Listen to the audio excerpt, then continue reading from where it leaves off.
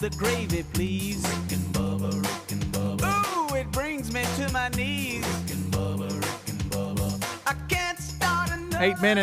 8 minutes past the hour.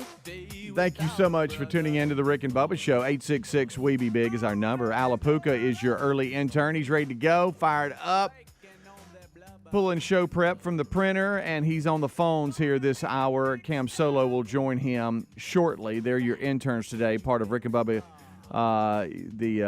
getting their degree in common sense, part of the internship here at Rick and Bubba. All right, so it looks like Bubba should be back tomorrow. He's home now, been discharged from the hospital where everything seems to have gone okay with the heart and that little scare. They've kind of dialed in. Maybe blood pressure was the issue. He's home, though, being monitored, following up with his doctor.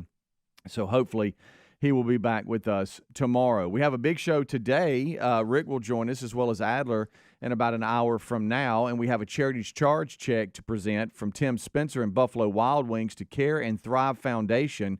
They will be here today to represent the foundation and receive the check and talk to you about how that money raised will go to great use. And then we'll promote this coming Monday's charity charge. It never stops. Here comes another one this Monday, and it's another great organization called Just Keep Smiling. We'll talk to you more about that and look forward to Monday's charity charge. But that means that Tim Spencer and Buffalo Wild Wings will be bringing some food. So we're all fired up about that. We got a lot to discuss. Over to my left is Mr. Greg Burgess, and to my right is Michael Helms. What's up, boys? Oh, boys, Hey, boys. What's happening? How are y'all? No, hey, we're good. I just saw Alapuka's face when I mentioned wings were coming for breakfast. That's right. And he's like, really? Are you serious? Yes, we break all food barriers here on the Rick and Bubba Show. Wings weren't just meant for lunch and dinner. There's no time on No, food. You can eat not anything at you all. want at any time of the day. Hadn't you been here when we've done it? Yeah. So this is Okay. his second round. Well, maybe it's just he perked feel- up because he didn't know. That's it. Because he was like, oh. Well, I'll be honest. I perked up too. Okay. When I heard wings, my demeanor changed. Yeah, Wings. yeah. It's kind of like breakfast for dinner, Greg. What are you hating that? I don't hate it. I It's did- not my preference. Right, but for some reason you won't let us like it. I'll eat it, though. Uh-huh. If it's there, I'll definitely partake. Heck yeah. Something I hadn't done in a while. You know, you were talking about what in the About stack the of questions from the pancakes. audience yesterday. You had mentioned what's our favorite smell. Yeah. Waking Remember up to yours? breakfast being Oh, being yeah. made, bacon and Yeah, when I eggs was or a something. kid, back before we had microwave bacon, Yeah. you'd hear the bacon sizzling in the pan. Oh yeah. Hey, you call them an alarm clock. You smell that, you're like, I think I'm gonna go ahead and get on up. Oh, yeah. So anyway, that's there for us today. We'll have a good time with Tim. It's great to catch up with him. Enjoy some great food from Buffalo Wild Wings, and then this coming Monday at participating Buffalo Wild Wings, 10% of food sales goes to Just Keep Smiling. But Care and Thrive Foundation will be here today. Judy and Philip and the crew with that foundation will be here. Tell you a little bit more about them. And enjoy some food and receive the check. So looking forward to it. It's also, don't forget, Greg, it's Flag Day. Just telling you. What does that mean? It's I just thought Flag, that was all month. Flag Day. No, Oh, that's Flag Pride. Day. Greg Greg Burgess. My gracious. I didn't hear you right. I'm sorry. Greg. You scared You said me. Flag Day. Flag Day. What, Yeah. what did we go? Any other day we don't honor the flag? That's just a Flag Day. Buddy, Oh, I'm just saying. Just wanted to let you know It's we're early, gonna, man. I we're couldn't- gonna I didn't move hear on. it right. I Say was what you scared right, for a right, second. okay. I didn't say anything. I didn't say anything. Yeah.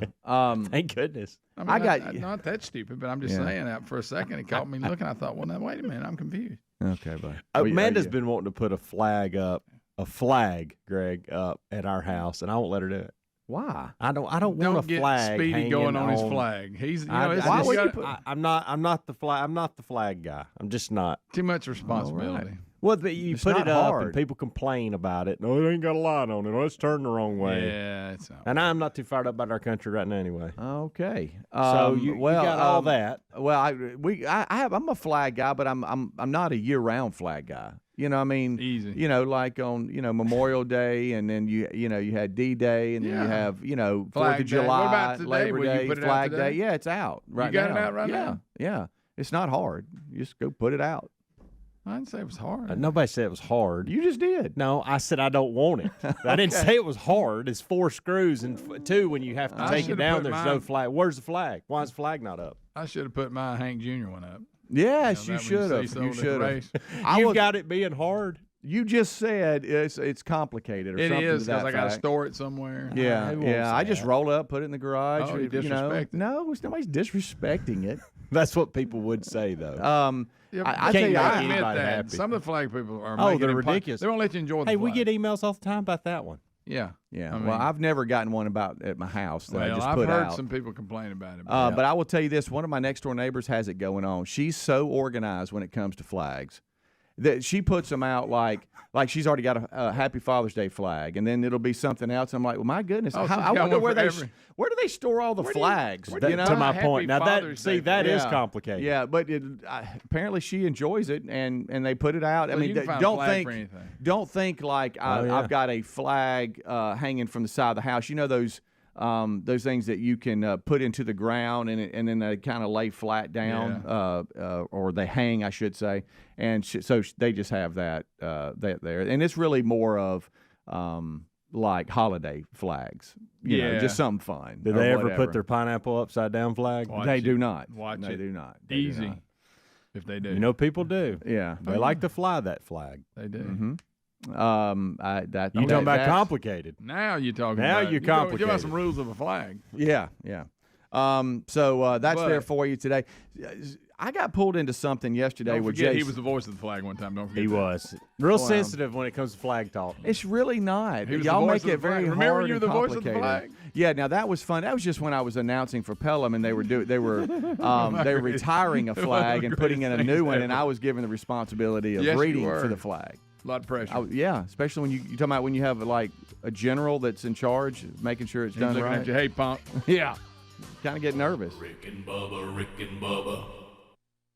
Folks, our longtime friends at Alabama Mountain Lakes Tourist Association have an amazing new podcast called Unexpected Adventures in North Alabama. There's so much to do in that area, and on the Unexpected Adventures in North Alabama podcast, you hear conversations with a lot of interesting people about all kinds of cool things to do and see in North Alabama. So just go to northalabama.org/podcast to listen and find out how you can subscribe. You can also listen on Apple or Spotify. Again, that's northalabama.org/podcast today. Whether you're hosting the crew or just looking to bring a little summer to your table, HelloFresh has just what you need, from seasonal recipes to crowd-pleasing eats like a bratwurst bar and s'mores bundle for the kids. HelloFresh makes summer entertaining a cinch. Relax and enjoy summer with America's #1 meal kit. Join today and get 16 free meals plus free shipping with the code BUBBA at HelloFresh.com/Bubba. That's the code BUBBA at HelloFresh.com/Bubba, or find a link at RickandBubba.com under the sponsors button. Got you a free silver bar? Well, okay, we've asked our friends at Lear Capital to do something special for our listeners. Look, highly respected financial analysts predict gold prices could soar as much as $4,000 an ounce. Now, there's no magic 8 ball that guarantees that's going to happen, but gold has outperformed the S&P 500 for the past 20 years. Right now, new Lear customers receive a free 1-ounce silver bar with every ounce of gold you purchase. Free silver bar offer expires soon, so hurry. Visit LearBubba.com. That's LearBubba.com. Helix Sleep does it again with an innovative kids mattress made to flip. Why? Well, the firmer side is great for younger kids when they need more spinal support to aid proper development of their growing bodies. You simply flip it over when they're a little older, around 8 to 12 years old, when they want the softer side for sleep. Handcrafted and assembled right here in the USA, Helix is offering 20% off all mattress orders, including the kids mattress. Go to helixsleep.com/Bubba. helixsleep.com/Bubba. All right, folks, you've heard us talking about what Relief Factor can do for your pain for several years now. If you struggle with occasional aches and pains due to aging, exercise, everyday living, consider this. Relief Factor is 100% drug-free. It's made up of ingredients that simply help your own body deal with its natural inflammatory response. And we kid you not, Relief Factor is for real. And the majority of people who order the 3-week quick start for just $19.95 go on to order more. Try it at relieffactor.com or rickandbubba.com under the sponsors. Our friends at TheraBreath have some good news if you have bad breath. Try TheraBreath Fresh Breath Oral Rinse. TheraBreath is dentist formulated by Dr. Katz himself. TheraBreath doesn't mask bad breath like those burning alcohol mouthwashes that can actually irritate sensitive mouths. It's alcohol-free and free of gluten with no added dyes or colors. Find TheraBreath in all your favorite retail and drug stores. Look for the bright orange cap or online at TheraBreath.com. You can find a direct link at rickandbubba.com under the sponsors. TheraBreath, confidence in every capful. Oh, look, honey, the ants are back. Wow. We leave one itsy-bitsy speck of food out, and they appear out of nowhere. Yeah, it's pretty hard to believe we used to try to get rid of these guys. Now they're just part of the family. To be honest, I liked our family the way it was before they came. I guess it's time to call Cooks. You don't have to live with pests. Get proven protection from Cook's Pest Control. Call or go online for a free quote. Cook's Pest Control. Looking for peace of mind when it comes to your car's performance? Look no further than our friends at CarShield. With plans for every budget, CarShield offers protection plans that cover more parts than ever before. Whether your car has 5,000 miles or 150,000 miles, plus they offer plans that come with roadside assistance 24/7, courtesy towing, and rental car options. Call CarShield today at 800-465-6550 to save 20% on your plan. 800-465-6550 or go to carshield.com/Bubba. Our friends at Simply Safe were recently named Best Home Security of 2023 by U.S. News and World Report. So they're probably resting on their laurels, right? Definitely not. They're always innovating, like their new 2-in-1 smoke and CO detector. It's hazard detection. It distinguishes between fire and cooking smoke, so you get fewer false alarms. Get 20% off at simplysafebubba.com. That's simplysafebubba.com for 20% off your new system, or visit rickandbubba.com under sponsors. There's no safe like Simply Safe. Attention, all you coffee drinkers. There's a brand new brew that you definitely want to make part of your daily ritual. If you enjoy delicious, good coffee like us, My Coffee needs to be your new drink. It's organic, which is so important because if not, then it contains chemicals banned in this country decades ago. You've heard us talk about My Pillow for years on this show, and now they've got My Coffee direct from the mystore.com website. Go to mystore.com, enter the code Bubba to save 25% off your order of My Coffee, or find a link at rickandbubba.com. Rick and Bubba's in Ohio. Rick and Bubba. All right, we're rolling back. It is 20 minutes past the hour. Your intern early here today is Alapuka. He's pulling show prep, answering phones, getting ready. Cam Solo will join him shortly. Bubba should be back tomorrow. Right now it's the Good Time Gang, and then Adler and Rick will join us right after top of the hour. Tim Spencer, Buffalo Wild Wings, will be bringing by some food and presenting a check to last month's charity, Care and Thrive Foundation. And then we'll talk about this coming Monday and another charity charge for Just Keep Smiling. That's this month's charity. All right, so a couple of things I want to alert you to. One, I got 2 emails yesterday, just 2, that said, hey, Speedy, I don't know if your Instagram has been hacked or if it's just somebody's adding an extension to whatever, but just be aware that someone is pretending to be you. And I'm like, oh, that's great. We'll come find out it was him. And they sent me a screenshot. And my Instagram is Calvin Speedy, but this says Calvin Speedy Private. And it says, I got that one. Yeah. It says, hello, beautiful.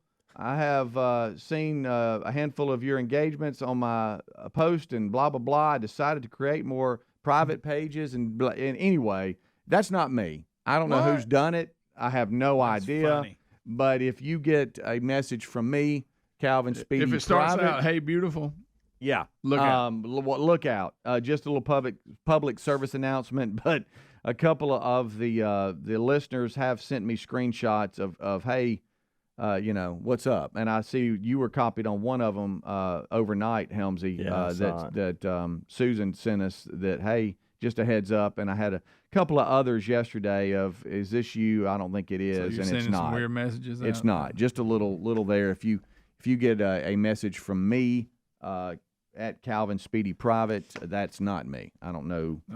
I don't know what you do about that, but that's there. I do actually. I've had to do this with Rick. If you want to go this far with it, we can actually contact Instagram and let them know, and they'll remove that from the system if that's something you want to do. Okay, I've had to do it twice with Rick. Now I'm gonna have to have your driver's license. I'm serious. You gotta have driver's license. It's ridiculous what all they make you go. Just through. change the name to not Calvin Wilburn. Yeah.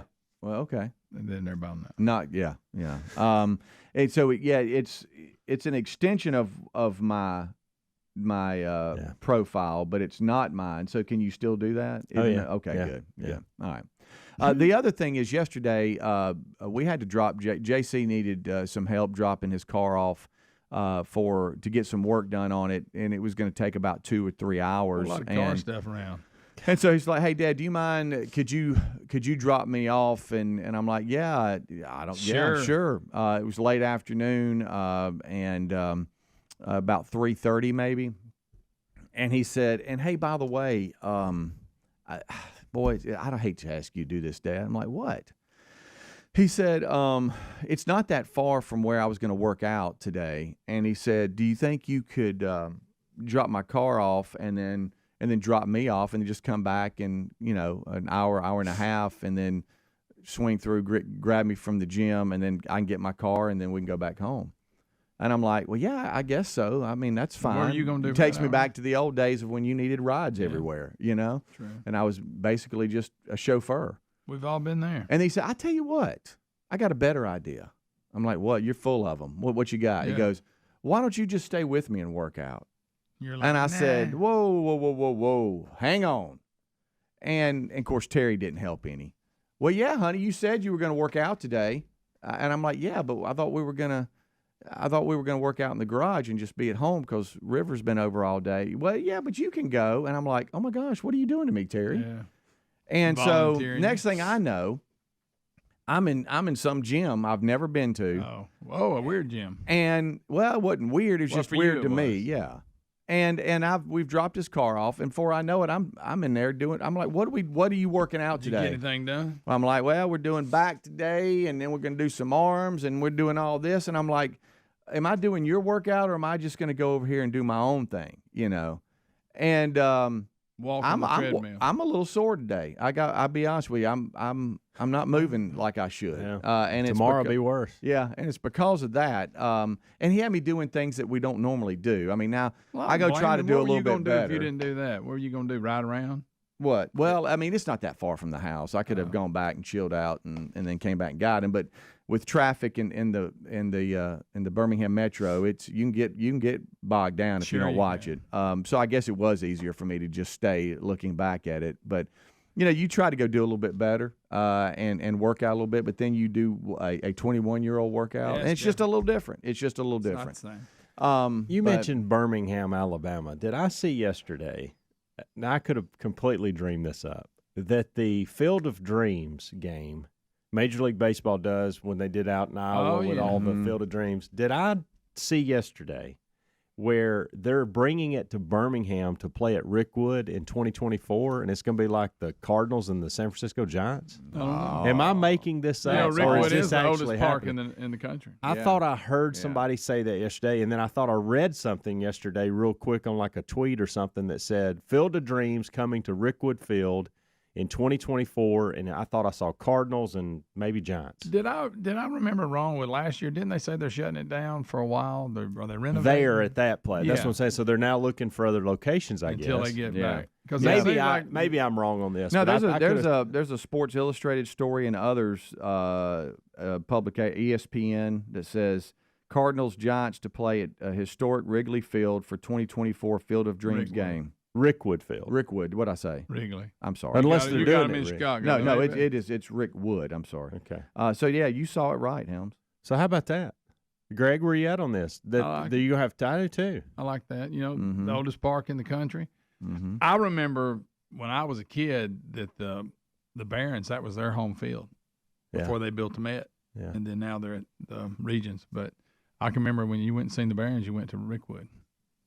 And now they just have don't they go over there and play a couple games a year or something? I know UAB played Birmingham Southern there as like a thing deal this spring. And didn't they use it when they filmed the movie Cobb with Yep. Yeah. what's his name? Actually, they used it to film 42 in 2013, Okay. Cobb in 1994, and Soul of the Game in 96. Oh. Never seen Soul of the Game. And the Savannah Bananas sold that thing out. When they came to Birmingham, they played there, and it was kind of cool to see them there having a good time. But I'm talking about you couldn't find a seat. Yeah, I remember that too. Well, they make a big deal about this. Will be a good opportunity for Birmingham to showcase a lot of different things because that's going to be aired right there on probably Fox or ESPN or whoever's got the contract at that point in time. Yeah, that's going to be good. Yeah. So there you go. That's good stuff there, Helms. I thought I heard it and I was like, surely that's not. I mean, sorry, but Birmingham, but we don't get caught up in things. It's hard to bring two Major League Baseball teams to this area. Let's face it. So I didn't know if I was right. The thing always bothered me because they didn't play actually on that field. Remember, they let the Little League play on it. But yeah, you get to see it. They built a nice field on the other side. They did. Mm-hmm. Of course, walk out of the corn and all that. Greg, don't start. We don't have to have. Remember Costner out there looking around and they're saying stuff. It's just weird. Yeah. But this will be kind of neat here. Yeah, That's good stuff. That's good stuff. Pretty good. That's a story today. A number of publications have picked it up. So, yeah, you're right. They announced that yesterday. In the same year, we'll have that, and Oklahoma and Texas join the SEC. Oh, a lot going on in our part of the world. 12-team playoff. Yeah. I'm going to tell you, that's going to feel weird. Yeah. That one right there is going to feel weird. Yeah, I know. That's just going to be so so weird. 24 is going to have a lot of stuff happening. And we blink and we're there. Yeah. I mean, it's already, if you're listening live, we're in June. Mid-June. That's crazy. Go ahead. All right, we'll take a break. We'll be right back. 866 We Be Big. On June 1st, Bubba said, we're 6 months from putting up our Christmas trees, and I nearly laughed him out of the room. I thought, and then it hit me. Wow, so he's right. You're right. I'm already dreading it. Yeah, back in the attic. Good night alive. We'll be right back. Don't go anywhere. Rick and Bubba, Rick and Bubba.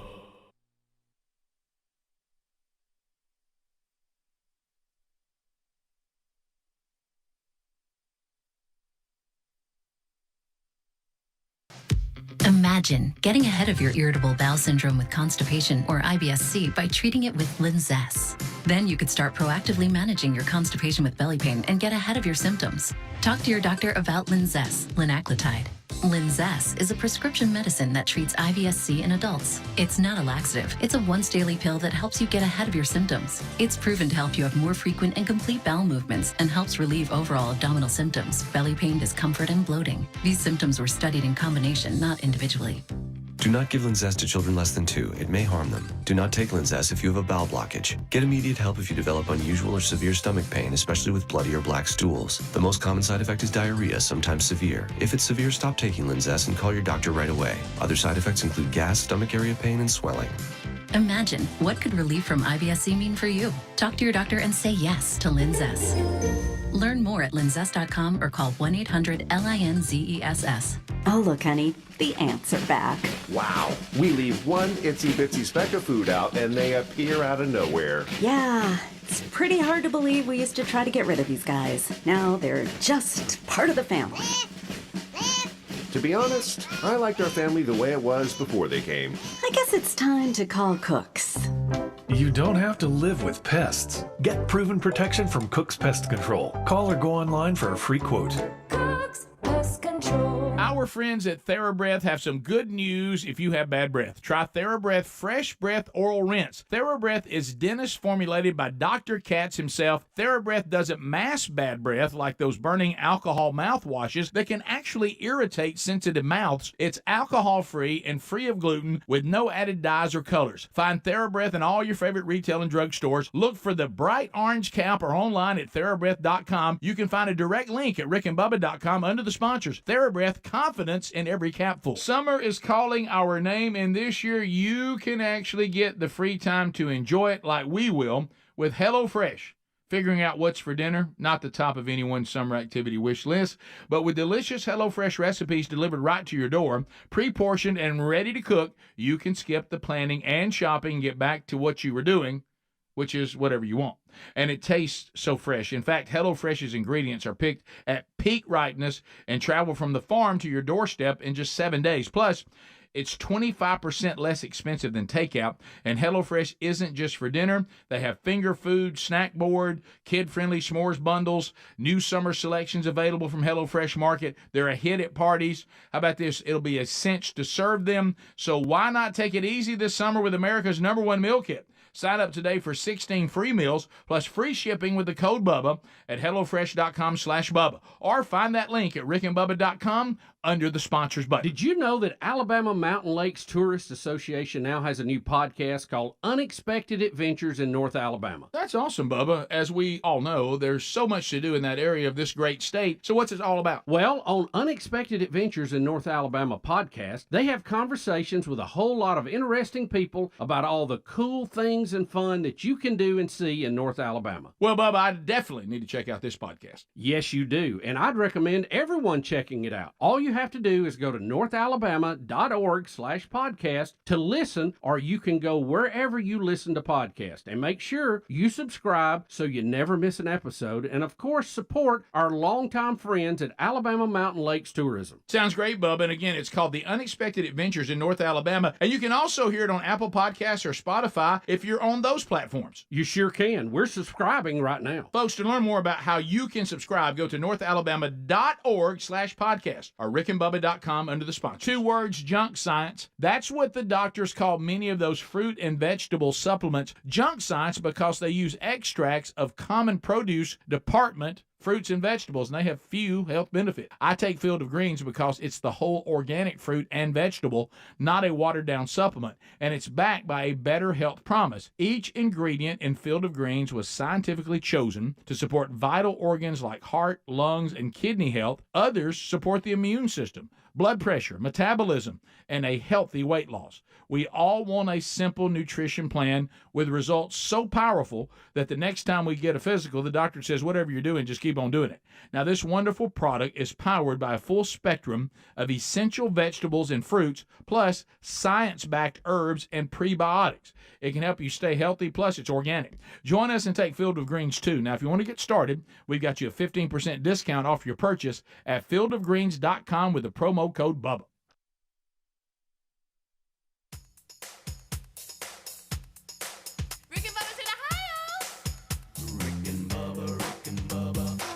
The gravy, please. Rick and Bubba. Ooh, it brings me to my knees. Rick and Bubba. It is 25 minutes until top of the hour. Thank you so much for tuning in to the Rick and Bubba Show. Alapuka is your intern.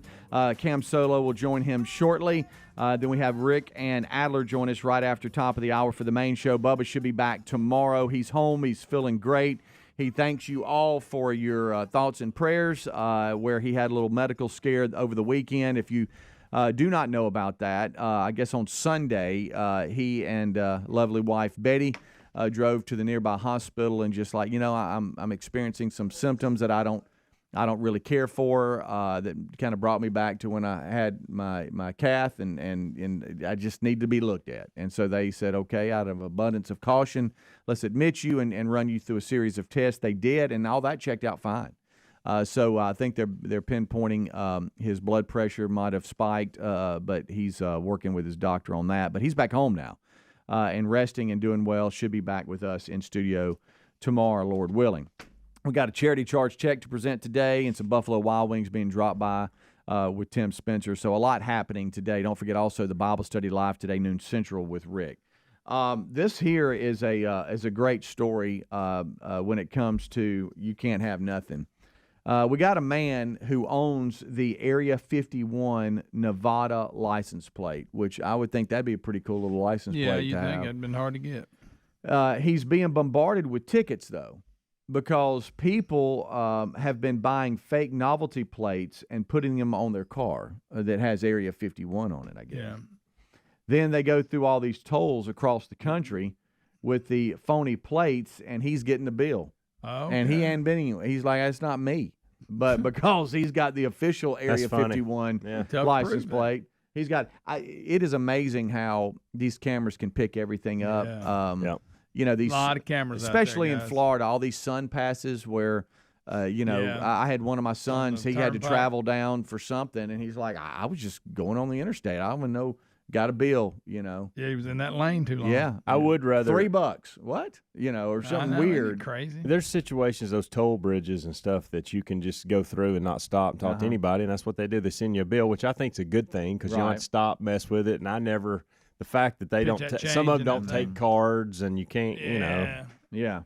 It's a hassle. Yeah. But I've gotten the envelope that has the picture of your car. Wow. and a nice little, whatever, it's $7-8. It's not much. Right. It always amazes me that you can pay with a card there, but you can't do it when you that makes zero sense. So you think maybe, hey, calm down, buddy. You got your license plate or whatever. Listen to this. Tickets have been arriving in the mail for Chris. He's the owner. For the last 7 years, and according to a series of TikTok videos released under his account called Area 51 Plate, in one video, Chris shows 172 different tickets on the floor, all of which contain a photo of his license plate that he didn't. It wasn't fake. him. So these It was people fake. riding around with just a novelty plate. They put it over the regular plate. Yeah.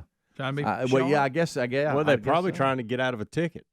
Yeah, I don't. Or pay the fees. I mean, I wonder why all of them want Area 51. I don't know. I think they're sharp. And too bad he can't. It's not like a domain name in the computer world where he could sell it. Yeah, sell the Area 51 tag to somebody else. I'd get a new tag if I was him.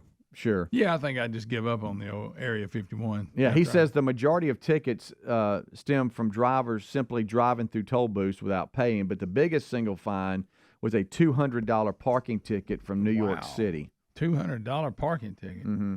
It says here because of the novelty plates, sport that these novelty plates are apparently a thing here. Yeah. His actual registration details are a Nevada plate. The automated ticket processes across various state lines automatically assume that he is the one dodging the toll booths. But is he really doing it and trying to blame it on everybody? This was actually a question from the audience a few weeks ago. Do y'all have any tags hanging up in your hat, like in your garage, or know anybody that does? No. I have seen a lot of people do that. My granddad, before he passed away, he had every single tag that he had ever owned, and he had it like displayed in his garage. Okay, cool. And I was like, wow, okay, so you keep your tag. Yeah. I've seen people do that. When we were on Turner South, they came in and their decorators did different things all around us. I don't know how they found it, but they found 2 license plates. I've got them, by the way. Yeah. They're in my office, okay. I think. Yeah. All right. One has like 2 fat guys or something, and they framed them, and they put them up behind us. That. And it's somewhere in here. It might be, I guess, in your office. At some point, it may have been in my office at the other one. It may have been in the storage. Yeah. Well, this guy says he's been able to dispute all the tickets that he's received in the mail, but it takes time and is a process. What a bip. I've just changed the tag. Like I said, I know you love Area 51. You think you're I sharp, got it. but Right. Yeah, I would probably give it up. Just put Area 52 up there. Well, y'all know how efficient government can be. Right. So I'm sure this is a big Yeah. handle for this guy. Hey, that's not me. Yeah, whatever. Yeah. No, really, it's not. Just trying to find somebody to help you. Have y'all ever been, I know you mentioned something about just license plates in general and keeping them, but have y'all ever been a personalized license plate person? No. Okay. I got one. My kids had them. I've been behind some that have been pretty creative that you have to sit there and think and go, okay, what does he mean by that? Yeah. Oh, I got it. Especially when you had to use like a letter, a number that sounds like, instead of like an E, you put a, because it's not available, something stupid like that. Nah, I don't. I had one coming out of college. You and did? That was it. Ooh. Yeah. Would you? Okay.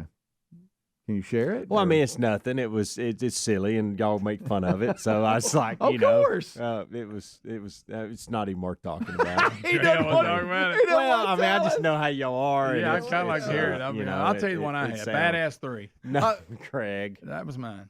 Greg. Well, I don't know why I went with 3. Yeah, you hadn't cussed this month. That's fine. That don't count. That's not a word. Go ahead. It's not? It's not a word? No, it's not. Yeah.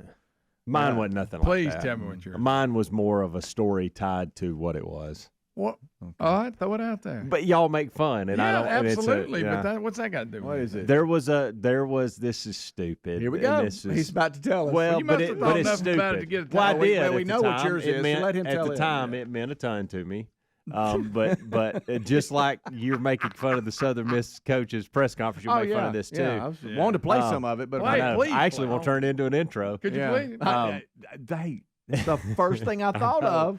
But this one over here, I got a Jacksonville State tag. I used to have one of those at the university. My junior year, tag would come up, and so I got a Jacksonville State tag. And they're big golf. And I said, yeah, you know what I do? I said, put on there 977W. And they looked at me like, well, what's that mean? And for me, so Coach Abbott, who I loved and adored, and he was my coach, and he ended up getting 1,000 wins, which was a big deal. You played right field and left field? Huh? Oh no, I'm sorry. That's position 977. I didn't know what you were doing.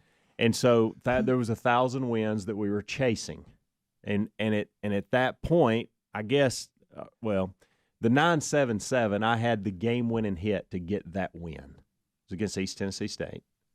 And so that's why I said that. Now, that being said, we go into my senior year and we do get the 1,000th win. So you had to change your tag. No, I didn't change it. I just didn't renew it.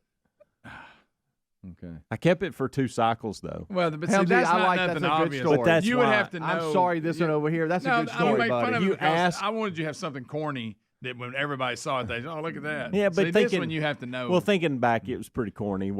How I was trying to get there with it, but nobody would know. I was a 21-year-old idiot. So but I mean, it meant a lot to you then. But I thought it was like a statement, and it made for good conversation. You feel bad a little bit? People would ask me, "Hey, why 977?" And I would have to explain. Of course, back then it was arrogance because I was bragging about. That's what I was doing. Humble brag.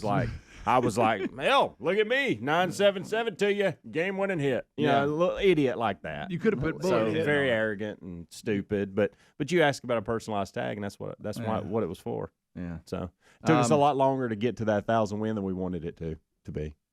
Yeah, you got hung up on 977. Mm-hmm. Well, no, we got hung up on a lot of numbers, and thought we'd never get there. We're right here at it. Matter of fact, we were supposed to get it my junior year. Didn't happen. And that didn't happen. And so we were like, wow, so I really hope Coach Abbott comes back and we can get this.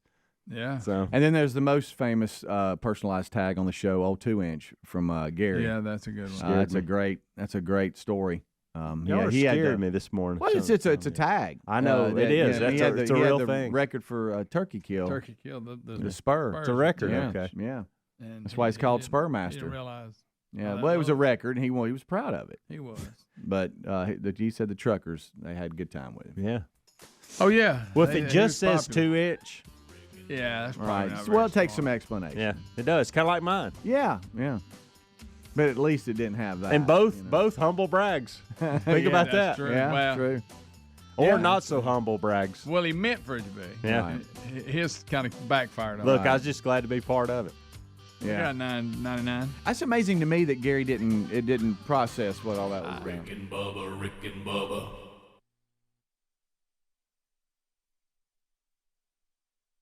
My friend and I are taking a trip to Mexico this year, but neither of us speak Spanish. So we downloaded Babbel and started learning Spanish fast. Want to start getting conversational in another language in as little as 3 weeks? Babbel's quick 10-minute lessons were designed by language experts to be the most efficient and effective way to learn a new language. ¿Cómo te llamas? ¿Cómo te llamas? ¿De dónde eres? ¿De dónde eres? Babbel's interactive lessons are created by real language teachers and voiced by real native speakers using a modern conversation-based method. So in no time, you can start speaking confidently about real-life topics in another language. Nosotras vamos a México en 2 días y ahora hablamos español. Gracias, Babbel. Sí, muchas gracias. Babbel, language for life. Celebrating 10 million subscriptions sold. Now try Babbel for free at Babbel.com. Just go to Babbel.com and start learning a new language today. That's Babbel.com.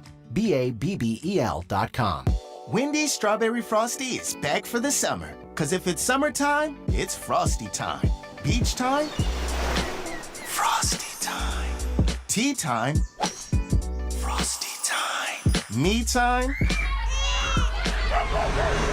Frosty time. Treat yourself to Wendy's Strawberry Frosty this summer and make time for Frosty time. Choose wisely. Choose Wendy's. Now open till midnight or later. Limited time only. Participating U.S. Wendy's. Hours may vary. days are here at Lowe's. Now through June 16th, Lowe's MVPs members can start earning 20% back in paint rewards via Lowe's e-gift card when you spend $100 or more on qualifying paint purchases. Stock up on top paint brands like our new and exclusive HGTV Home by Sherwin-Williams Spec Right Pro Interior Paint. Lowe's knows pros. Exclusions, restrictions, and more terms apply. See Lowe's.com/L/pro loyalty terms. Subject to change. What if you could help turn back the clock and help your dog play like a puppy again, no matter their age?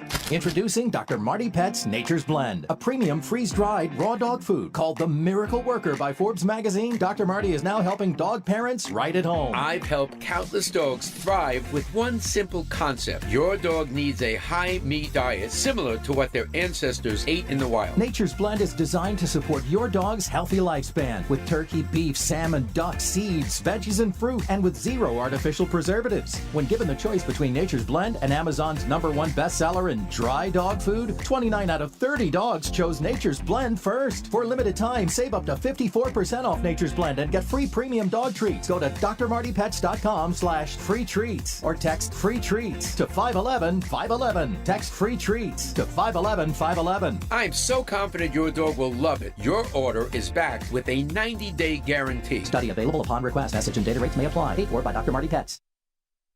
Are you looking for peace of mind when it comes to your car's performance? Well, then look no further than our friends at CarShield. We know that auto repairs can be a headache, especially when they come out of nowhere. That's why we have CarShield. You don't have to worry about the rising cost of car repairs. Plus, you can lock in your price and it will never go up. Even if your car is over 3 years old, it's still prone to expensive costs. With plans for every budget, CarShield offers protection plans that cover more parts than ever before. Whether your car has 5,000 miles or 150,000 miles, plus they offer plans that come with roadside assistance 24/7, courtesy towing, and rental car options to get you back on the road quickly. CarShield is dedicated to protecting what you drive because it's just a matter of time before you're going to need repairs, so don't wait till it's too late. Call CarShield today at 1-800-465-6550 to save 20% on your plan. Lock in your price and it will never go up. Call 800-465-6550 or carshield.com/Bubba to save 20%. Have you tried the innovative Helix sleep mattress yet? Well, nothing beats a great night's sleep, the kind you get with Helix. So we love them, and Helix has over 12,000 five-star reviews with customized mattresses that fit your sleep needs because they know everyone is unique. They even have big and tall mattresses and mattresses for the kids. But how do you know which mattress is right for you? Well, Helix has you covered. Just take the Helix sleep quiz and find the perfect mattress in under 2 minutes. Place your order and your mattress will be delivered right to the door free of charge. And the best part, Helix knows there's no better way to try a mattress than by sleeping on it in your own home. That's why they offer a 100-night trial for you and a 10 to 15-year warranty. Right now, Helix is offering 20% off all mattress orders at helixsleep.com/Bubba. Best offer yet, by the way, and it won't last long. So if you've been waiting to try a Helix mattress, here it is. Now's the time. Head to helixsleep.com/Bubba for 20% off your mattress order.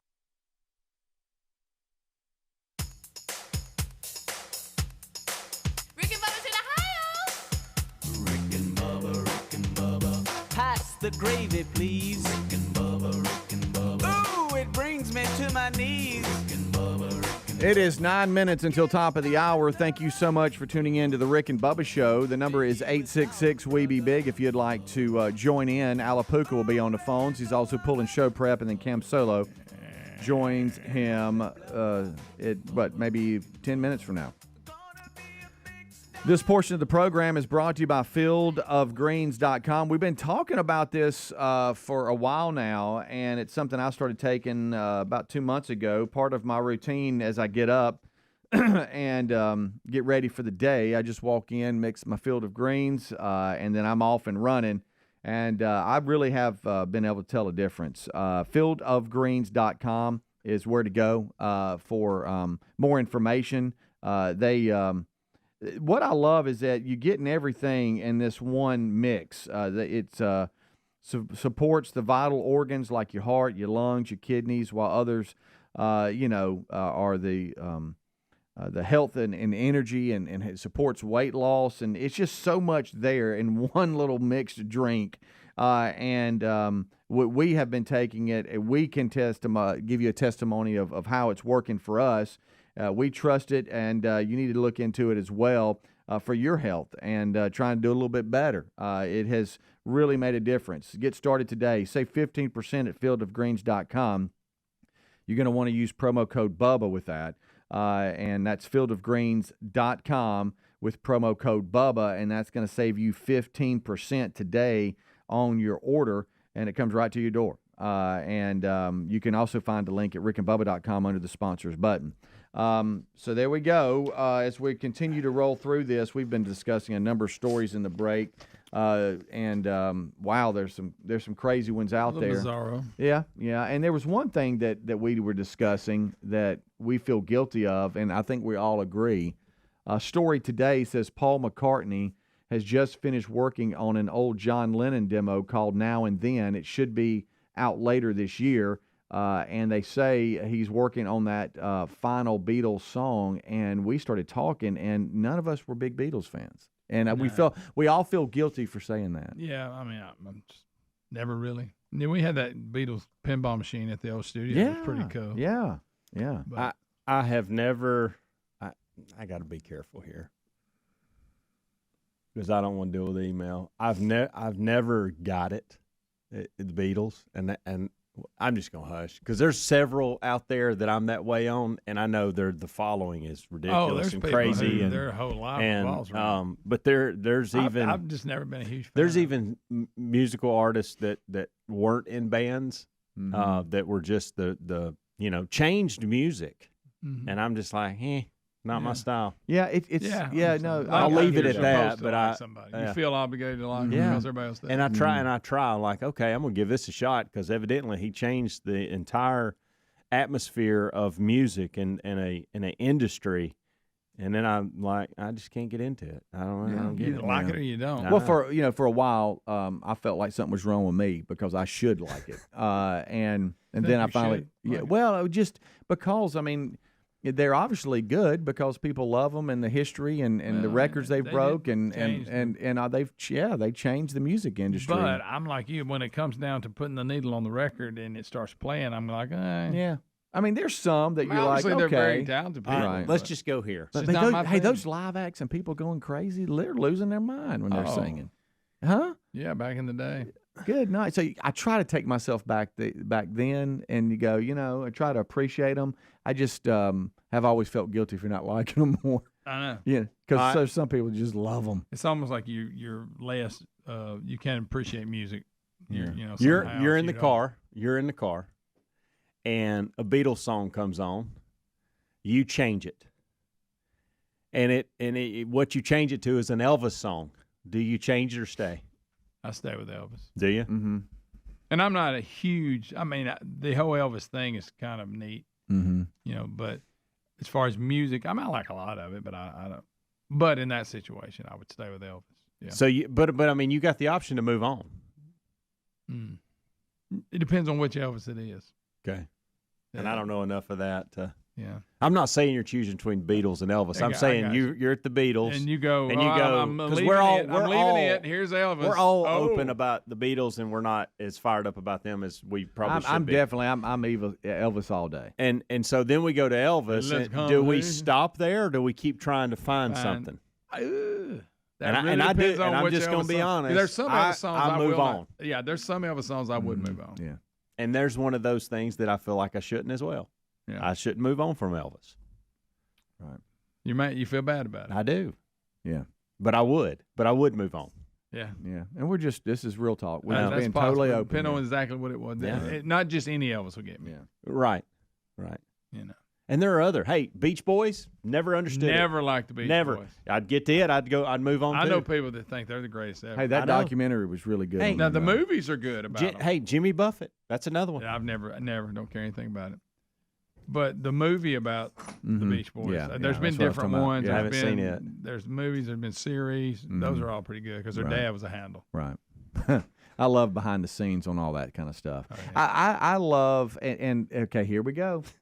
I love watching documentaries behind the scenes of people that were at the best of what they're the best at what they do.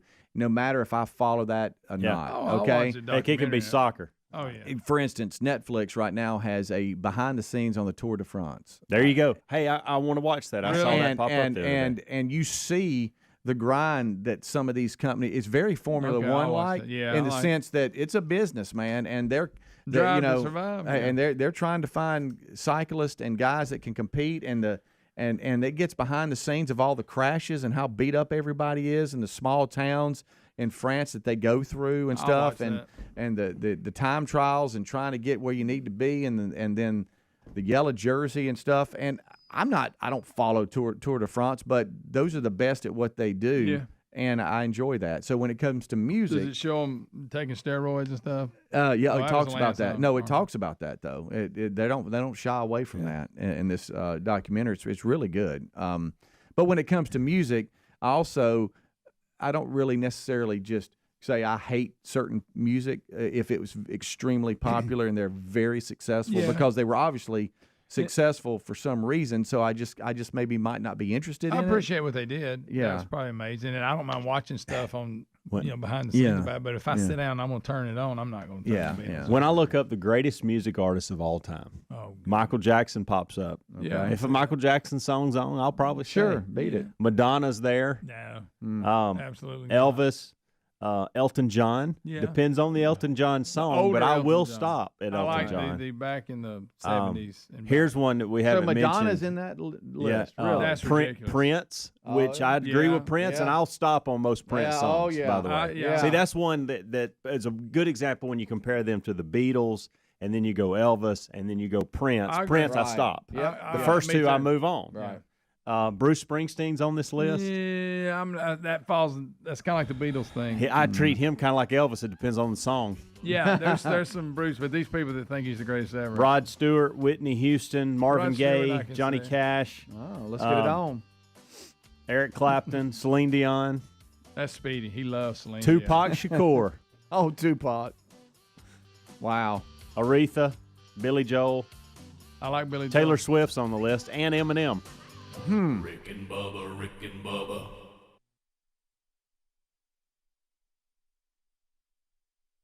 This story yesterday, we never got to it. We have the woman who they say they use the term half-naked. A 26-year-old woman fell through the ceiling of a Tennessee burger and barbecue joint earlier this week, not once but twice. How do you fall through the ceiling twice? Yeah, I mean it's that didn't learn her. Before being apprehended by police there in the dining room. She was arrested Tuesday night. Like I say, we had the story actually yesterday after an employee working at Cookout, a burger and barbecue joint in Kingsport, called police around 10 p.m. to report seeing a woman busting through the ceiling tile. The woman was able to pull herself up and retreat back into the ceiling and then fell again. Officers arrived to find slight damage in the kitchen and recovered what appeared to be the woman's wallet on the roof. While officers were still in the premises, the woman fell through the tile again, landing on the floor of the kitchen before trying to exit through the dining room. They said the woman may have entered into the building's ceiling by removing a screen on the roof. I guess that's where she left her wallet. Oh, my gosh. She was transported to a local jail and charged with criminal trespassing, vandalism, and disorderly conduct. Oh, my. You know, they're saying half naked. I was about to say, She's which got clothes on. Which half is naked? Well, there it is. Y'all, that is a pretty big fall, too, and she lands bad. I mean, does she not realize ceiling tile won't hold you up? So good. That's pretty far. Rick, there she is right that's there. amazing. Pretty far, a little bit. Yeah, I mean, she has on shorts, but she's got a shirt there it on. is. and- Okay. It's not half naked. What in the world? Well, she may not have Please look at that, Walker. shirt on after she went through the roof. Yeah. Well, that's true. Good He might night. have grabbed whatever. I'm gonna tell you that had to hurt. Sadly, that was a hard. That was Sadly, I'm afraid she's wearing a Rick and Bubba Raglan T-shirt. You know what it looks like? It does. It says Rick, that, that's quite a fall. that is. that is, and did it? It fell twice. Said Good that. gracious. So there we go. No, they say she was a crackhead, huh? Yep. That explains it. So I guess her plan was to somehow steal money from the restaurant, and this was her way to creep in. Well, there appears to be a lot of people there, even someone with a camera. Yeah.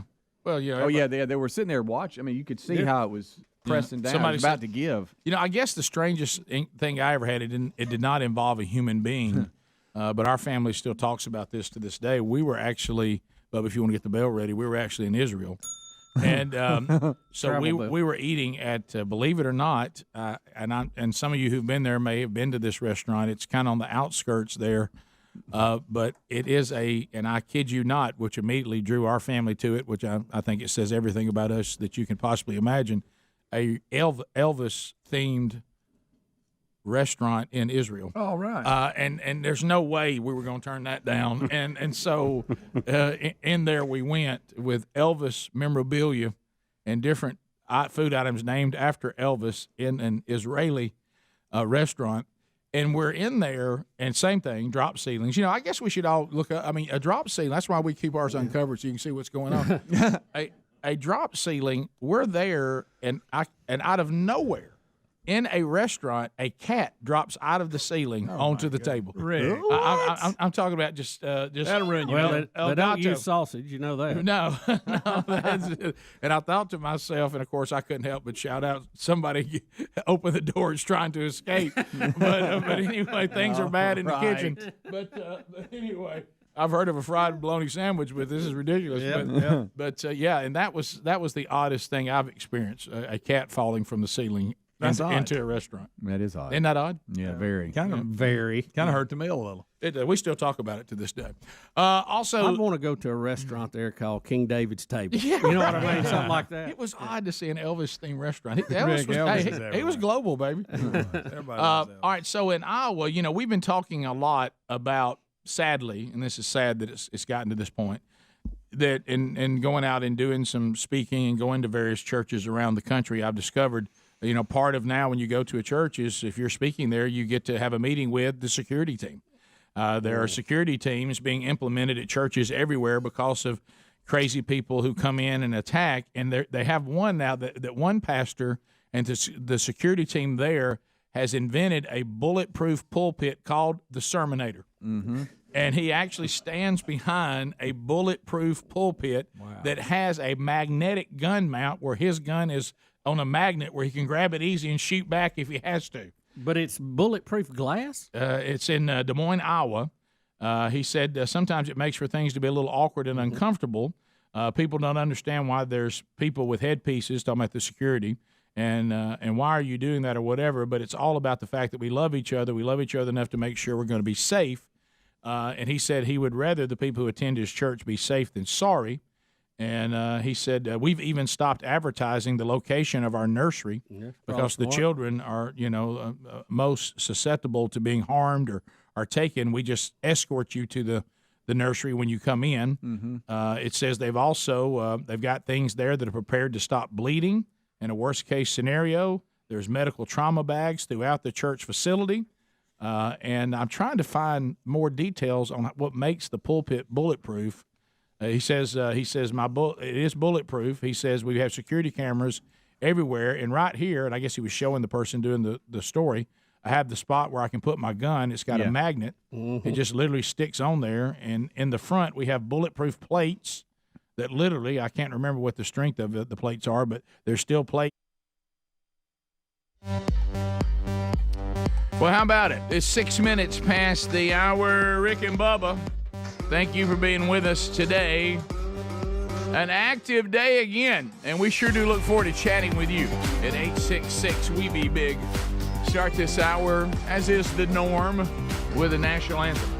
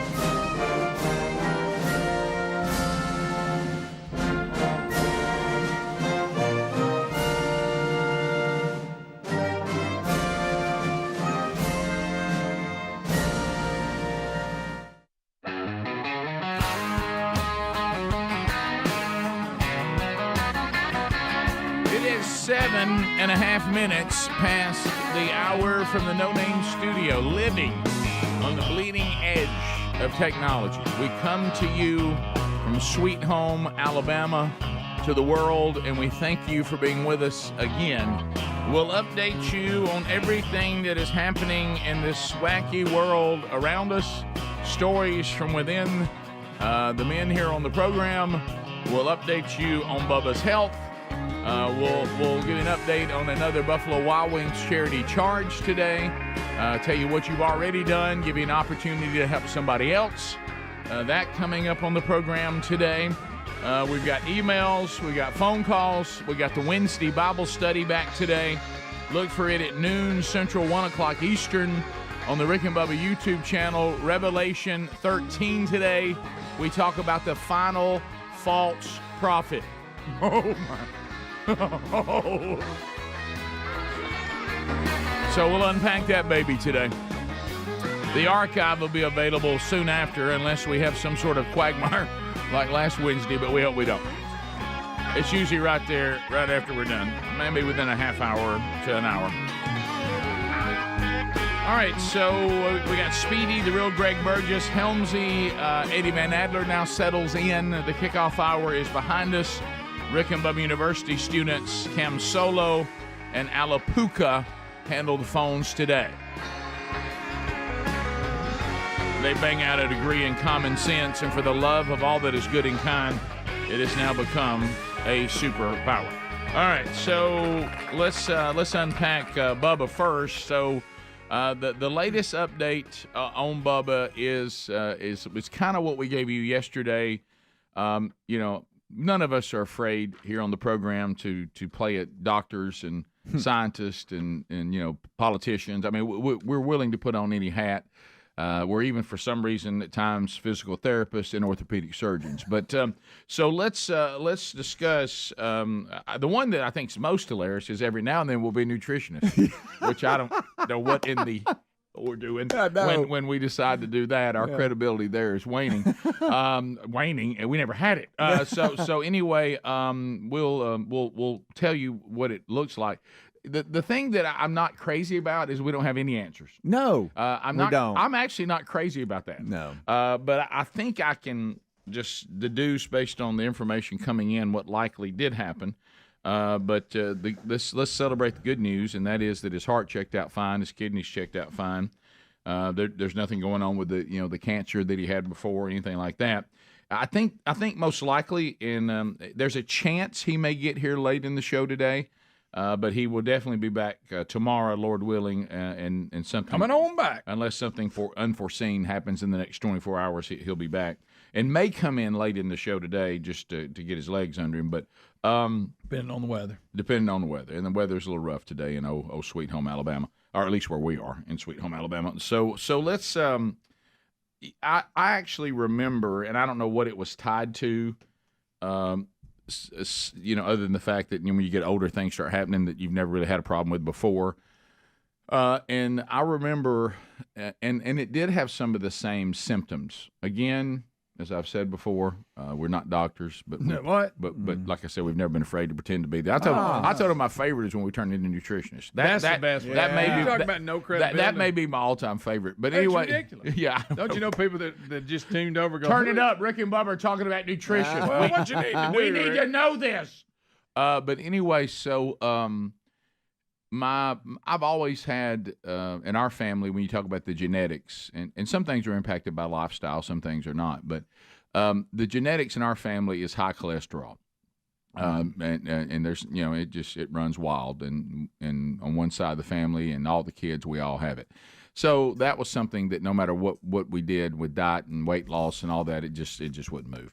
So we finally later in life I got on medication and got my cholesterol down because my doctor said, we're down to this, Burge. Any side effects from statin drugs, they're not going to hurt you near as bad as this cardiac event you're about to have. And so I think I can get you down to where the plaque's not a big deal and cholesterol's not really a problem for you, and that has been accomplished. So that's good news. And anytime a doctor says, I think we can avoid a cardiac event, you listen. Yeah, that's a good thing. Yeah, and we have heart disease, also in our family. So anyway, but our mom, even though she's had problems with it later, probably due to stress involving Dad, but our blood pressure is usually really, really good. Yeah, and all of a sudden, I started feeling like Bubba was talking about. I started feeling like I feel kind of weird. I don't.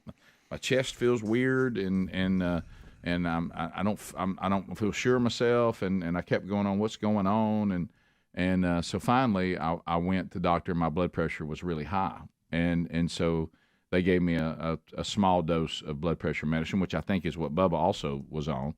And it didn't help. It just kept on going. And I finally called and I said, man, I just took my blood pressure again. I don't feel right. And So finally, the doctor got me on some beta blockers to get it down. And it did come down. And so once that happened, I didn't feel that way anymore. And I didn't have any, I passed a stress test and all that, so there wasn't any problems there. But then I will say this, then after that, I went on to lose an additional like 30 pounds or a little, maybe 30, 35 pounds, Field of Greens and all that. And now I'm not even on that. And that my blood pressure has been fine. So it probably, in my opinion, is tied to blood pressure. Mm-hmm. And if they can get that under control, I think Bubba may not have these issues anymore. So hopefully that's all it is. Yeah. And he's probably going to need some beta blockers to get it down. Because what he's on right now is not doing it. Mm-hmm. It's probably not enough. What time does he have an appointment with you, Dr. Burgess? I'm supposed to see him at 9:30. Yeah, you got some questions. Go run a few tests. I'm just telling you that everything else has checked out. Right. No, you're right. They did do a slow test. Yeah, and I'm telling you that's probably what's done. Yeah. And they haven't felt, leaving the hospital, they felt like that's what it was as well. Yeah, and that makes sense. Some of those symptoms feel very similar. Mm-hmm. I remember thinking that I just couldn't get settled. You know how you move around. Yeah, I'm not sure about myself. I just don't feel right. Mm-hmm. And that's kind of what it was. But well, we'll see. Right. I mean, I don't know. I'm not a doctor. What? Made that clear. I hadn't got an honorary doctorate from anywhere. Maybe I'll get one from Troy. Maybe so. You know what, Rick? We need to get that. You need a white robe hanging off your door there in your office. Every now and then you just put it on. I don't see Troy lining up for that. No, Rick, that one we might want to take off. A, I didn't graduate from there, right. and B, I don't think they still to this day know where I went. Yeah. You vapored, Rick. Yeah, I vapored. Burge didn't come back. Hey, where's that? We called the road for a week. I knew he hated 2 days, but wow. This is a no-show. Has anybody heard from Burge? I saw him lead singer for some rock band. Yeah. That's not a good sign. We may never see him again. Right, we may never see him again. Last thing I saw, he was in a rental headed to New Orleans. Yeah. Rick and Bubba. Gotcha. That are in front of this thing, it's talking about the pulpit. It makes it really heavy. If there's ever a thing, I can just duck down, and be safe behind this thing. Yeah, and we've been showing it here, the news story where he's talking about. So he has bulletproof glass in front of him, or just plates in the? Yeah. Okay, so he can go down. I started to say, so if it looked like he's preaching from the baptismal. Right. Yeah, there's the sermonators. So it's basically a bulletproof stand that he can duck behind. Correct. Or what would you call that? That's not the right word. Well, it's a pulpit. Yes, pulpit. It's a pulpit, but it looks like it's just wood like any one would be. Mm-hmm. But he said inside of it they have steel plates. Correct. So if he gets behind it and you're shooting at what you think is the wood pulpit, it's actually fortified by steel plates behind it. So you almost want a little hole you can jump into. What about the fact that they've gone as far as to have medical trauma bags with everything you need to stop bleeding? I mean, it's sad. Do they have those stop bleeding kits? Yeah. Those things are wonderful. They got all those. So it says that we do recommend to the church body or anyone who's visiting, remain vigilant, be aware of your surroundings at all time, whether at a mall, a house, or if you're here to worship. You see anything that looks suspicious or odd, report it immediately, and they're ready to be resilient and take on any attack on the church. So, I mean, can you believe that that's the United States of America. No, I know. And you know why they're doing that? Because there's a reason to. We have full security teams at church now. Oh, yeah. Full time. Mm-hmm. Yeah. Well, we were talking about it in the break. Bismarck, North Dakota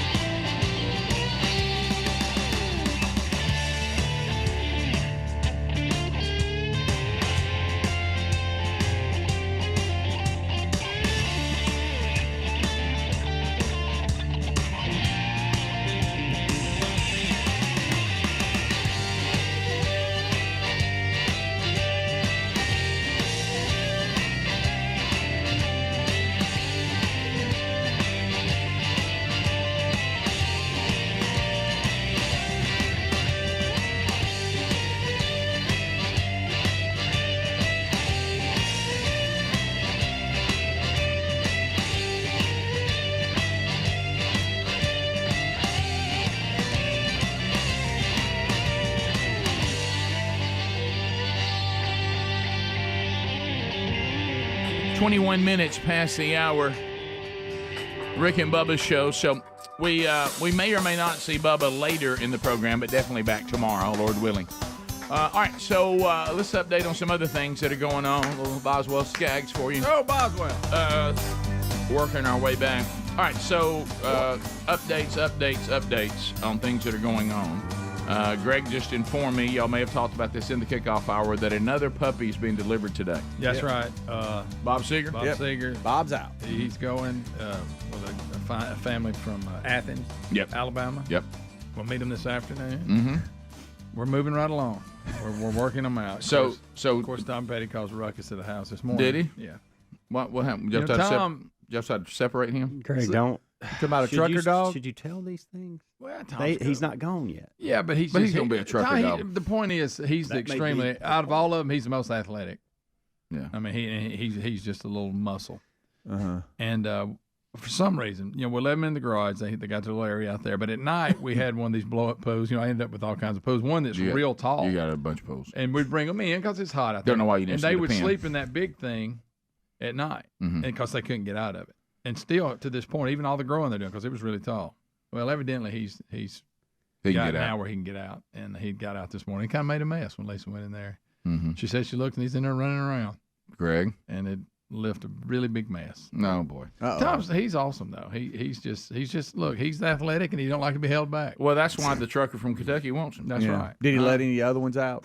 They can't get out. Did he help them? No, he'll probably be real patient sitting up there in the front seat. Yeah, with the he'll trucker. love it. Well, at least he can jump up. He might talk on the CB. They heard me talk about his personality, and that's why they picked him. Okay. So Tom Petty and Bob Seeger gone this week. Tom probably goes Saturday, and I got some others in the works, and it's getting down to it. And then there were 5.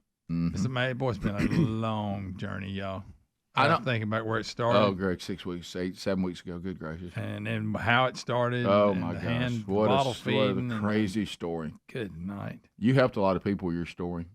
You did. And don't forget, there was 8 of them. No, if Greg. all this situation, if they'd been like 4, it'd have been a lot more manageable. I know. 8 of them overwhelm you. Scary. I hate to get into the biology of it all, but we were discussing, and I don't know that this is a wives' tale or it's. Well, I've heard the same thing. I have too, and people even emailed back when we first talked about this, reminding us of this, but it was so uncomfortable I wouldn't talk about it. But these are animals, Rick. These aren't people, even though sometimes people act like animals. Because they're animals and they're designed, a lot of animals are designed for multiple offspring. Okay, we're in human world, we marvel at multiple offspring. In animal world, they marvel when there's not multiple offspring. Yeah. Okay. Yeah. Especially with various types of animals. Yeah. They'll have a yeah. And so people were saying that actually when we start talking about the father is unknown, that it could be more than one father. Oh. That the puppies could vary from whether that's true or not. I can tell you Really? this. Looking at this litter, you would think that because Never heard that, Rick. I got a lot of eggs. Tom Petty Interesting. and Loretta and all them, the white ones that are white and gray, they obviously came from the same. But then you got Elvis, who looks like nobody. He's completely black. He's got longer hair. And then you got Georgie. He's black and white spotted, and he's got longer hair. I'm telling you, they don't look like they all came from the same dad. I didn't know but this then was again, a I don't thing. know. Maybe between the 2 dogs, there's enough different breeds that it came out that way.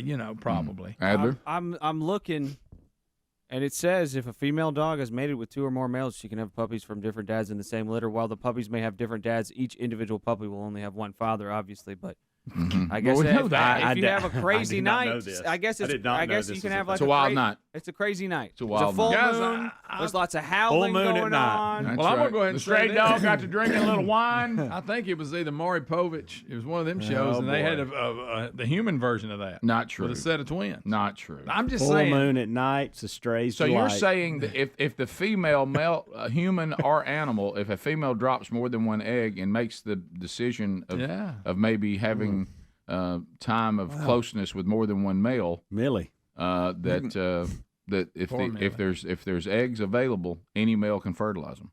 Well, I'm just telling you, they look. I'm breaking that down and as kindly as I can. You're doing a good job. Thank you, buddy. I'm here I all got a week. variety of looks in this bunch. Put it that way. Okay. All right. They do. There we go. Didn't know that.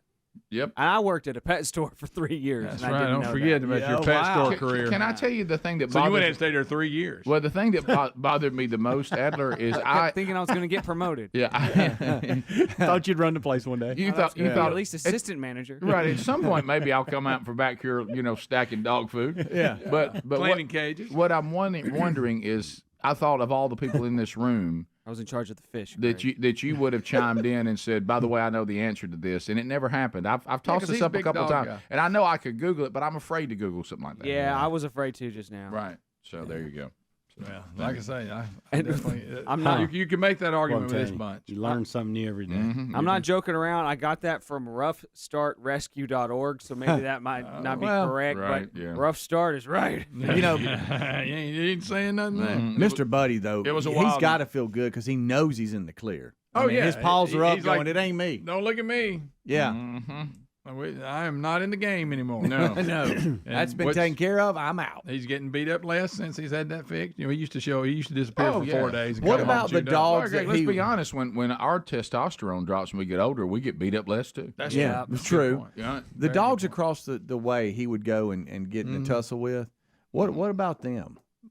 They don't come down the driveway much. Well, could she have gone to them? Yeah, but you'll Is come what I'm down- asking. I don't know. No. Millie, she won't go down the driveway. Still won't. Well, Yeah, something when happened. females- No, somebody. Yeah, Yeah, but somebody when came. females and in the animal kingdom, and sadly sometimes in the human kingdom, when women go into heat, females, they come from miles. their personalities change, and so does the personality of everybody involved. Yeah. Well, we had a glimpse of, like I told you, on the camera, on the Ring camera, a glimpse of a dog that we had never seen before and had never seen since, which could possibly be. There you Yeah, go. just coming through. Culprit. Look, take your parent goggles off. All Right. right. I know you're defending Millie. Thank here. you. No. I'm But just I mean- saying. Well said, Speedy. Yeah. Well know. said. I know you don't want her to be cast in a bad light. I got it. Yeah, it's all right. Yeah. Did he? You talking about when she growls at me every time I walk by? Greg, did they go on to get married? Him take responsibility for the kids? No. No, absolutely not, Rick. You'd wish. Yeah. Absolutely badly. not. But And, but that argument on different fathers in this case, it could very Oh, easy sure. because there's some that I This don't is know where where- they came this from. is where I we don't know where Elvis came from. This is where he we didn't need- look like he belongs in this litter at all. This is where we need the Long hair. Greg, the pet version of Maury's, who is the father. We need somebody to take this on. Yes, you are not. And then Yeah, dogs. Picture dogs sitting there in chairs. no. Yeah, but and one of the dogs is like, Hey, look, "Whoa, that was a close look, one." and they come in with the big envelope, and they're all like, Uh-oh. "You long-haired shepherd are the father of just these two." Yeah. Have you ever gotten in the truck though and like rode around a little bit and gone, okay, that one looks. I see that one. Maybe he's the one. There's one across the street that I could say. Does it resemble? That you might think? be Elvis's dad. Uh-huh. Yeah. Did y'all know that dolphins are real promiscuous? Are they really? So that all the potential fathers don't kill the offspring because they're like, could be mine. Oh, really? Yeah. Wait, I need you to what get got you on offline. dolphins? We're just talking about nature. Right. You know? Hey, close that website out. I knew that was in my brain. Bubba, Rick and Bubba.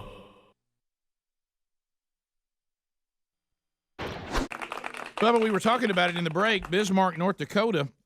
I'm not familiar, but it is sad with State Representative Ray Ann Kelsch has died.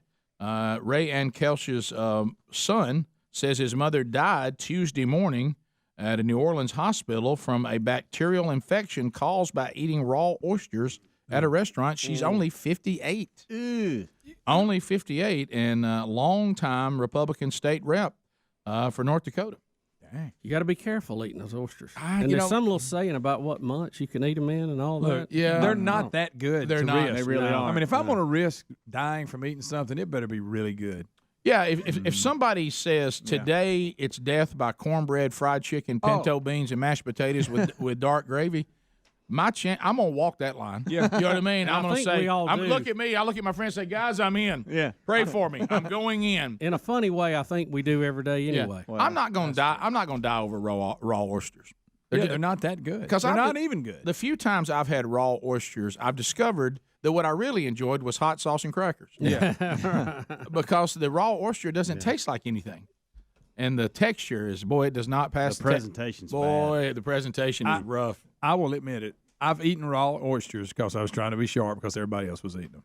Peer pressure. Yeah, I Do you did. think Everybody that's was, it? hey, let's eat some oysters. And I thought, well, that looks fun. Do you think because the taste is not really there either? No, unless you like, and the texture is like you're swallowing a honker. Yeah, is it more just to be sharp? It is. I think Bubba, it falls under to be sharp. Because, hey, I like oysters. I love raw oysters. Look at no, me. you really don't love them. You like hot sauce and crackers? I tell you what I do like. Now, you bake them. Yeah, I like that. Put a little jalapeno on it. That's not a bad deal. But Greg, now, but I don't like. I don't even like them fried. But The baked ones I like. But when you go bake, though, aren't we back to the same thing? The texture's better because It's you better. baked it into something firm. But still, I find myself liking Parmesan cheese, hot sauce, and jalapeno peppers. I mean, right. I'm really back. The actual oyster, and when I eat it fried, I can do without them any way they come. and when I'm eating them fried, you know what I like? The cornmeal. Yeah. I mean, what Yeah. it's fried in. The So batter. the oyster itself is not worth risking death. I don't like food that says, now be careful because if you eat the wrong thing, it'll kill you. Yeah. I just can't. I got too many other things. I've got to drive home and with Birmingham drivers. That's as dangerous as I want to get. Yeah, you drive on the interstate every day. That's Oysters- enough thrill. Not worth the risk. Yeah. So sadly, she got some bad oysters and it killed her. Wow. I don't know what the. You hear about that from time to time. Don't hear about it all the time. I know. But there's more than you'd think. I'm also having some fun, and the guy is agreeing with me. Anyways, people on Twitter are asking why we haven't discussed the 49ers cheerleader. Now I'm going to repeat that again, cheerleader. That's why we haven't discussed it. That is why we haven't discussed it. Is a glorified go-go dancer took a knee during the national anthem, and of course the news media tried to do some coverage on it. The reason we haven't talked about it until now is because it is a NFL cheerleader kneeling during the national anthem. I mean, I don't even care about the players. Now, when I say I don't care, it's a non-story. I think you're giving them what they want by talking about it. Right. Mm-hmm. But a cheerleader, that would be like the guy selling popcorn in the stands took a knee. You know what I'm saying? Right, yeah. Who cares? Right. Yeah. Was the there, popcorn vendor took a knee during that? Well, whoop-de-doo. Yeah. Yeah, Greg. Was there a person out there that says, you know what? I just wasn't buying in on what Colin Kaepernick and his girlfriend were trying to bring attention to. I just didn't seem to care about it. Then I saw an NFL cheerleader take a knee, and I thought, you know what? I might want to look into this. Well, something I need to be aware of. I need to change the way I need to look at this. You know what? We ought to be ashamed. Look how upset with our country the go-go dancer is. Mm-hmm. So, I mean, does anybody do that? Again, I think anybody on that field doing what they're doing that gets paid for it they ought to hit a knee, but to be thankful for the job they've got under that flag. There ain't another place you could do it. Nope. This place has got its flaws, but there's no place on the planet that offers more opportunity. Can't be a cheerleader in Saudi Arabia. Can't even act like one on Halloween. Better not dress like one. No. Be It's tough up to to the big cheer. house. Hey, it'd be tough to cheer in a burqa. Yeah. Try a herky in a burqa. See how that works out. Oh, Try building a pyramid. Oh, Bubba. Some of it disappear.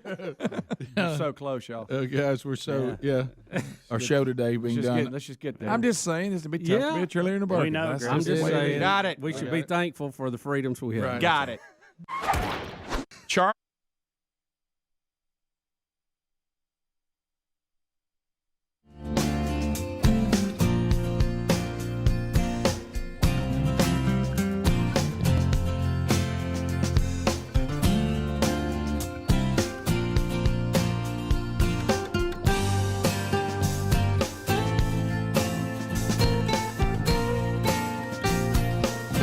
Minutes past the hour. Rick and Bubba Show, 866. We be big. Thank you for being with us. LearBubba.com is our sponsor. You ever thought about investing in gold? Ever thought about that? Great time to think about it with the shape. Yeah, you did, Greg. You know what? I don't have my gold tooth anymore. You remember I got mine replaced? I know you had it for years. I made a necklace and gave it to Sherry. She'll never wear it. I can't believe that. Never wears it. But anyway, so it is a hedge against inflation. And boy, I'm telling you, I don't care what these politicians and what words they use. I think all of us can tell that we're we're making less and everything costs more. So if that's what's going on, and if there's a smaller supply and the supply we have costs more, I can come up and figure all that out, that we have inflation. And you're probably concerned about the fact, we've had some bank failures. That's kind of uneasy. We've got countries saying they're not going to use the U.S. dollar anymore. That makes you uneasy. Well, one of the things you can do is to protect all of your assets with precious metals, or at least diversify and include that in it. But you may be like me. I didn't know much about it, so LearBubba.com was very helpful. And right now, with a special gift, all new LearBubba.com customers and our audience will receive a free 1 ounce silver bar for every ounce of gold that you purchase. So if you would like to talk to them directly, you can. 1-800-707-4575. LearBubba.com. Go there. There's also a link at rickandbubba.com under the sponsors button. All right, so I got an email yesterday. Do y'all love when, anytime somebody is new to the show? And, we never did hear from, does anybody remember what that cat's name in California was that called up and did a 60-minute interview? And for a minute, I thought that guy. Oh, yeah. I don't remember his name. I thought that guy was interviewing me. What's his name that we always do his voice that does all those crime mysteries? Yeah. What's his name? Keith something. Keith something. Keith something. I don't know his name, but Keith it's something, Rick. I just found 60 minutes. Keith. It's not 60 minutes. And then? It's 2020. 2020 or 48 hours is one of them. Yeah. Why did I go 60 Robert minutes? Stack from Unsolved Mysteries? That's not him. not it. Oh. The guy. This is Papini?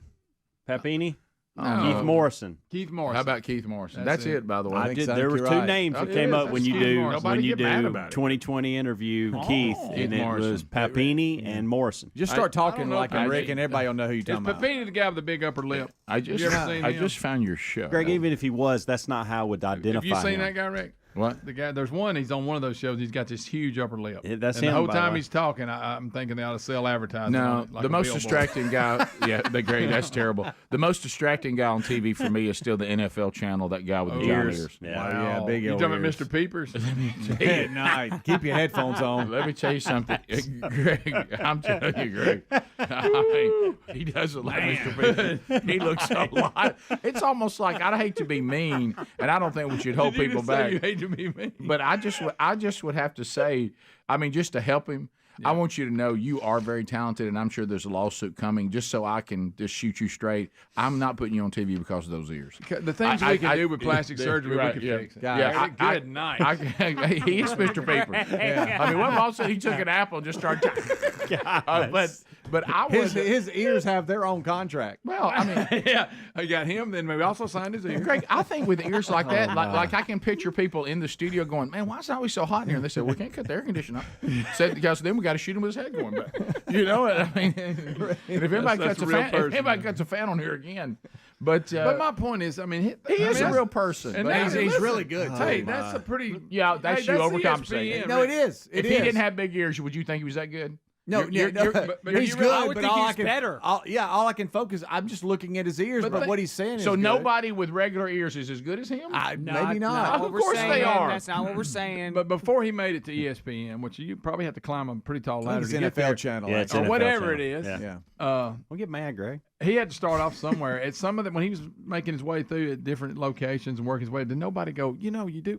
Well, he's made it despite his ears. I don't think think about that. That's been an obstacle for him. A lot of people address things the way we do. Let's be no, honest. actually, we're being extremely extremely rude. Nobody can ignore that. I mean, you know what, Greg? I think they can. Actually, nobody can ignore that. They can't. We're being awful right now. No, we really are. We're actually being truthful. I tell you, can't talk about being it. real. We're being real. Truthful can still be awful. It I is. want to point that The out. truth hurts. Yeah. It does. That ain't nice. There's nothing The nice truth about can what still we're be Being rough. truthful is not just a pass to say whatever the heck you want. It's almost like saying no offense. There is an element to kindness here that we've completely missed. Oh yeah, you're right, Greg. I'll give you that. Yeah, no, it's like saying no offense. We think if we say no offense, we can say anything. Yeah, no offense, but you're a piece of When somebody says that, get ready to be offended. Every time. But Look, back, I'm not trying to be mean. But back to this. You remember the great Seinfeld episode when everybody was tiptoeing around the fact that the girl, the big nose girl, and now we're now at the big nose. And Elaine keeps telling her how beautiful she is and not to worry about it, having a nose job, that she shouldn't care about that. And Kramer walks in. They say, Kramer, don't you think she's beautiful? Well, she is. She's not bad, but she gets a nose job. She'd be great. I just need a nose job. And so, but I don't. Where's that person in his life that says, look, Right now, I'm thinking radio for you. Yeah, exactly. You know, because you're very knowledgeable. You could wear headphones, and there's all kinds of radio jobs involving breaking down the NFL. And he says, I think I'd like to be on the NFL channel. And I would say, you talking about where people like on TV, and say, I'm just going to tell you straight up, I've got some people that are just as good as you, and their ears don't look like that. And I think your ears are going to distract people like Rick and Greg Burgess, and that we're concerned about. You're right, because I'll be honest, when he reports on something, I hear nothing. I've never heard one word come out of that man's mouth. Yeah, he's heard it. I hear blah blah blah. Oh, you're right. He's heard it. He heard somebody 2 blocks away talking about all right. His name's Andrew Siciliano. I was hoping now we're giving him a name. I'm just saying that he's a person, Greg. He has a name. Well, I know. It makes me feel less personal if we don't call him by name. Siciliano. You're right, by the way. I just make fun of him from afar. I don't know his name, so I don't feel that bad. No, Greg, I have to tell you something. What you're saying is accurate. It is. That's true. That's true. So don't make it personal. Then I feel bad. Right. See, in my mind, he's not a person. He's just ears. Right. It's perfect example. Until I know his name. Perfect example is this, Greg. You go out and we deer hunt. Okay, you go out and you gun down some deer that you've never met in your life except for today. Yeah. Okay, it has no name. There's nothing personal. If you had a deer that you raised from a fawn in your backyard that looked just like the deer that you gunned down, that you'd be like, well, I don't know if I can shoot him. Yeah, that's my friend. Right. Yeah, so especially when you're feeding it. Right. Yeah. But Greg made a good point. Podcast. He could do. He could wear headphones. He could. Exactly. We're not kicking him out of the industry. We're just saying he's specialized. Somebody just should have been honest with him. All right. Let's say that I walk in. And y'all and I want to be a news anchor, okay? And I want to aspire to be one of the next news anchors on ESPN. I mean, or Fox News. Let's go Fox NFL. News. Oh yeah. I'm replacing Tucker Carlson, okay? And I walk in, and they heard my tapes. They said, "Man, we listened to you. You seem pretty knowledgeable. I think we need to do a face-to-face interview, because you're going to be on TV, and we want to see how the camera likes you." And I walk in, and there's a horn in the middle of my head sticking out. Okay, and I sit down, and the guy, you're comparing and the guy looks at me, and he says, "You are very knowledgeable. Your knowledge of sports As a matter of fact, how you broke down the tax policy was amazing." And what you've said some things about the Biden administration we haven't heard yet. Yeah. But I want to talk to you about we actually have a radio. We got a lot of radio shows. Yes. And you will thrive. I'm like, so I'm not going to replace Tucker. You know what? No, unicorn, you're not. Yeah, and I'm like, why not? And then wouldn't the guy have to say, well, you I just don't know. I think when you're breaking down the Biden administration's tax policies and how they're catering to certain mobs and how they're socialists, that's great. We love that. But that horn, like now that I'm talking to you in person, I haven't heard one thing you've said. That's right. Because all in the back of my mind, I hear is horn. Look at that horn. Yeah. Okay. And so when I watch this guy on the NFL channel, I've never heard one word he said. I just keep going, those ears are even bigger than I remember the last time. I know. And I know that I'm not saying that's right. I'm not saying that's a good thing or even that's the way things should be. I'm back to the way how we wish they were and then the way things actually are. And I think his ears are distracting. How do we get on this guy? I forgot the beginning of the segment. I don't remember. No but that's else. Like on the Austin Powers movie when the guy's got that mole on his face. Nice to mole. Hey, Molly. He uncontrollably screams mole. Is that the way we should be? It's not. But is that the way? I want to go back to what Speedy just said. We've got so deep into this now, we don't know how it even started. I don't know how it started. I don't. I thought we started with the investigative guy. We did. We did Keith Morrison. How do we go for Keith Morrison? Rick brought up. Oh, the guy's big lip. That was it. Yeah, it was you. That's that guy's got the billboard lip. Right, Have you found him? Yeah, I did, Greg. Any road, I can't watch him. Any road to someone having some kind of physical abnormality. If you'll go back, you probably turned on Greg Road. Yeah, and it was you. You brought up some big lip guy that I don't even know what you're talking about. Oh yeah, I wish we could find a picture of him. He's on either 2020, 48. He may be 48 hours. How do you Google that? Big lip guy. Big lip host of 2020 maybe. Right. Whatever happened to California guy that found us? Because I'm coming read an email. Somebody said possibly his name was John. Remember he said he would listen a week and then call back and say how he liked the show, and he started interviewing us like Keith Morrison. Yeah. He was like, been listening. About him, Rick. I found your show and he enjoyed listed everything. Yeah.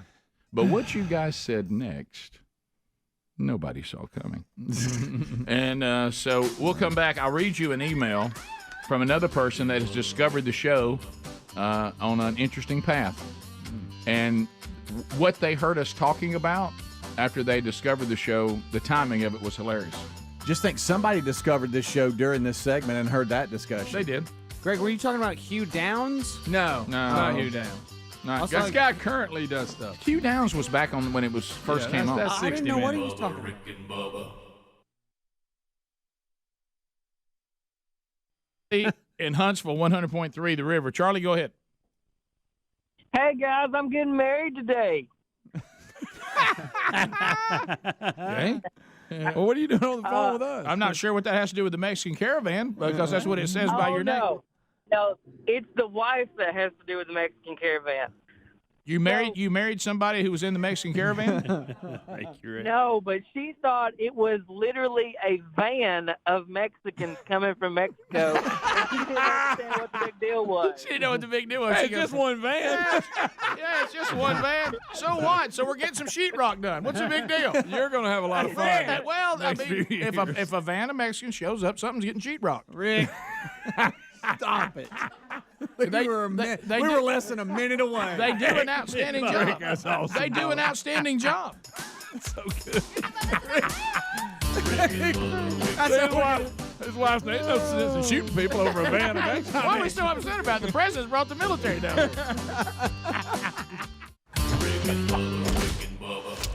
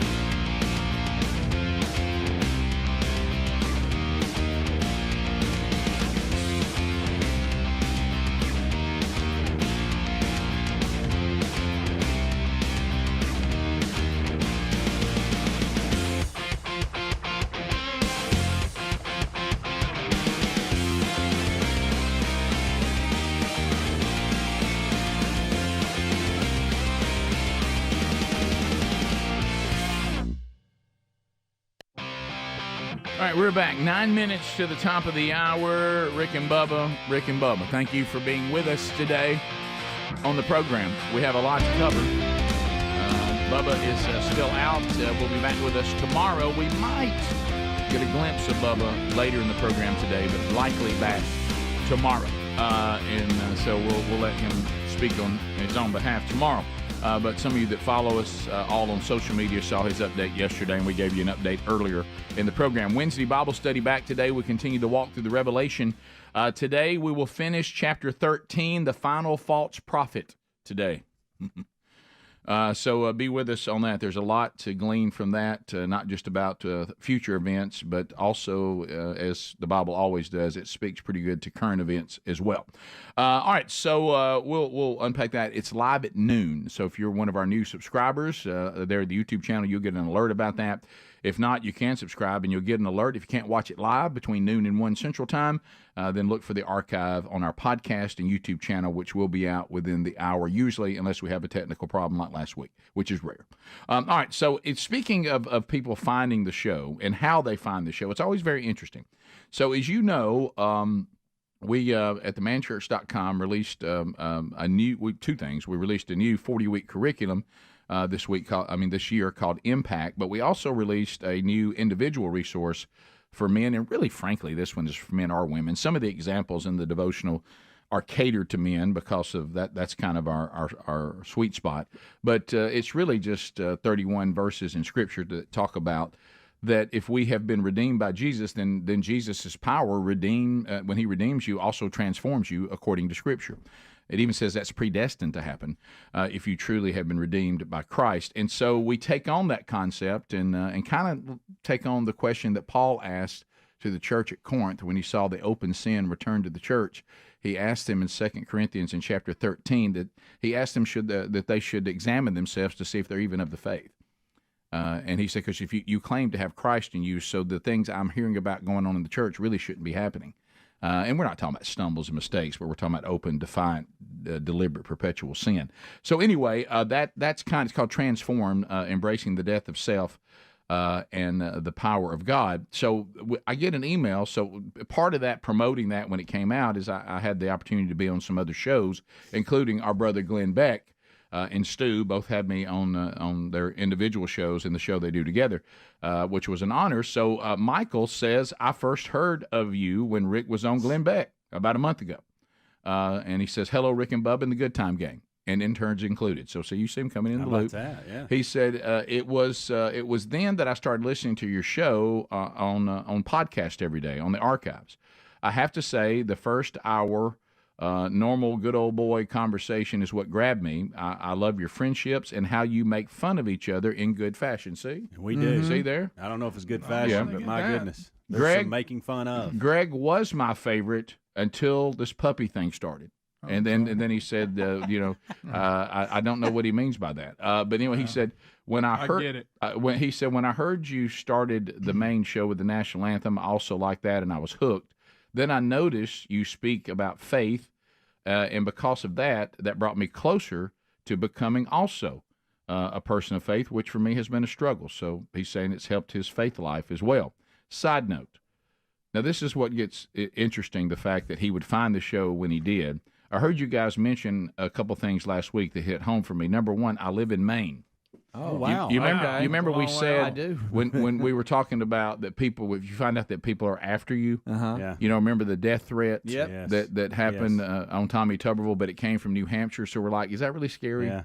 Somebody from New Hampshire's after me. Yeah. Now you hear somebody from Piedmont's after you, you got problems. Yeah. And we broke down the different cities and states on the ones you'd be afraid of, and we said that I really fear no one from Maine. And so he says, I live in Maine, and we are mostly a happy bunch of people. And yes, we're not people who would ever be angry enough to issue a death threat. He said, I agree with your assessment of Maine. That's a good assessment. I I'd live like in to visit Maine. Maine, by the way. He said, I would too. Yeah. He said, now what might Lobsters. He said what might surprise you is that most people in Maine, he says most, disagree with all the BS that's going on these days. Really? Who said that? Mm-hmm. Wow. We're not an angry people, but we don't like what's going on. Yeah. And then this was all right. Did y'all do a show about flooring, putting in flooring? Yeah. Somebody mentioned flooring. Well, we discussed, I think, what Did we you've got discuss that going on on, a air? project that you had going on. Somehow he knows about the flooring project. Somebody was considering doing flooring. Now, Speedy and I, we did y'all talk about it in the kickoff hour? I don't know. We've brought it up in You must conversation. have. I'm in the we middle have. of doing all we that. have. I'm Greg. trying to decide what I'm going to do. Here's what he said. I do flooring as a profession. Wear knee pads and keep your seams 6 to 8 inches apart. Okay. We talked about doing things on your own, and then when it gets to a point where you're like, okay, I got to hire it out, and we discussed friends and some of us that have tried to do flooring projects on our own, and it was just too much. Is that? I have no recollection. You don't remember that. Either way, that's good advice from him. I'm glad great advice. That. Judy and Philip are here. Michael, it's great advice. Yeah. P.S. Is Bubba ever on the show anymore? It's a legitimate question. I'm just kidding. We're all wondering. He said, I've grown to love you guys. Keep up the good work, and God bless you. Thank you very much. So there's a guy. Think about how this all works. He's Glenn Becking it, okay? And all of a sudden, some redneck comes on there with Glenn, and he's Glenn's got some redneck friend from Alabama. Why is this guy on? Yeah. He hears me talking about the new devotional. Glenn and I are going back and forth about the state of things. And then Glenn kindly talks about our website and how you can find us and all that. And he talks about our show. And then Michael says, well, I'll give that a listen. He catches the kickoff hour. He likes immediately the banter. And falls in love with Greg, then falls out of love with Greg, which is a normal experience. And then he starts liking. Hey, this show talks about faith in the middle of a secular show. I like that. They talk about what's going on in the world. I like that. And then I caught them talking about the fact that they wouldn't be afraid of anybody from Maine, and I'm from Maine, and you really shouldn't be afraid of them. I like he this agrees. Guy. I mean, isn't that true though? Hey man, somebody I'm sending him a dog. Hey, there's a guy mad at you. Really? Where? In Maine? Yeah. What? Right. First of all, it's a long way off. Yeah, that's right. Like and like I said, I think we could probably take just the guys on this show and take over Maine. Yeah. And run up the Rick and Bubba run the flag, whole place, take eat lobster every day. That'd be Couldn't anybody stop us? So anyway, thank you, Michael. I just love when these different people get in the loop and all the ways that they find it. Has anybody in here been to Maine? I ain't been Not one near soul Maine. has been to Maine. Never been to Maine. I mean, you're gonna have Same to thought in my mind. That sounds like a Maine great to get to trip Maine. for your van. But I kind of like we could all go. What? Listen to this Adler parody What was song. that voice? Yeah. Is that a van voice? Stay out of that voice when we I was go. excited voice. Does that voice always go with anything with a man? Adler, listen to this line. If you took the Three Dog Night song, well, I never been to Maine, bing, bing, bing, but I kind of like the lobster. Yes. Well, they By the way, I say it would eat is a dirt lobster cheap right now. there. And then you come in my van. And they serve it with hot butter. Yeah, they do. How's they riding shotgun? All right, I'm starving. Buffalo Wild Wings has got Yeah. food for everybody. Shut up. We got another check we're about to hand out to another great charity. We'll interview Judy and Philip Pritchard. And Philip has a long-term tie to the show you may not be aware of. And we'll talk about Care and Thrive Foundation when we come back. Rick and Bubba, Rick and Bubba.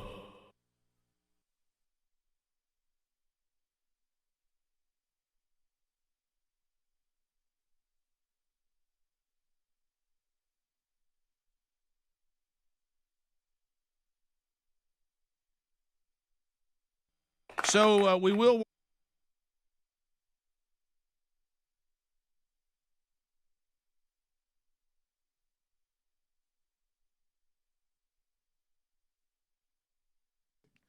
All right, look, I love the products from manscaped.com. And, these are products that are designed for men. Men and women are equal. We talk about that all the time. For some reason, our society has lost that we are also beautifully distinct. Nothing wrong with that. Doesn't mean anything about inequality.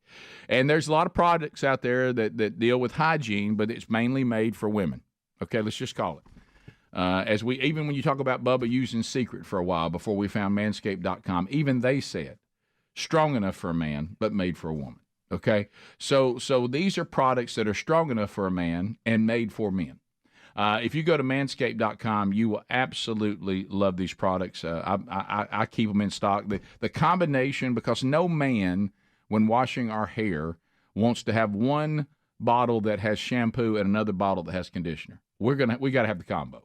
So there's shampoo, conditioner, it's one bottle. And it's a cool metal bottle. It really heavy duty, kind of durable. I love it. And look, I've got great hair for my age. I hate to say this in front of Greg because it hurts his feelings, but what this has done for my hair has been fantastic. Now I also wear a beard. They've got incredible beard products. So they've got a beard shampoo that is just for the beard. To keep it soft so it's not too prickly, and also doesn't get coarse. They also have great beard products like beard oil, also to be sure it stays healthy and shiny.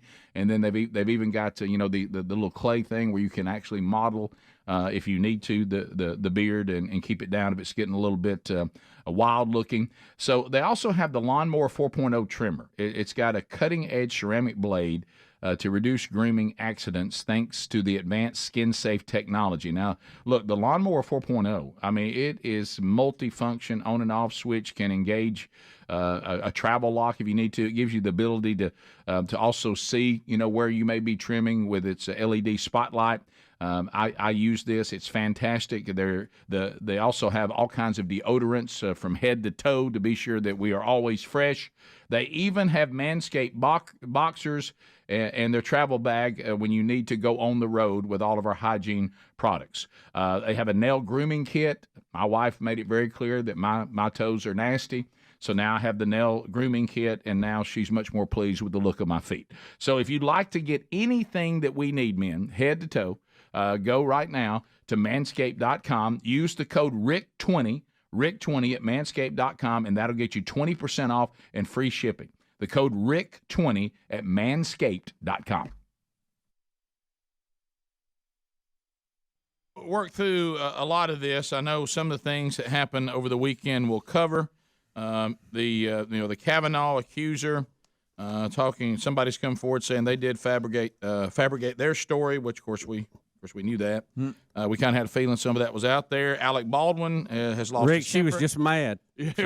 Well, yeah, and apparently so was Alec Baldwin. Yeah, he's misbehaved again over the weekend, so we'll talk about that. He'll fight. Bill Bubba Bussey is having a hard time moving around after bowling 3 different games for charity. We'll look back at that. I spent the weekend with my parents, traveling for part of my mother's weekend, better known as Nanafest, for her birthday. So we'll talk about that, and so there's a number of stories. So we shouldn't be struggling for anything to talk about today. And there's something going on tomorrow. I don't know what it is. Some midterm election thing. A few ball games this weekend. Yeah. A lot of that to unpack a little bit. I thought there was a lot of words said here about the biggest game in college football over the weekend, LSU, Alabama. And it's almost as if somebody had given us a script. As we said, here's what can't happen. Here's what will likely happen. Here's what the old drop back, not terribly mobile passers have normally looked like against Alabama. Certainly you're going to have a difficult time with them in certain types of offenses. I was looking at some of I tell you when I laughed the hardest is when they threw all these different facts up on the TV broadcast of it. And when they said who was the last coach to beat Alabama by 16 or more points, and it came up Nick Saban. and LSU has been shut out 4 times in the last whatever, all by Alabama. Yeah. It just it's just I mean, it looked like the men against the boys. I mean, it's and there was what it was. The problem you had in the game, and of course I had been at the Mississippi State game, so we got back to where we were staying and picked it up. When LSU was down 9-0. But even at 9-0, it seemed like 100-0. Yeah. And then that decision to try to throw out of the end zone still, and you're about to get to halftime at 9-0 if you can just pick up 1 first down, and you think you don't realize you're not in it because you're never going to be able to score. But at that time, the thought was that you're in it, and getting to halftime at 9-0 is not. Your defense is playing. Your defense actually played good enough to win the whole game.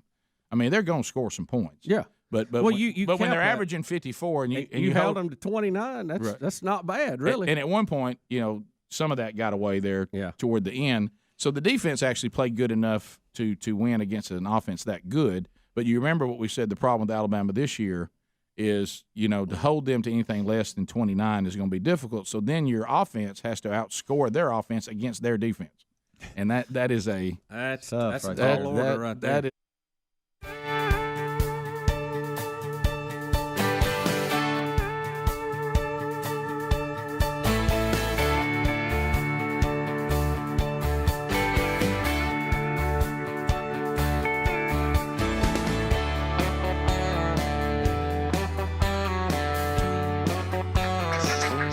It is 6 minutes past the hour.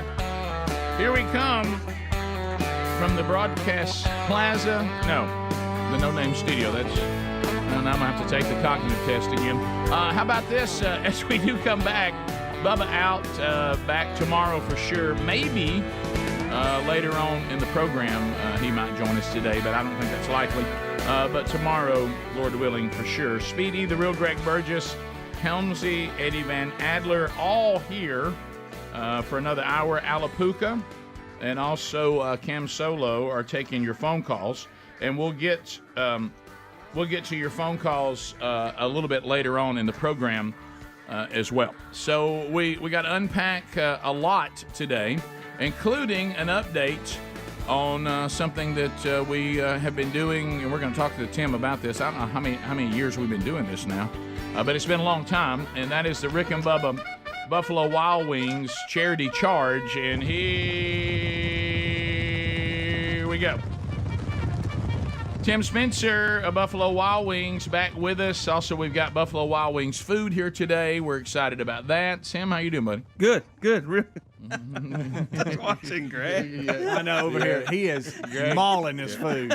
Greg, as a tribute to Bubba, is eating during the show. Yeah. So it's for those of you that have missed the smacking, and the eating and watching someone eat, Greg's got that covered today. That's it.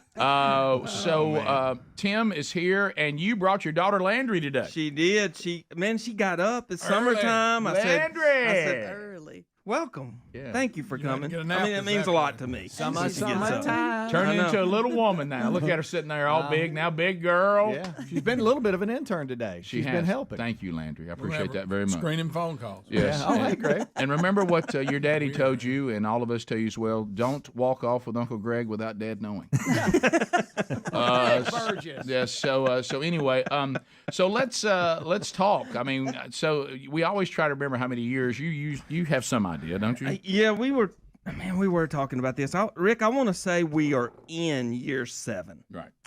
I think we completed 6. And you know what? We made it through COVID, and I want to say we paused like the rest of the world for about 2 months. Yeah. And then we come right back, even though we were doing mostly takeout food, and we still did the charge. Yeah. It's been going a long time. Yeah. I mean, it's big. I don't have, I don't keep it running total because I'm sorry that you didn't alert, the wonderful team you have. That Bubba would not be here today, and you brought food like he was here today. So the good news is we'll be able to heal a nation today with food excess and Greg's off in it, Rick. Yeah, I'm trying to do my part. You are, but Bubba did text and say, "Can you start bringing salads from here on out?" we do sell. We sell a very good fresh cut I've had salad them every day. Yeah, I've had them. Yeah, we do. They're Now really he did text me last night, and he said he was worried about 2 things.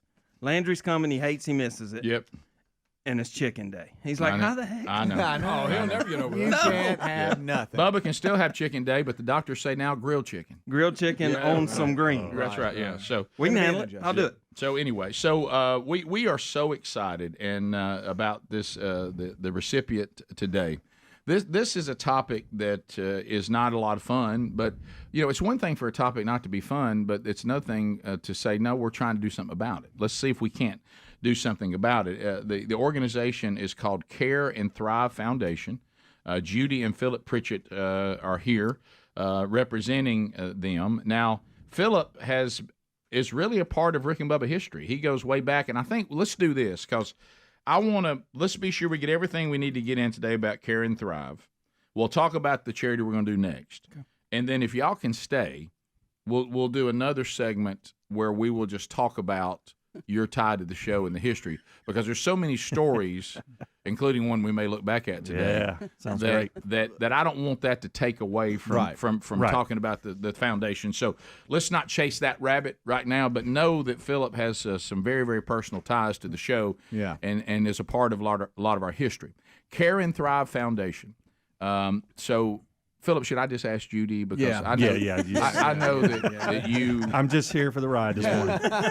Yeah, it's the way I feel when Sherry and I are together. I go, I'm over here if you need me. Yes. Right, yeah. And I appreciate you giving as much time to this as you can. That's awesome. Well, unfortunately, Alzheimer's is the real deal. and we are dealing with it right now. We've dealt with it in our family before. We're dealing with it not only in my family but in Sherry's family. Both my mother-in-law and my dad currently are Alzheimer's patients. For us, genetically, it is deep in our family, unfortunately, and people are always wondering, are we doing anything to combat this? And there are there's research going on, and I hope that and where some of that's showing some promise, which is great. But what you guys are focused on is those of us that are kind of wondering where we are right now. We're in our 50s and our 60s. We know it's in our family. We know it's prominent, just unfortunately, in our society. So I'd kind of like to know where I am. So if I'm fading a little bit, that I can start addressing it now. Right? Is that kind of the bottom line? 100%. Okay. So tell us what y'all do. So basically, what we do is we want to first of all help people that are diagnosed, especially in the early stages, because too many times when people are diagnosed, they're given medications, they're given get your affairs in order. But there aren't a lot of supportive services to say, what do I do today? What do I do tomorrow? How do I live? And there are so many things you can do, from exercising your brain, because it is a muscle, to getting it stronger, focusing on your abilities that you have so that you can continue living independently. So that's the biggest area. Our newer mission is really getting the word out to everybody younger that you don't have to settle for your brain having senior moments or those times where you think that, oh, I'm just getting older, so I can't do things. Because you can start, just like you exercise every other part of your body, you should be exercising your brain. And it's not just simply doing crossword puzzles all the time. There's strategic ways that you can do it to really enhance your abilities. Yeah, and so you guys, and you have to. I'm going to do it. Greg's going to do it. My sister wants to do it, and there may be other guys on the show that want to do it too. There is a test that you guys offer, and that can always be kind of scary, but really all you're trying to figure out is, where am I?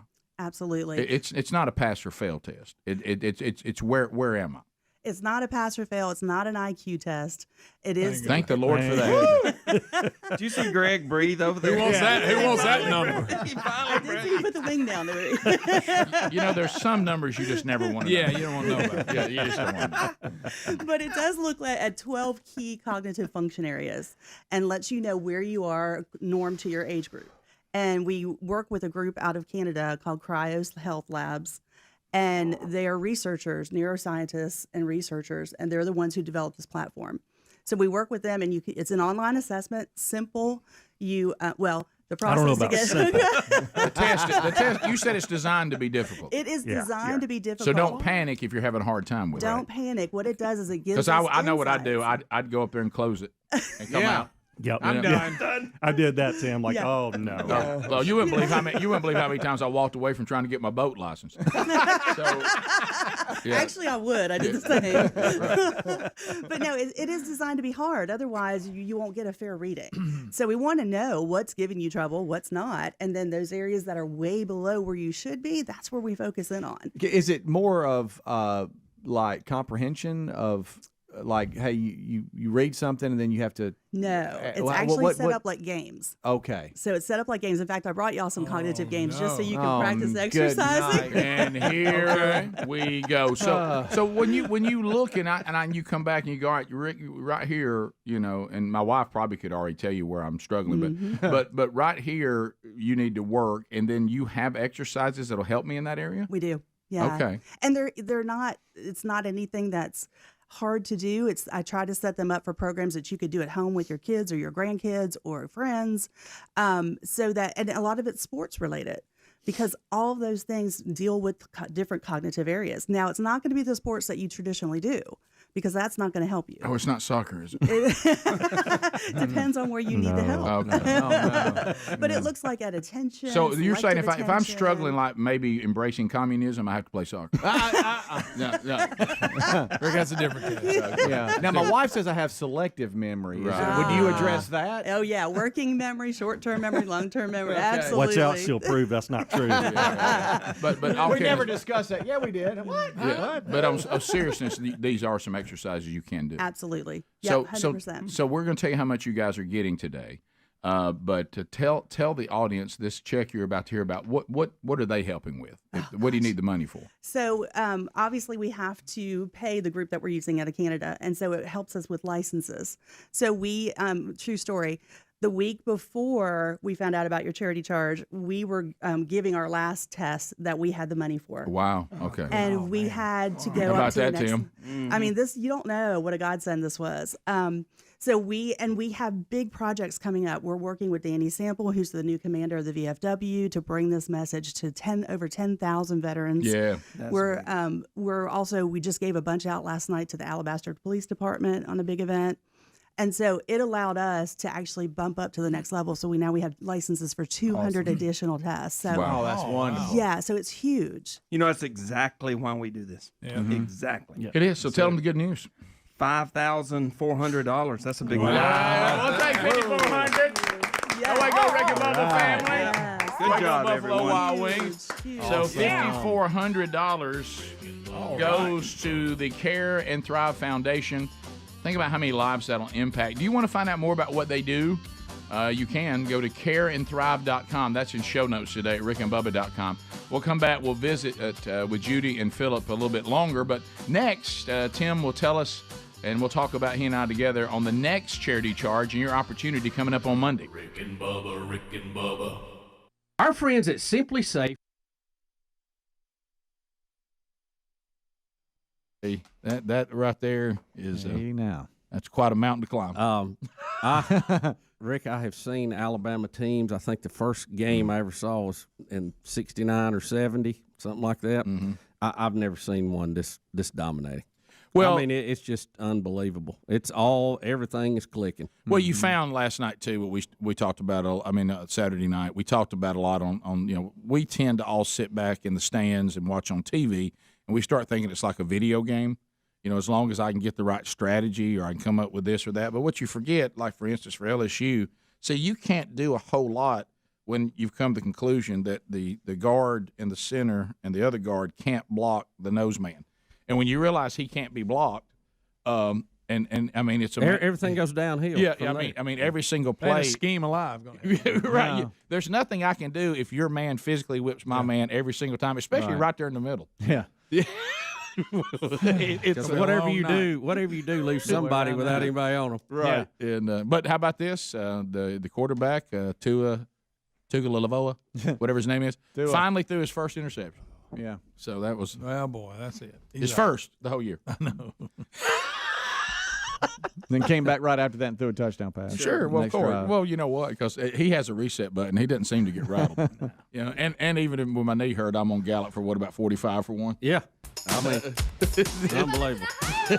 Apparently, I missed the best part of the game, and that was all the pregame hype. Yeah. And all the excitement there. Yeah. It quickly went away. Yeah. Also, I noticed, too, Alabama gets somebody hurt, they'll leave, another person comes in, and it looks like it's just a different number with the same person. Yeah.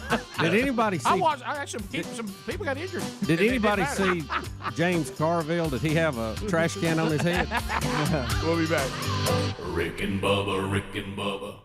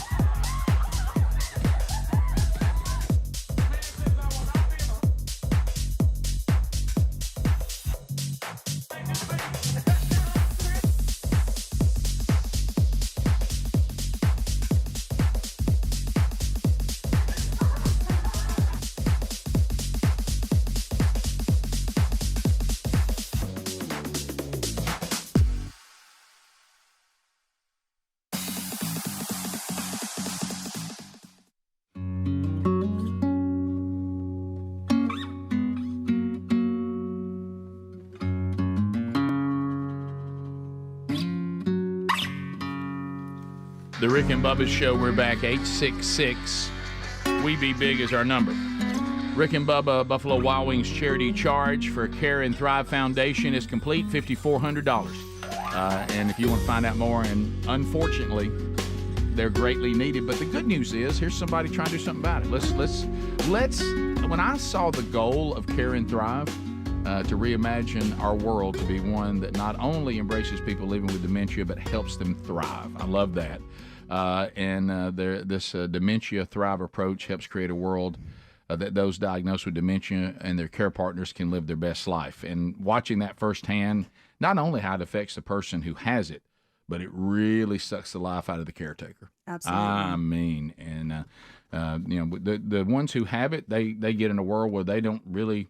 And it's one of the things my mom was talking about when she's reading about. She goes, understand that your husband, his world doesn't have the problems your world has.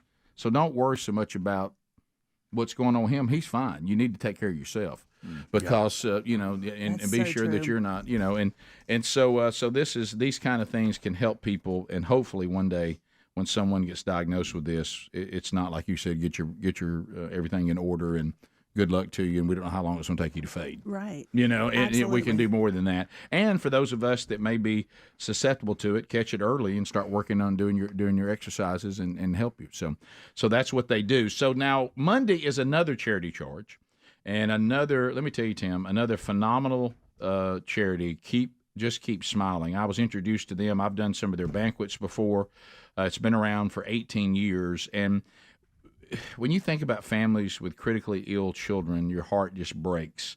What they do is they pay the often neglected everyday expenses, that go along with that. You got medical bills and you got that, but there's so many other expenses, and Just Keep Smiling, helps them accumulate massive debt.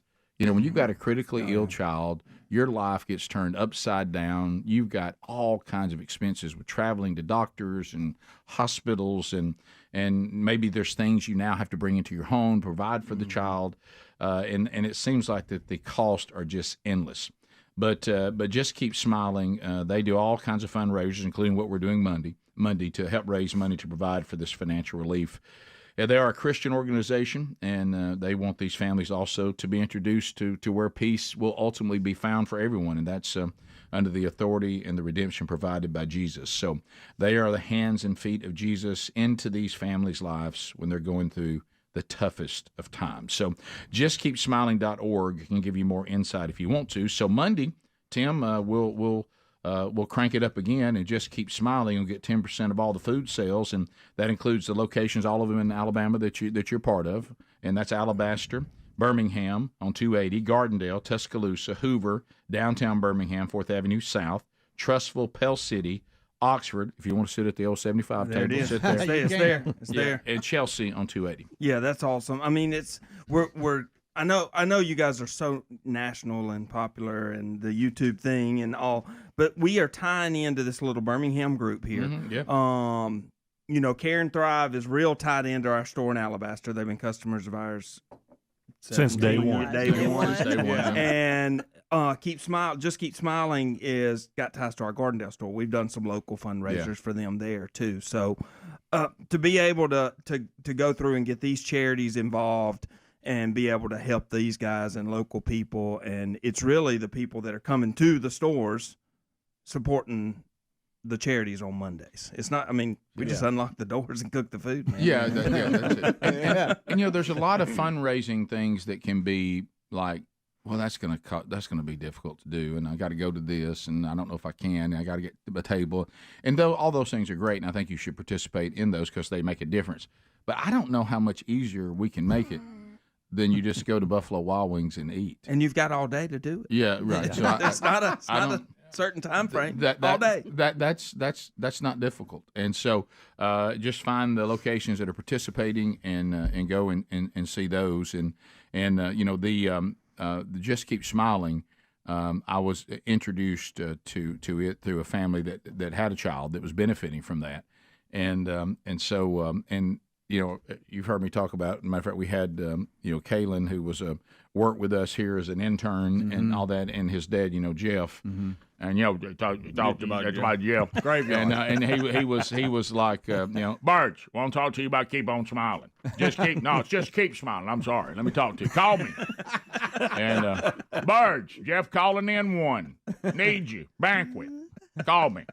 And so I was able to find out about that, and he's done a lot of work with them because like I say, he had a nephew that was benefiting from all that care too, and so that's how I found out about him. And you're right, and of course he's the pride of Gardendale, so he's in that same area, and I'm Barge went down to Buffalo Wild Wings, gonna help, so call me, click, call me, got a table.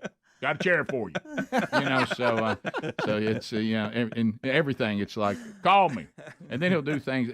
His term for like it's not an emergency, not on fire, but I need you to call me. and then if I get the I'm on fire, I have to call him. Right. Bird, call me. I'm on fire. Yeah. So got to have an answer. Got to have it now. And then there's just between the two of us talk too. Graveyard. Oh yeah. I always say, Birds, what I'm about to tell you now, just between me, you, and the graveyard. And so, okay. And I told him at one time, that's 11 things that are just between me and you. I don't think they can be. I think you're sharing these things with other people. That's too many things. So thank you, Tim Spencer. Thank you, Buffalo Wild Wings. Thank you, Rick and Bubba audience, for always coming through. We come back. How is Philip Pritchard tied to the Rick and Bubba show? Ooh. We will unpack that. He's seen Rick and Bubba history, and let's face it, it's one thing to hear about it. It's quite another thing to be right in the middle of it. We'll talk about that when we come back. Rick and Bubba, Rick and Bubba. David in Georgia. David, 30 seconds. Go ahead.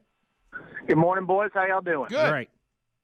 Hey, every year I pick a favorite defensive player on Alabama to root for, especially, and this year, hands down, it's number 92, Quinn Williams.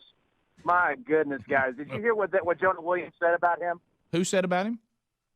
Alabama's left tackle, Jonah Williams. No, I didn't. He said trying to block this guy is like trying to block a 320-pound bar of soap.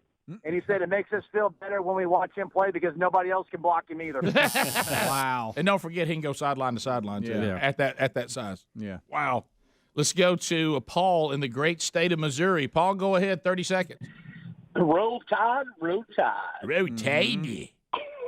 Hey, I was wondering, did you guys see where the closed captioning on the TV couldn't even quote what the LSU coach was saying? It was saying Egypt and India. At one point, it had Taliban on there, too.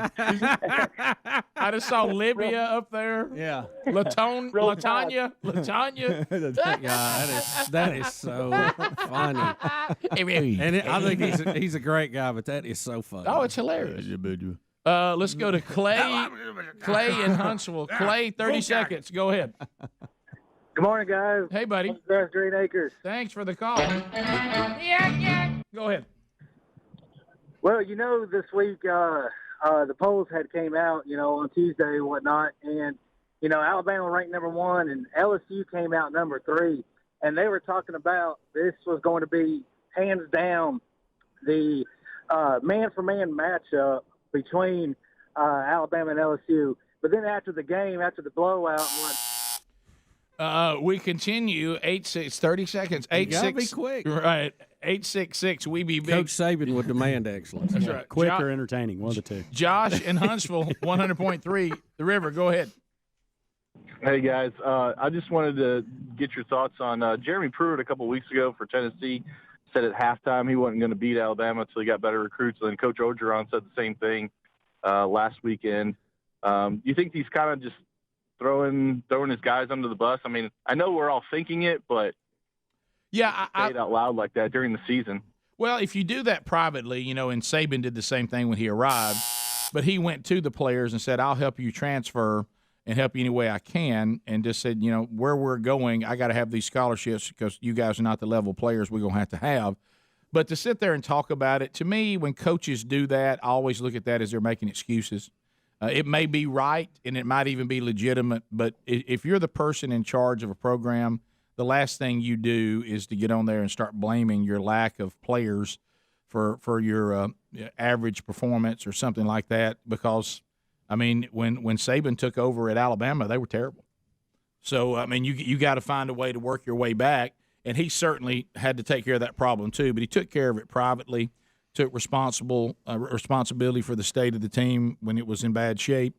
But I hear that a lot. You know, a lot of coaches love to go out there and talk about how they overachieve with a lack of players, and usually that's just trying to make the coach feel better. And I don't think that's the role of the leader to do that. 866 We Be Big is the number. Let's go to Bobby in Talladega. Bobby, go ahead. 30 seconds. Hey, how you doing, guys? Good. Great. Hey, I noticed when y'all talk about Alabama, everybody chimes in except for Greg. Greg, how come you don't have anything to say about Alabama? What do you mean? Roll Tide. I really don't know what else to say. You know, Alabama's got to find somebody that they think is treating them bad. I know. They kicked Vern out. Now they got Greg. Yeah, I have to say over the years, of course, that is typical Bama fans to try to find. But do you hear me say anything about Auburn either? No. Well, then maybe I don't want to talk about football. You ever thought about that, jerk? But Greg, maybe I don't give a crap enough to really have a discussion. He's got his oatmeal and he's ready to go. Right. I enjoy watching the games, but I ain't worried about either one of them. Yeah, I'll have to say this too. Every time discussion of Alabama has gone over to Greg's chair, he says the same thing the rest of us. Yeah, I mean, we'll keep repeating it. Yeah, I mean, there's not a whole lot to add. But that's the way they are, though. See, that's the thing. I love the way Alabama plays. I love the way Nick Saban coaches. But Alabama fans will not let me pull for them because they act like a bunch of jerks. I mean, my God. So you love the coach and love the team because you love that kind of football. Start watching Facebook and stuff during the game. They say some of the dumbest things. Nowadays, just hey, playing dirty. They're trying to hurt us. They're playing dirty. That's this year's. Everybody's playing dirty again. Well, Greg, they got to come up with something. Good night. I mean, you ever got that?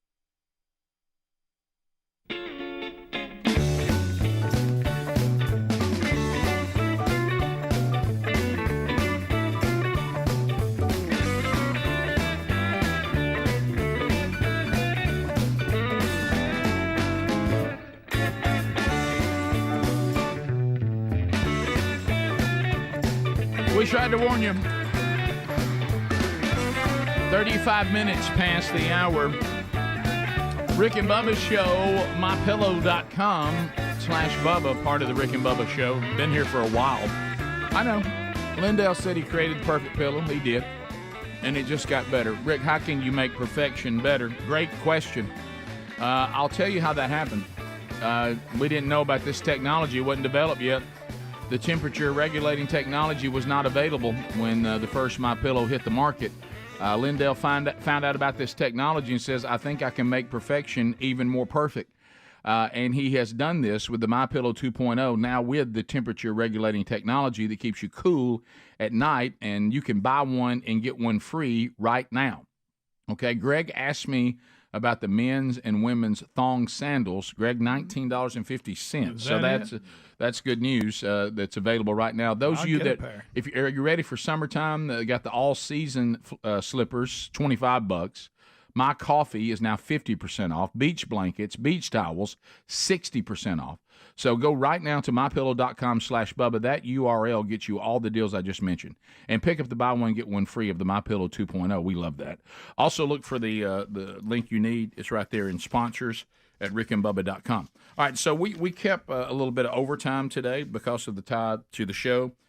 Care and Thrive Foundation, we talked about that. We introduced you to Judy and to Philip Pritchard, and we've talked about that. They've given us mental exercises that we can do. Oh, boy. I see a puzzle. I know. Let's contain the excitement. Puzzle with colors. I don't do puzzles. Colors and shapes. I don't do puzzles. So anyway, I'd rather there's something else I could do, but and there are juggling. But Philip Pritchard, and so Philip, you are tied, and it's Rick and Bubba history can be fun and it can be terrifying, and so we will go back in time. So when the show, I don't think the show had been around very long when you came into our lives. Are you still doing Video Visions, or is that? I am, yeah. All right, so Video Visions is still kicking. Video Visions I don't remember how we met. So okay, tell us how. All right, how we so I was a fan from day one, Mm-hmm. and I heard you guys talking about some big funky bus tour. That's right. Me being the entrepreneur and guy that did it all said, I wonder if I can tag along with them and get some free exposure. Right. That's right. So I reached out to Bubba. And I still don't really know how. Yeah. Gosh almighty, we're looking. While you talk, we're looking. Let me tell everybody. But first anyway, of all, I just basically said, I'll tag with y'all for free and document this tour. And y'all are like, oh, free? Hey, let's go. That's all I did. I love the fact that we were documenting something. And did we even have anything to show it on? No. Yeah, this was before we just documented. YouTube. This was before. Yeah. We just whatever. Yeah, and didn't Greenwood though at the time? Could he put some of the videos maybe on our website? I think so. Yeah, you could put them on your website for sure. Yeah, a little. But anyway, Judy, we can't remember. Here we. I Sorry, can help Judy. you with that. Stop. Hey, no taking notes during this story. All right, so people said, I don't know what y'all were talking about. You just mentioned some kind of funky bus tour. Yeah, the Marvin's. Well, it's big funky interesting bus tour. because Sherry and I are making plans long term over the next couple of years of hopefully, Lord willing, moving to some land that we have that's about 30 minutes south of here. Well, we're doing the thing of, hey, you need to be aware. It's one thing to visit here; it's another thing to live here, where everything is. So I said, now we're not near a Home Depot, we're not near a Lowe's, but we're near Marvin's. Yeah. And so she was like, wow, Marvin's, I remember that. Well, this was it. That was it. Marvin's. The Rick and Bubba Marvin's Funky Bus Tour. That's it. And Marvin's had our show, and they were big advertisers. Yep. And they put together, they wrapped a tour bus. They did. And we did the show live from various Marvin's locations. Yes. And we called it the Rick and Bubba Marvin's or Marvin's Big Rick and Funky Bubba Bus Big Tour. Funky Yes. Bus Tour. Yes. And you at Video Vision said, I'll go with y'all. I'll document this. So Yep. you had to hit all the locations. I did, man. I showed up at 4 a.m, got on the bus, and Right. I even traveled to Nashville with you guys. Yep. Did a little honk for skin. Don't know if you remember that or not. Let me tell you this. Ground Roots getting fans there. When we did the Rick and Bubba We Ain't Never Been Nowhere 20-year tour, we showed a lot of your video on the big screen. Yeah, that's awesome. Of the honk for skin and all this stuff. So we are. This video's rolling behind you, Rick, while you talk. Oh, I know. I see it. Sometimes I wish I've seen things I wish I hadn't seen. Right. So many familiar faces. Bubba, I hope you're watching this because this is my favorite Bubba memory. Oh, wow. Yeah, Bubba, you if you're watching this at home, School Closing Tony. There's the late School Closing Tony. Yeah. How about this? Dancing hard. Bubba, if you're white, here it comes, Bubba. This is what we look at Speedy. Oh, my goodness. Speedy looks like he's 14. Speedy looks like back it up. Back it up. Speedy pump. Speedy. Speedy looks like he is 14 years old. Yeah. I want you to look at that. Look at I think this. he had a little hair under that house. Hey, look at that. do y'all see that necklace? JC wears that necklace now. Still got it. That's amazing. Oh, that was the player chain. Oh Yeah.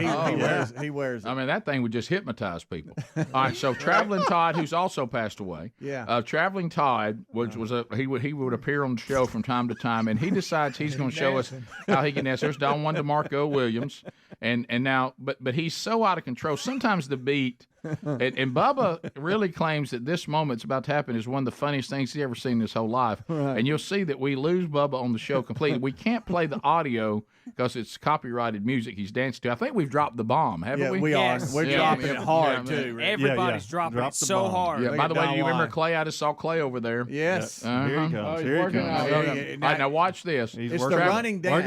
Working it up. This is the one that he really struggles with right here. And look, he's going to make the move. And he comes right here. And look, he's toasting the crowd. And then it He's goes. Losing it. And He's then, losing it. And then.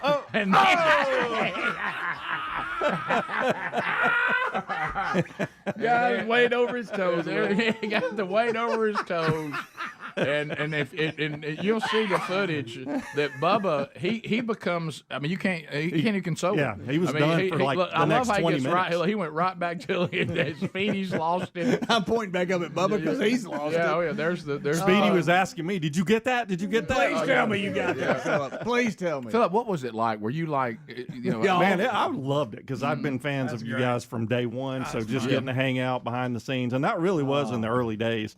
And I don't know if you remember, Rick, a couple of those shows we showed up to, a lot of the fans were dressed like empty white chairs. No, you're right. I remember that. 'cause in those days we were counting the listeners. In those days, That's correct. We had no Yes. listeners. Yeah. And look at Bubba. Here's Bubba. Look, Bubba, he can't even. There's Mickey Dean. Yeah, he can't even.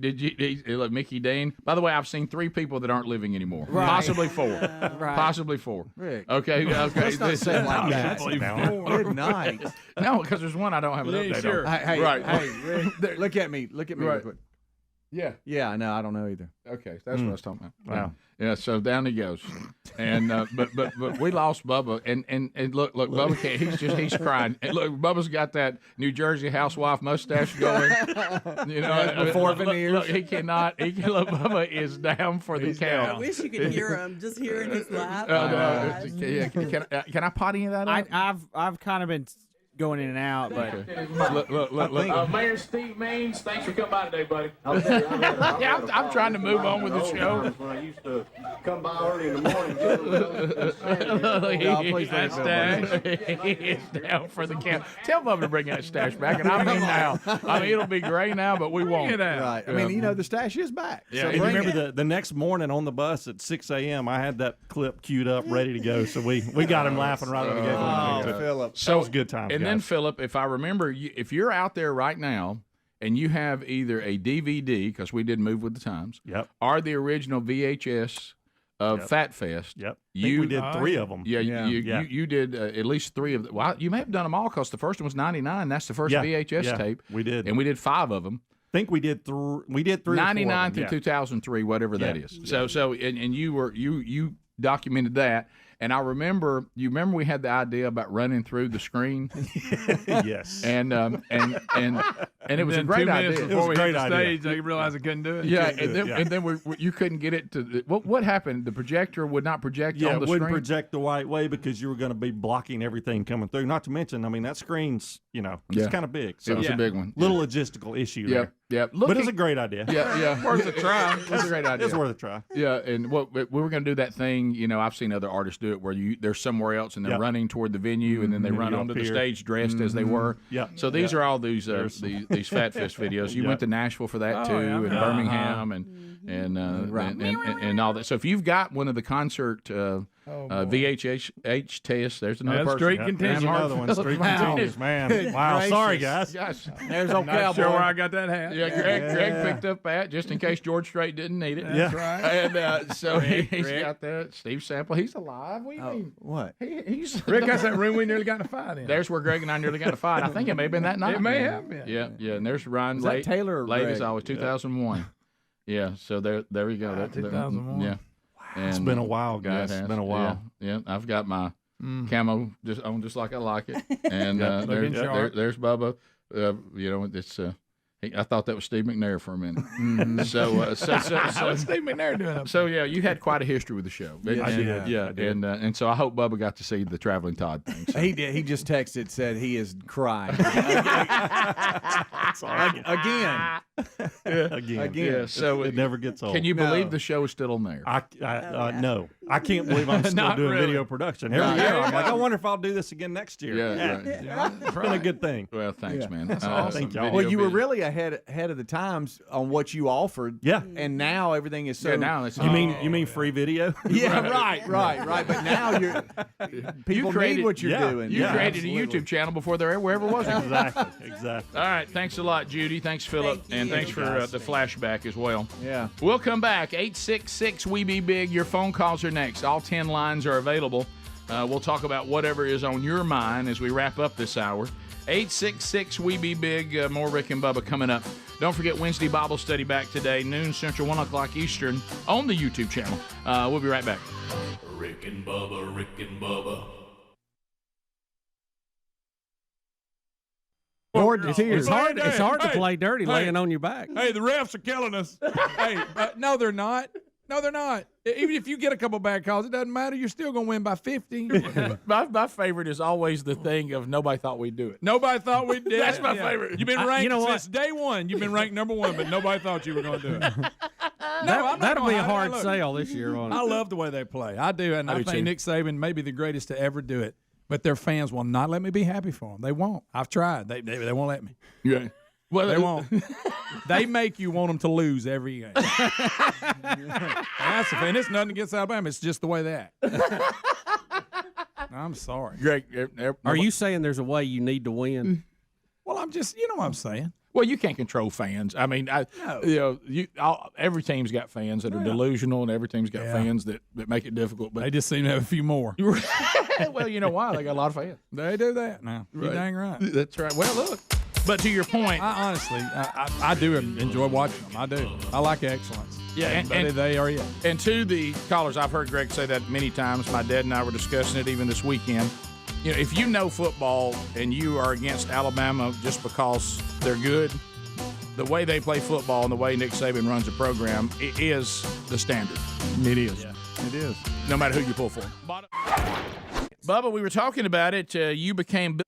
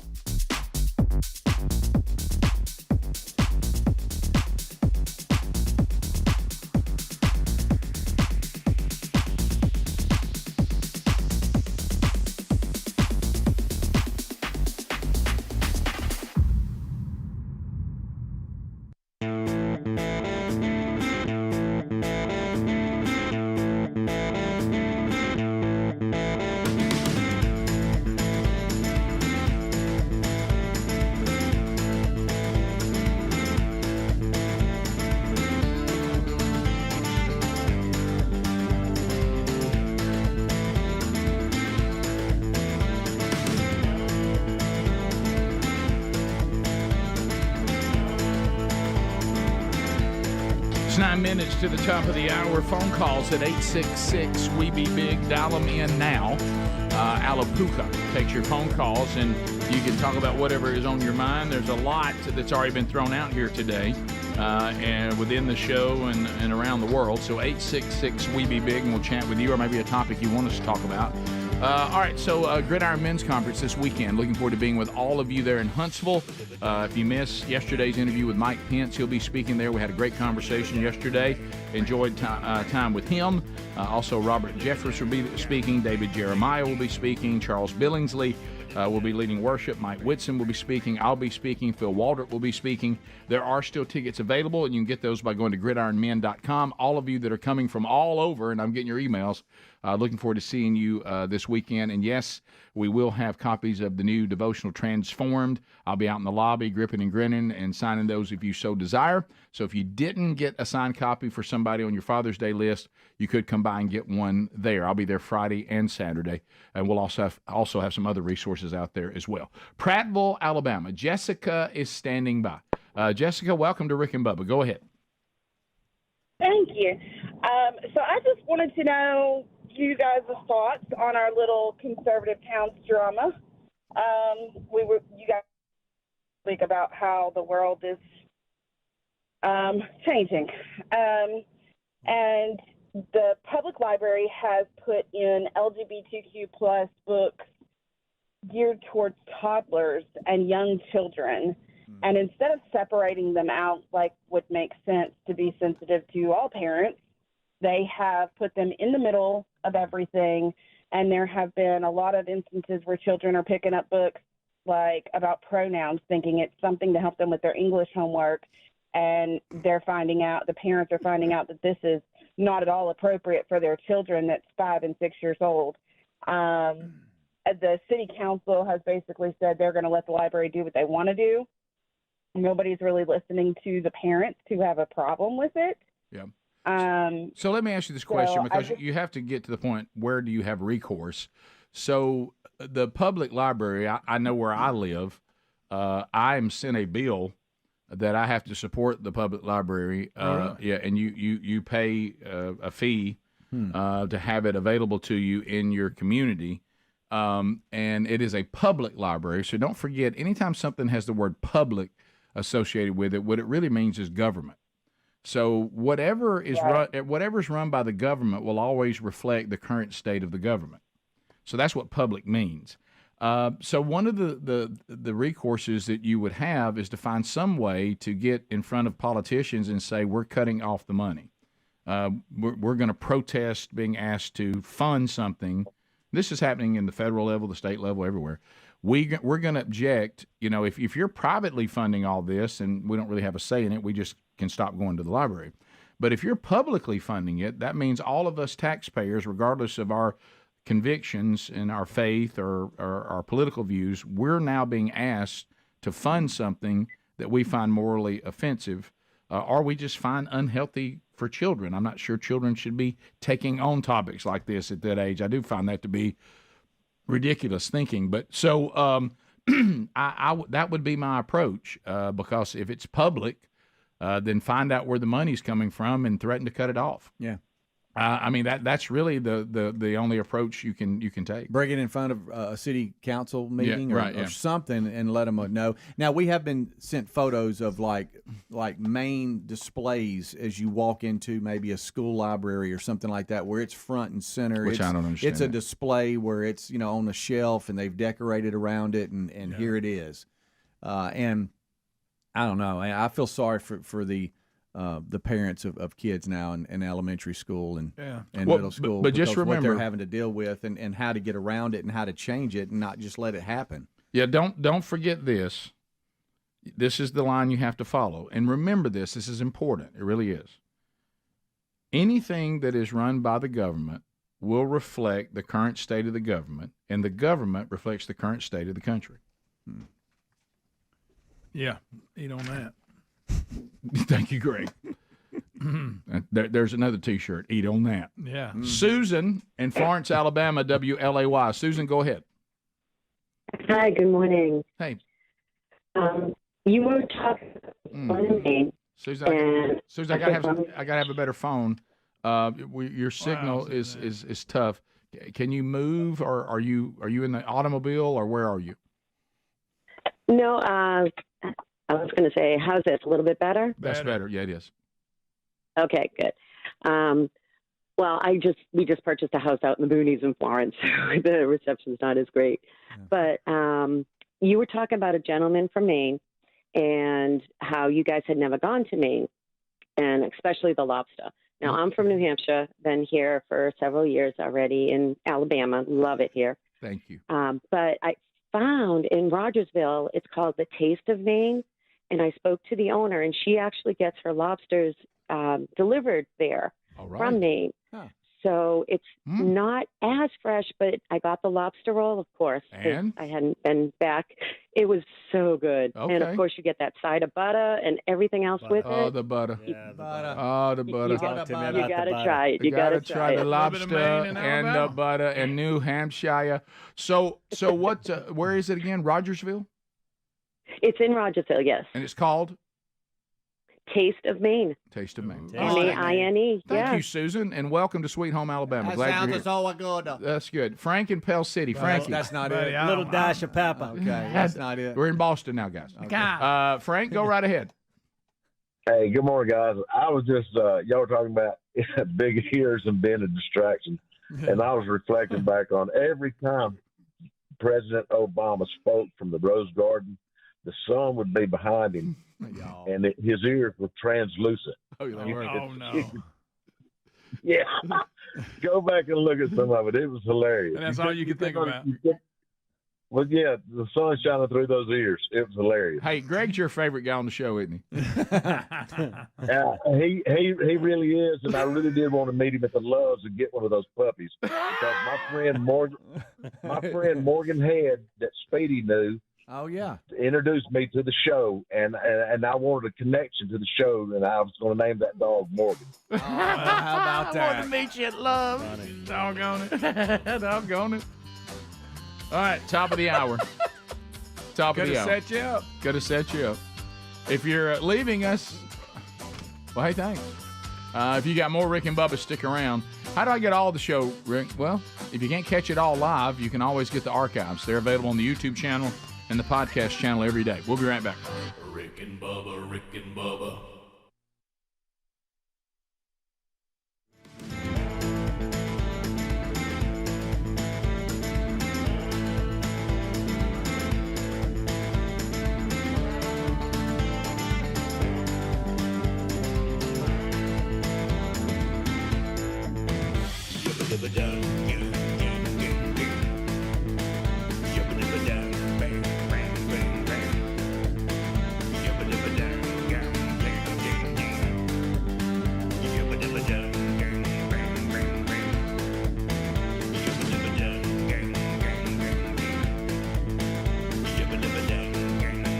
Bubba, we were talking about it. You became Bill Bubba Bowling Bussy this past weekend as you traveled to Auburn, Alabama to benefit Highest Ground, a celebrity bowling tournament, was it? Exhibition? It was a tournament. It was a great format, Rick. You had guys come in that had teams, and they entered, and they were on a lane, and then all of the quote-unquote celebrities, and I'm saying that because I was involved, they move around, from spot to spot. So you should have some audio on the Skype channel there coming in. Well, somebody's moved it off. The Skype channel's not here anymore. Now we don't remember where it was. We'll find it. There it was. You just went past it. There it is. Right. But I think we've got my walk-in here. Burgess, thank you for joining. General Burgess was in front of me. General Burgess, thank you for joining us. Everybody great thinks guy. I was there. Great guy, by the way. Mr. Bill Bussy. Mr. Bill Bussy, right back here. There he comes. Thank you, Bill, for joining us. We really appreciate it. Good to see y'all. Am I good? Yeah, ready for bowling activity? Mr. John Kaler. John Kaler was a star basketball player here at Auburn. It was a great crowd there, by the way. Looks like It was a lot of fun. Now, Rick, before the event, we got to all have dinner together, have a lunch at Damon Duvall's restaurant and bar, which is next door. You remember he kicked for Tubby down there. And this is Corey Grant right here, who's having a great year with the Jaguars before he got injured. Oh, yeah. And he had surgery, and he was there on his scooter riding around. Corey, great guy, very involved in this charity, and it was good to meet him. Rick, I met so many people, and there were so many little stories I need to cover with you. One was Susan Nunley. who I had not met before. She just referred to herself as the nun. Oh, wow. And I thought, well, a sister from a local convent's out here. This is great. Well, here comes the nun. But she said, yeah, Bill Burgess said he refereed a little women's basketball for me. You talking about our dad? Yeah. And I said, really? I didn't know that. She said, and I thought for a minute maybe it was and she goes, yeah, and Turkey Lee. Oh, and I thought, oh my boy. gosh, she does know him. Well, if you look at that, and you'd have to know this because Turkey Lee, who went to college with our dad, went on to be an SEC official before he retired from that. So what we find out here, if Dad and Turkey Lee actually were officiating women's basketball, it's almost like Dad woke up and went back to the light and Turkey stayed in the dark. That's right. You know, it just, That's right. He kept. But Rick, of course, Rod Bramlett, the voice of the Auburn Tigers, hosted this too, and got to spend a little time with Rod. Great guy. But there was just a lot. If you're an Auburn fan, a lot of football history here, basketball, some baseball guys. Even had dinner with one of their famous golfers. So I mean, there's all kind of folks that were there. And Rick. And here's Butch Thompson, the baseball coach. Butch is a great guy. We had a lot of fun. He was on a lane next to me for all 3 rounds, so we got to do a little laughing. And Rick, here's just a note: if you have not been bowling in a while, I don't know that you need to do 3 games, all at one time. When I left, I thought, I don't know if I'm going to be able to drive home with my right hand, Right. because we're watching you bowl here. he got to go. I hung on a little long on that one. Yeah. Can I tell you that nearly drugged you down the lane? Hey, by the 3rd game, I was struggling. You remember me telling you that? Yeah, and I really got it together on the last few rolls so I could keep my record of 100. Breaking 100. That was my goal and all of them. Right. Yeah. But Tim Hudson was there, great major league player, and. I even ran into a guy, Rick. This is funny. Scott Selman, who was from Summerville, Georgia, and he actually knows all of our friends from up Summerville around the paying toad. Well, how about that? But Butch Thompson was there, as I said. Charlie Trotman, the great Freddie Wagan, Rick, he was there. Oh, that had to be the worst roll of the day, and I don't know how they got video of that one. That's so funny. Yeah, that and listen, Butch was right behind me with that. He said, "Hey, that almost scared you with it." Yeah, I thought you were Hey, let me tell you something. That if your foot had hit that slick part, you'd been gone. Oh, I know. For the show, and I didn't want you to get hurt, Greg. but that would have been great for the show. You're missing it. If you could have just followed the ball down the lane. Can I tell you? You know what was so crazy about this too? The very first practice ball I rolled a strike. Of course. I should have just quit. Yeah. I should have just quit. Yeah. Right there and walked out. Well, and that row we're watching on CRTV. You know where I saw that? Where? On Twitter. Really? Yeah. People couldn't get it out quick enough. Of course. I don't know who was there and who you do a strike in warm-ups. You couldn't put that on video for your life. Lee Zimba was there, friend of the show. Yeah. And Benji Rowland, met him for the first time. But a lot of folks love the show. We appreciate them asking us to be a part of it. Highestground.org is their website, and Cherie did a great job with that, Cherie Jones, and it was just a lot of fun. I think everybody enjoyed it. Now, Rick, here is Terry Henley coming in right here. Greg, please don't miss this. Terry is in a full-length mink coat. He has about a 6-foot bowling trophy with him, and he has his own bowling shirt, Rick, and it says on the back, Oxford Flash.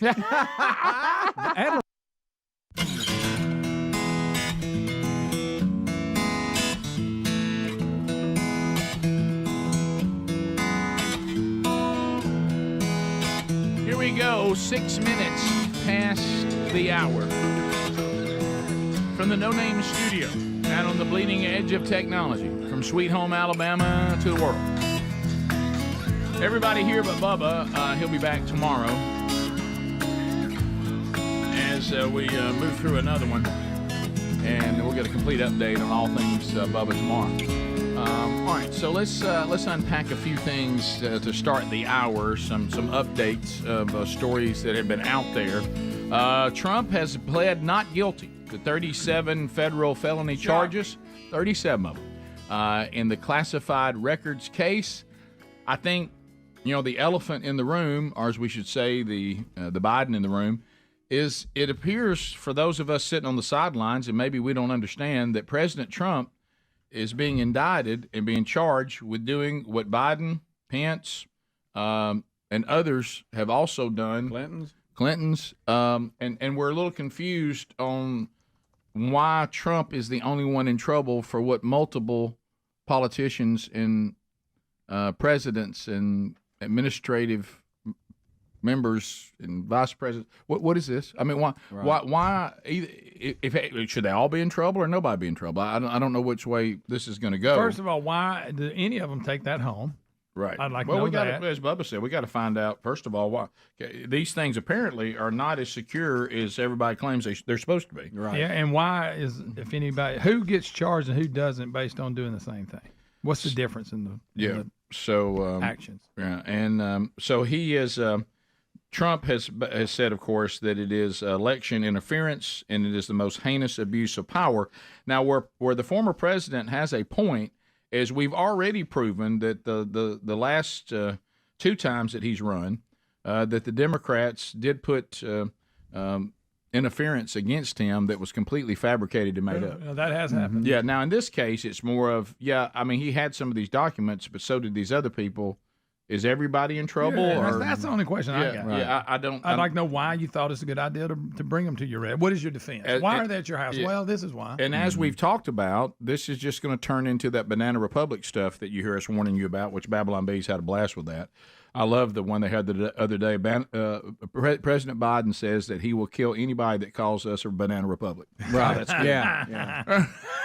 But anybody. It looks like though the judge overseeing it, the home address has already been put out there, like the Supreme Court justices and stuff. And here we go. It's just it's I think the biggest thing that most Americans are frustrated with is the inconsistency with who's held accountable and who's not. Look, and I'm what all about it. If it's illegal, we'll just get everybody this right. time. Yeah, but it's just it's obvious that one side gets in trouble more than the other, and is.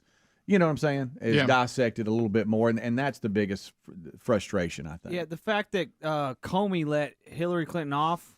Yeah, that's one of Trump's team's best defenses right there. Right. Well, I heard a legal expert last night saying, is there a way that the judge will not allow them to bring up the other people who have done this? How can that not be brought up? I don't know. And that Adler, that some of that might not be admissible, that his defense can't use any of that. I don't know, but I'm not a legal. A lot of the talking heads, though, yesterday said that this thing's going to kind of be drug out in court for quite some time, and it actually might be after the presidential nomination in 2024, so he could actually pardon himself. That's true. But it might not ever make it to court, depending on how fast it goes. But anyway, so Trump has said not. That's what his team has pled not guilty, and he says this is election interference, and we'll see where it goes. Adler, let's look at video 4. Video 4. Let me know when you have that. So, we didn't even talk about it because there really seemed no reason to spend much energy on the fact that Chris Christie has said he's going to run for president again. I mean, so Slim? Yeah, Greg. Greg, well, be careful. He said that he's been fat shamed by Trump. Yeah, so be careful. That's not like Trump body fat shaming. Yeah, everybody redoing the Krispy Kreme logo with Krispy Kreme is pretty good. That's kind of that is good. All right, here we go. Chris Christie is going to talk about Trump and his chance to win in 2024. Yes. And then we'll do the agree or disagree. Is that where we're going? All right, here's Chris Christie. Point we're always blaming our adversaries for the weakness of our candidates. Oh, it's the Democrats' fault. It's DOJ's fault. It's this person's fault. It's the media's fault. How about it's his? He hasn't won a damn thing since 2016. 3-time loser. 2018, we lost the House. 2020, we lost the White House. We lost the United States Senate a couple of weeks later in 2021. And in 2022, we lost 2 more governorships, another Senate seat, and barely took the House of Representatives when Joe Biden had the most incompetent first 2 years I've ever seen in my life. Loser, loser, loser. Now we're getting going, it'll be different this time. Why? Why will it be different this time? Oh boy, Trump's going to go on. No wonder he put out the buffet picture. He'll take a body shot. So Chris Christie is. He lays out some pretty good facts there. I hate to break it, everybody. I was just going to have that uncomfortable conversation. Yeah. He's saying that he hasn't won anything since 2016. Lost the House, lost the Senate, and lost the election. and we blame it on everything except are we going to entertain that maybe he's the problem?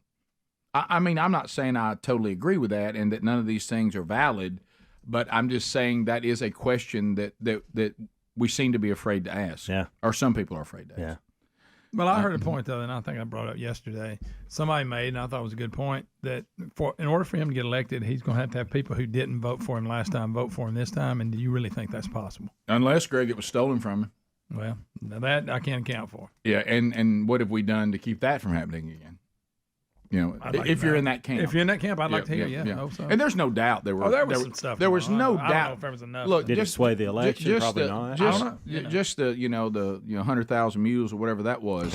Just 2,000. It'd be 2,000, Rick. Just Rick, that's a lot of mules. We got 100,000 subscribers to our YouTube. Okay, that's a big number, Rick. That's a big number. But the 2,000 mules. Okay, yes. Look, what Dinesh D'Souza showed us was happening. Sure. The problem is, if you're in that camp, did it sway the election? And there was an inability to prove that anything had taken place, or an inability to get it into a court that would even rule on it. So the attempts to prove election tampering and fraud, it has not happened. Right. We can't be afraid to say that. And you may say, well, it may not have been proven, but it happened. I understand that. Look at the things that we did know and we did see. I acknowledge that as well. Yeah. But I do think there's a hint of truth in, if not fully, what Christie is saying. Now, he has no chance to win either. Right. Well, a lot of folks don't think he's really running because he won't go on. Right. Hannity, they've all these guys have asked him to come on and other shows, and he's not responding. But he'll go on CNN, he'll go on MSNBC. So, is he really running, or what's the deal here? And we've got some clips of on the Democrats, Gavin Newsom going on Hannity. We'll look at some of those today.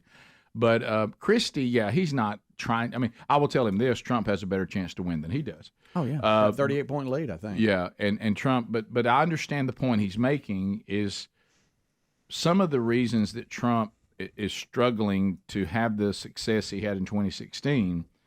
Some of those things, and I know some of you don't want to hear this, and I get it. And some of y'all may even be seminar emailers and callers that you're not really serious. You're used to make Trump look bad too, but you're really Democrats. But Trump does have to own some of the problems.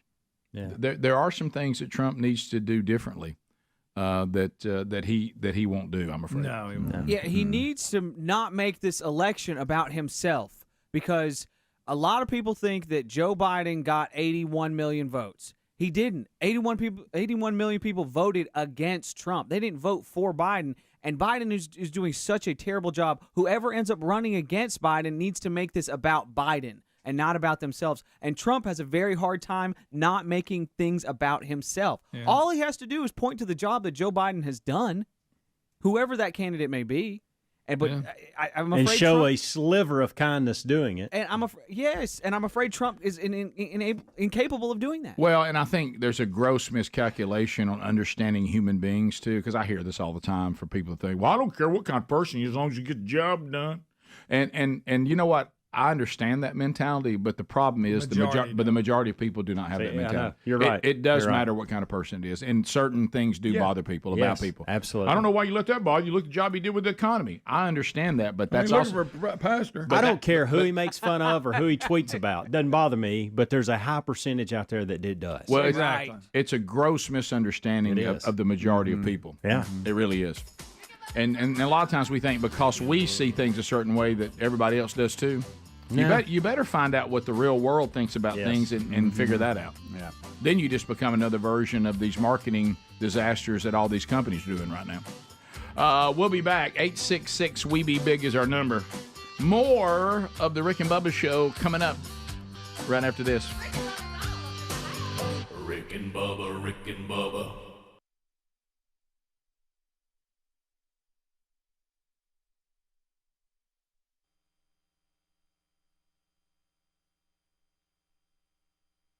Let's hear it with audio. Here, Terry, come in. He is funny. Terry is one of those shy guys that we have to get him out of his shell.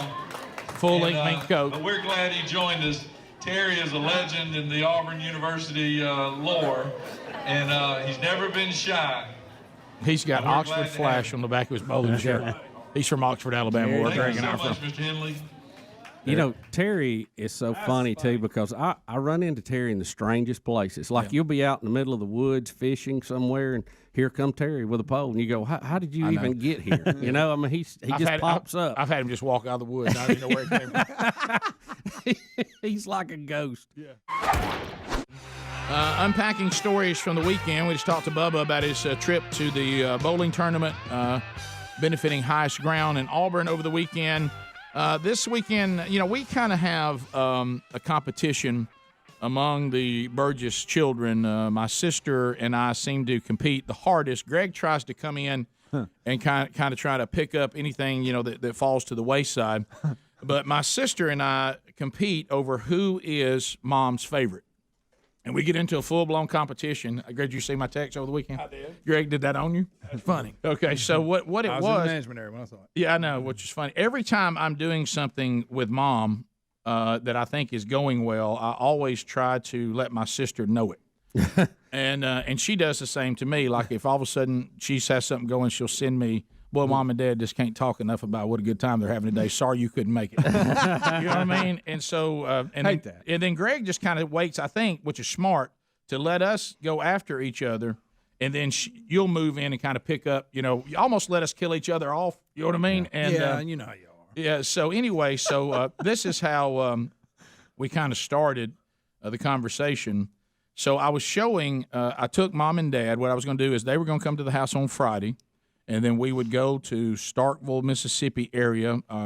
Brooks Big Love Burgess is a student there. So we've been going down periodically to different games and seeing him. And so this time it was Mom's birthday on Saturday. So I declared this weekend will be Nana Fest. But what I did is I took my mom and really separated her completely away from my sister and from Greg, meaning there was nothing they could do because of the distance between us. So every wonderful dinner I had for Mom, every time they sang happy birthday to her at a new location, every time I showed her our accommodations where we were staying, every time there was a fuss made over at the brunch, you know, every time at the game, you know, Sherry, you know, Mom got a few happies, some little gifts, a new card. And I was just really mopping up against my sister mainly. So I sent this to my sister to kind of get the ball rolling to what she, you know, did not. She said, I said, boy, Mom and Dad are enjoying this beautiful place where we're staying, back to number one. And then I said, making memories, Mom can't stop talking about this weekend. And I keep sending that back to my sister. And then the final one is I put Greg and my sister together with this picture you're seeing now on CRTV. And back to them, I said, you and Greg seem so far away from Mom on this special day. Happy birthday, Mom. # making memories. And so I was just trying to really mop up. But as we were talking about, though, and, you know, as Mom and Dad are getting a little older, Mom just turned 77 on Saturday. Dad is already 77, be 78 in January. And, of course, Dad, you know, we all knew he would be a handle as he got older. We all knew that. I mean, he was a handle at every stage of his life. I don't know why he wouldn't be a handle now. Yeah. But the traveling situation with Dad and Mom now, I said somebody's missing an opportunity at a reality show. Oh, yes. And so I like how no matter what, Dad always gets into this discussion about who's driving. Yeah. You know what I mean? And I'm like, Dad, I'm hey, we taking your mama? And y'all going to take our car? No, Dad, we're going to leave your car here. Yeah, he wants you to drive his car. Yeah. And so we're going, well, now, do you know where we're going?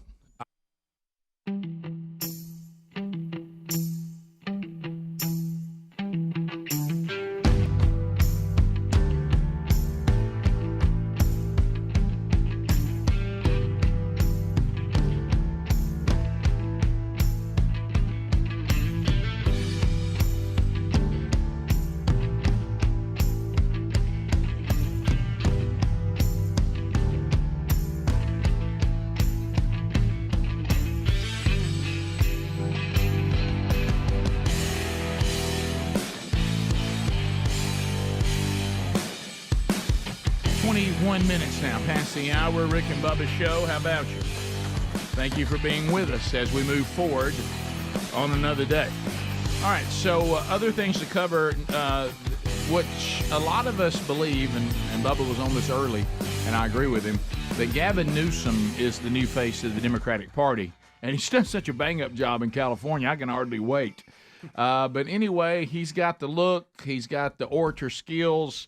We'll talk about that a lot today. Also in our Bible study, it'll be the final false prophet. But anyway, he was on, and I give him credit. He went on Hannity. I wish we had more of that. I want to see the leftists come on on Fox, and I want to see the folks on the right being on CNN more. I like Trump doing a town hall on CNN. I like Newsom on Fox News. I like it.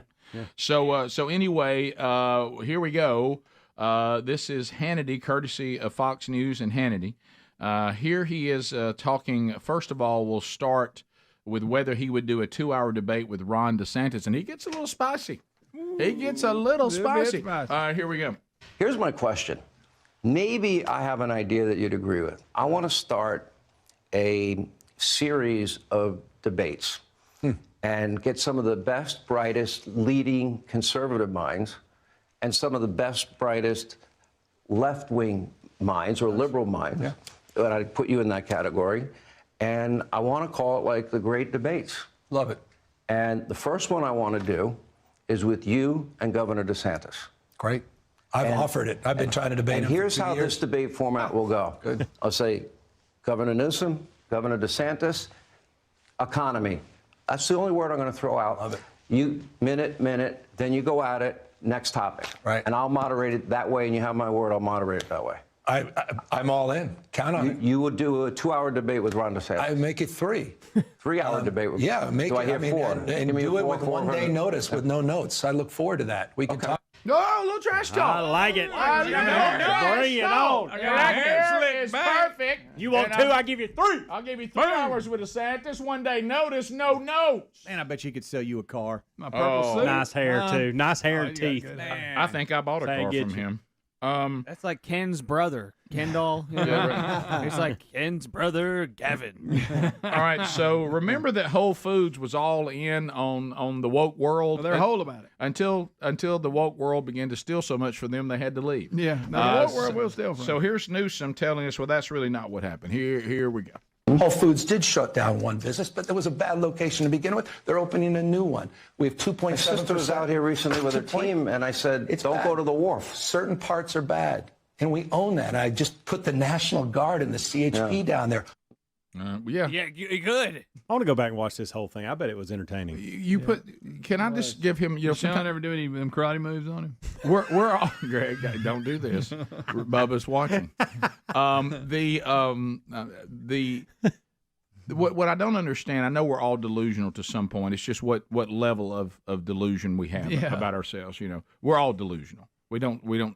But does he hear himself saying, you can't be doing a good job if you're having to send the National Guard by your own words. Yeah, that's not down to the wharf. I'm gonna take that as an indication that's things not are not good, going Rick. well. Yeah, people are. There's human feces on the streets. Tent village. This is not going well. San Francisco used to be a place everybody wanted to go. Now people are wondering if they can survive it. Now they're having to bring their San Francisco Giants down here to Birmingham to play a game. Yeah, right. Rick would. Who do you think you In the are? world. Hey, San Francisco. Who do you think you are? Chicago? Yeah. Field of Dreams had to leave San Francisco and come here to Birmingham, Alabama. Next, is Biden strong enough to be president? So here's the question to Gavin Newsom. Here we go. I think he's a man of decency and character. I'm really proud of the president. I'm proud of what he's accomplished. Is he strong enough to be president? That's what I'm strong enough. Look what he just did to McCarthy. He ran circles. Look at the vote card. I didn't like the vote. I wouldn't have voted for it. Exactly. Kevin got played by the President of the United States. I'm for results. I'm for results. I don't think the American people benefit. I like the plan that would have saved $4.8 trillion. All right. Now, so we're at a point. So he says, I like the plan. See, I like that plan. Do we think? Does anybody think that the president himself ran circles around McCarthy? No. And that he was the one. He don't believe it either, Rick. He's setting it up. He's in Delaware. He's going to inherit all this because he knows Biden cannot serve another term. It's impossible. Well, don't we think that when he decides he may not finish this one? Don't we think when he decides he wants to be president, suddenly we're going to hear what a better candidate he is? Well, sure. He's on the company line right now. But are they thinking that they'll tear down Biden so he can walk in and not have to go after Biden? Good point. Yeah, because they probably won't. Good point. Yeah, so. Biden actually commented on that. If you guys want to hear it real quick. Yeah, let's hear that. I said I had a root canal. The press said, "Well, was he unconscious?" Unfortunately, no. I was wide awake. Well, I don't know what that had to do with anything. I don't know what that had to do. Okay, then. Thank you for that, my friend. I can take those all day. I love those all day long. Yeah. All right, so when we come back, we don't have time to jump into this Juneteenth thing and all that and the Gay Pride Association. We don't have time for that, do we? Okay. All right, so we'll come back and we'll jump into that, and we also have Karine Jean-Pierre, and then we'll kind of wrap up our political for today. And some of her comments about biological males competing against biological females is just bizarre. It's dangerous, Rick. Yeah, dangerous. Well, I would agree with her, but not what she said. Yeah. But we'll hit some of this, and this thing about Juneteenth. As usual, the left will try to overplay. Even we could all just know what took place here and be glad that it did. But now, of course, this has turned into the new thing that, they've picked it as they're going to take it to a place that I don't think anybody ever intended, other than just recognizing what took place. But the president and others are going to make a comment. And remember, the thing you always have to kind of look for, and we've talked about this a lot on the show, is when people are in a position of power. And of course, they're when they call the people who oppose them fascists when they're the fascist, and if you just know what fascism is, you just watch what they do. They have all the tenets of it, and this is the new thing when they start using this term about the soul of America. What our soul needs to do can vary wildly in the eye of the beholder. What does it mean that he needs to save the soul of America? We got a pretty creepy presentation coming up, and we'll share that with you. And then we'll get to some more of your phone calls and other topics. The soul of America. I agree. It needs to repent, but it's not the way they see it. Bottom of the hour, more of the Rick and Bubba Show coming up right after this. Rick and Bubba, Rick and Bubba.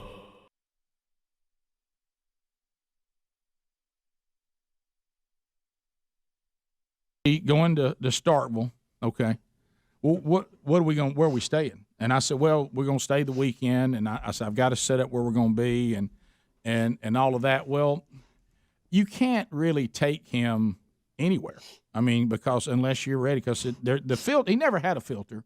But you know how really people as they get older, they lose their filter anyway. Right. Yeah, but what if you never had one? What if you never had a filter? Now you've added, I'm getting older, no filter on top of a filter that wasn't there before. Right. Rick, that's what we call the straight pipe. Yeah, and as I've said, Helmsy, I think you should pay close attention because this is your future. I know. Because you have somebody who has no filter who then gets the senior citizen no filter. Yeah. I'm watching. Yeah, and so one of the places where we were staying is you had to if you were going to go eat on location, you ate at a country club where people play golf, and there's been some pretty big golf tournaments here and all this older place, and so we're sitting there on the day of the game. We come in Friday night and we ate at a restaurant, and Dad, Greg, I tried to keep up with it because I wanted to bring the numbers back in and see if I'm exaggerating this.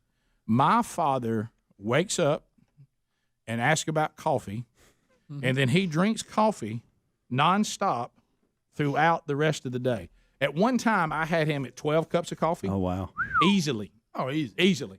And so anyway, I mean, you're going to have, hey, is there a coffee pot in this place? Well, the place we were staying, for the love of all that's good and kind, it's a Keurig machine. Well, what in the hell is this? and I said, it's a Keurig machine. He doesn't like change, right? No, and he goes, where's the coffee pot? And I said, well, that's it right there. And then my wife comes in, she Pop, it's just going to be, it can make 1 cup at a time. 1 cup at a time. Do you realize how long this is going to take? And I said, no, Dad, anybody can get a cup at any moment. It's quick. It's quick. Like you can go back and just get another cup. Well, where's the pot where we go and pour it out? And I said, well, it'll come out of that. You mean to tell me I'm gonna take this little what is it? Rick? What is this? I said, there's actually coffee in it. Inside this, you telling me there's coffee in there? I tell you what, where have you brought us? Where are we? I mean, where's the coffee pot? And I said, Dad, if you'll just let me show you this.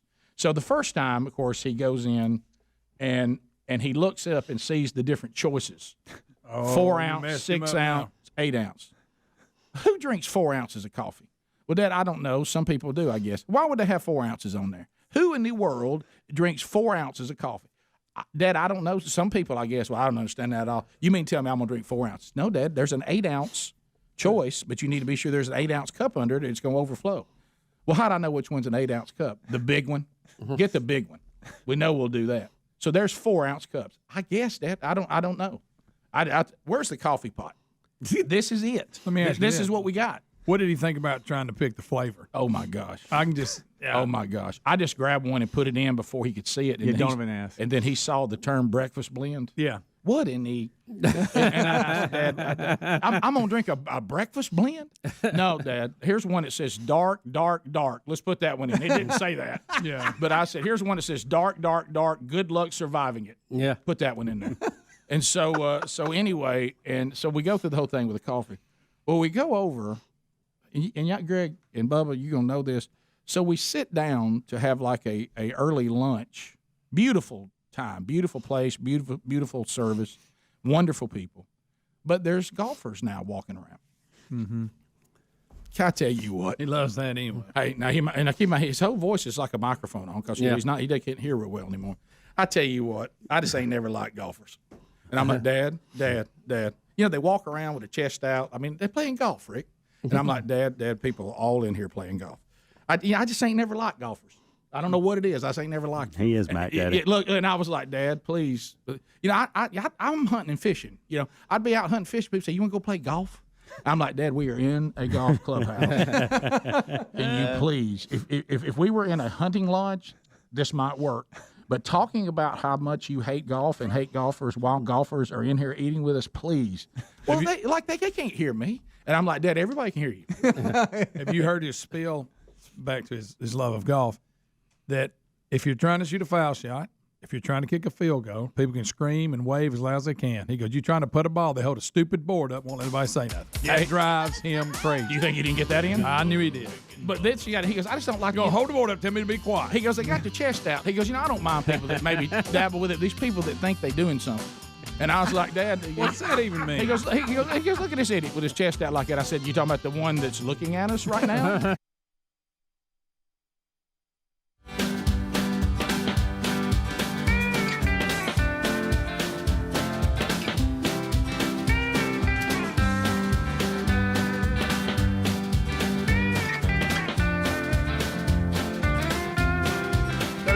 Minutes past the hour of the Rick and Bubba Show.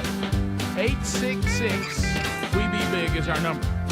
As we work our way back, have you thought about coming to our home state, our sweet home Alabama? Yeah, Alabama the beautiful. If you go to this website, you can find out how to plan your trip to beautiful North Alabama with Alabama Mountain Lakes Tourist Association. They got a brand new podcast. It's called Unexpected Adventures in North Alabama. And, you know, you ever want to do your homework, you want to say, I want to find out what's going on, where I'm going, what can I do, let's plan a trip. That's a good way to do it. Listen to that podcast. You can also find it directly, if you want to, by going to northalabama.org/podcast. We also have the link at rickandbubba.com under the sponsors. Find out about beautiful Alabama Mountain Lakes Tourist Association, all the beautiful places you can go for your summer travels by listening to that podcast, or finding out more by just going to northalabama.org/podcast. Unexpected Adventures in North Alabama, available wherever you get podcasts. All right, so we got some other things to cover in our Your America update. Everybody say, walking together through the... So let's begin. Here's the creepy video that the Biden administration has put together for Pride Month. Is that correct? And then we'll hear some statements because let's face it, in this country, the month of June, it is a it is a leftist celebration in every way, shape, or form to hear some of the things where we'll, of course, be preached to about how we have been backward. And there are some things in our history that we have repented of and need to never turn back and do again. But then there's other things that we're being asked to embrace and celebrate that we kind of tilt our head and go, So here we go. Here is, this obsession now that we have with this administration with Pride Month. Here we go. These are our kids. These are our neighbors. Not somebody else's kids. They're all our kids. And our children are the kite strings that hold our national ambitions aloft. It matters a great deal how we treat everyone in this country. LGBTQ Americans, especially children, you're loved, you're heard, and this administration has your back. Buddy. He's calling our kids their kids again. And POTUS. It's not your kids, buddy. Yeah. My kids are my kids. If they really Friend. if they really cared, of course, remember they're going to call other people fascists, not them. They're not an overreaching tyrannical government. All they're doing is declaring that your kids are theirs. But if they want to take our kids, don't you think? And I think, Adder, honestly, this may go right into this cut 6. Don't you kind of think that if you really cared about our kids and you want to help us parent them, that some of the decisions about not identifying with your biological gender is maybe a decision that children need to be helped through, not just saying, okay, whatever you want to do. Here's an idea. Why don't you just take these surgeries that are irreversible, and we're not even sure what the long-term effects of some of them are. Don't you think protecting children would kind of help them through some of the propaganda they're being bombarded with, and say, well, look, we all, have times that we may be confused, can make that decision. Maybe they probably want to make it for themselves as adults with their doctors. Probably not something that we want other people talking to our kids about, or maybe indoctrinating them into, if you feel a little different about your biological gender, just go ahead and switch to the other one. That's a pretty big decision, and it has incredible mental consequences and physical as well. Maybe that's not a good idea. So then you start thinking about, is there consistency with all of this about letting people get older and make decisions like this? This is going to be an exchange that tells you how inconsistent an emotional worldview can be. So this is HHS. What is HHS? The Health and Human Services Secretary, Javier Becerra, is going to be taken to task by Mr. Banks here. All right, so listen. Then you believe that an 18-year-old shouldn't be allowed to own a hunting rifle. Today you believe that a 9, 10, or 11-year-old should be able to change their sex and have an irreversible surgery to do that. Just help us explain the logic. Yeah, Congressman, I would appreciate you if you let me characterize what I believe, and we can have a good conversation rather than you characterize what I believe. And what I would say to you is, with regard to gun violence, I think it is important that we take actions to protect our communities and our neighborhoods. With regard to I don't think you want to explain it because you realize how crazy it is. Amen. Yeah, really. Amen. Walk it out. So I love that this is what politicians do. Well, I believe that because of gun violence, we need to take measures to protect people. Yeah. Wow. What a deep thought. But what y'all won't say is, though, but what do you mean by that? Yeah. What are the details of how we do that? And what you have said is people shouldn't be allowed to have guns until they're older and older than 18, including, you're saying, hunting rifles, okay, which I would disagree with that, but if they have, people that are teaching them how to use it. But you're saying, well, we got to be careful letting kids get guns. I agree with that to a certain extent, but then you turn right around and say that 7, 8, and 9-year-olds can go ahead and make their decision about getting surgery on their bodies involving them wanting to identify as a different gender than they are biologically. That decision kids can make. Guns, no. That, yes. I would just appreciate if you'd say both of these decisions should be made by children. Right. Yeah. I could kind of maybe find some common ground there, but that doesn't make any sense. That's illogical. That's bizarre. And so that was the point that was being made. And, of course, he didn't defend it. He just said, well, what I mean is we need to protect people from gun violence. Oh, okay. That's not what I'm talking about. What I'm talking about is what you said on the inconsistency of age and adults and children. Now listen to this. Now, this is going over to the Juneteenth thing now, 1B. And I want you to hear this thing that Biden keeps being told to say. And notice I clarified where it's coming from. Listen to what he's saying when he's starting to talk about Juneteenth. Okay, so here we go. To honor the true meaning of Juneteenth, our entire administration is continuing to charge forward to literally redeem the soul of America. Literally.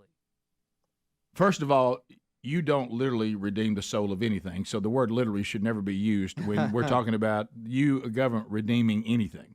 You don't have the power to redeem someone's soul, okay? Mm-hmm. And you said literally redeem it. You can't, okay? So first of all, that's an idiotic statement. But think about what we're hearing, okay? Because this is important. The treatment all over the world of people when it comes to slavery has been evil and wicked, and it is condemned everywhere you look. Even those you try to claim the Bible promotes slavery, it does not. You don't know enough about the Bible to say that. Everywhere in Scripture, capturing people and enslaving them is completely called sin and completely forbidden. People did it anyway, but we all do a lot of things the Bible says God said not to do. So don't say the Bible said it was okay to go capture people and enslave them, because it doesn't say that. Does it talk about indentured slaves? It does, and how people should be treated and how they should act. That's in there. But that's people that owe debts to people that are working it off. There's no promoting and affirming capturing people and enslaving them. Now, this has been going on since the fall of mankind all over the world, and that is something that our country participated in and turned away from and should have. And it should never be justified. It should never be dumbed down, etc. Now, it can't be used for the rest of your life to say you can't become whatever you want to become, even though your road may be more difficult than somebody else, and certainly pay honor to your ancestors. Some of the ways that we're treating it modern day, I think, are wrong, because it's actually holding people back, not letting them go forward. But you can't say on one hand, our nation's soul needs to be redeemed, and then over here, take Pride Month and treat it the way you're treating it, and asking people of faith to embrace something that what we believe is called sin. And it is in defiance against God. This word redeeming of American soul, when you hear that, you go, I like the way that sounds. Yeah. Until you start listening what they mean by that. Mm-hmm. And then, because remember, when it comes to redemption, there is truth. Redemption is not relative truth. What they're saying is they will now define what requires redemption and what doesn't. Not Scripture, not God, feelings, agendas, preferences. So what they would say is we would like for people to stop doing certain things, but we're okay if other things continue. Our redemption is not across the board. And so what they think America is better if we take things that God has deemed to be against him and embrace them, and that somehow makes us more redeemed, because they're not being consistent across the board. And so it is, remember, you say, well, I want to be a good person. Well, you better be careful who gives you the list on what to do. I want to be right with Almighty God. Well, okay, here's what we think you need to do. Well, you better know whether that's right or not. Is that what God said? Is that what you say? Because that's very, very important. Well, I'm just trying to speak my truth, Rick. Yeah, well, I think I did that for a lot of my life, and that led to destruction. So I'm going to go be about His truth now. The truth. Yeah, it really isn't. I've often thought about if I get a chance to write something else. I think I've got the title of the next thing I would write if the Lord allows me and affirms me, and I've already come up with the title. You're the problem.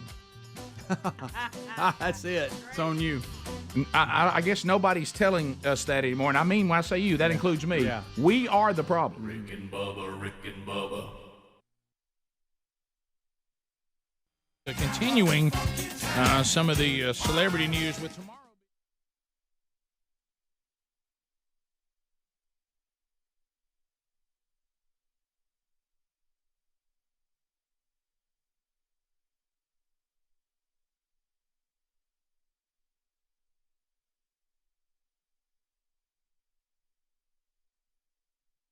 Everybody equally. Oh yeah, that would be fine. But they had a little fun concerning one of the Republican congressional candidates out of Texas. Yeah, Dan Crenshaw, he's a Republican running for a congressional seat in Texas, took the high road Sunday after Saturday Night Live actor Pete Davidson poked fun at him. The former Navy SEAL has lost an eye and wears an eye patch. And according to Davidson, he said it made him look like a hitman in a porno movie. He stirred up controversy with that. Crenshaw, like I said, was wounded badly in his third tour of duty in Afghanistan. And he said when responding to it, Crenshaw said that it was an attempt at a joke, it was not funny, and it was mean-spirited. But this is what was really, I thought, cool about this. He said, I want us to get away from a culture where we demand apologies every time somebody misspeaks. He says, I think that would be very healthy for our nation to go in that direction. So, in other words, he was asked, does Pete Davidson or does Saturday Night Live owe you an apology? And he said no. Right. He said he didn't like it. He thought it wasn't funny. He thought it was mean-spirited. But do they owe you an apology? No. He said, I want to get away from a culture where we demand apologies every time someone misspeaks. Yeah, what he's saying is Pete Davidson has the right to do whatever he wants to do, and even if I don't think it was a funny or I didn't think it was proper, that's kind of the end of it. Right? He doesn't owe me an apology, and some people may think what he did was great, and let's let that fall where it may. But I couldn't help but think about the reaction of the left when Donald Trump made a comment concerning, John McCain. And a lot of people thought it was the end of his political career, and it was kind of like, which I don't necessarily disagree with, that when it comes to people who have put their life on the line and have been through horrible things, and in this case lost an eye, and John McCain's case, the problems he had from being a prisoner of war, does the left say it's okay to make fun of someone who has been injured serving our country in death-defying situations as long as they're a Republican and it comes from them? Because McCain was a Republican, but they said a Republican can't even say anything negative about that Republican, and they acted like they were just above the fray. But then they turn around and make fun of someone who lost an eye in battle, and that's okay? This is that. Keep in mind, once again, when emotional people do things, don't expect consistency. No, it's all over the place. Anytime your worldview is based on the view of an emotional child, you're not going to find any consistency. But I agree. I like where Crenshaw just said, nobody owes me an apology, and let's get out of that culture. I agree with that. And, Rick, this weekend, a Georgetown man was arrested after police say he mounted a horse at Churchill Downs and tried to ride onto the track during Saturday's Breeders' Cup.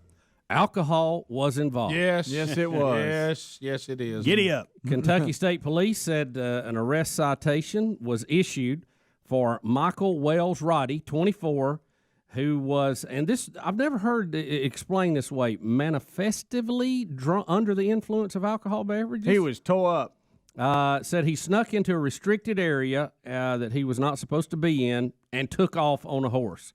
He actually made it out of the tunnel area and into the track entrance, according to police. Do y'all realize how far he made it? Yeah. He successfully gets on a horse and gets out of the tunnel. Yep. Into the track entrance. Now that is, you talk about his buddies making him king of the world. He didn't get on the track, but he was one step from being on it.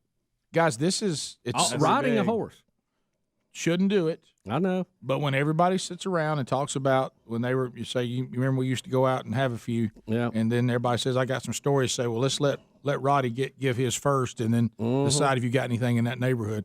because he went to the Breeders' Cup, got on a horse, and came out of the tunnel. Yeah, Wales, right? That's such a good one. You know his buddies are eating it up. Oh, God. you know it. Look, there he is. Hey, I bet you won't get on that horse. Do what?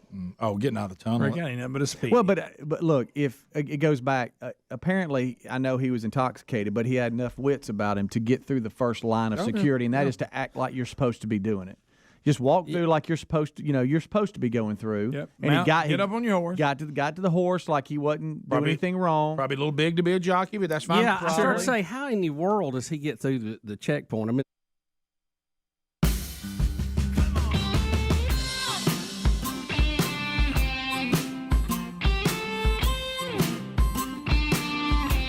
8 minutes to the top of the hour. So you hear that a lot on the show, the constant ongoing discussions of sleep.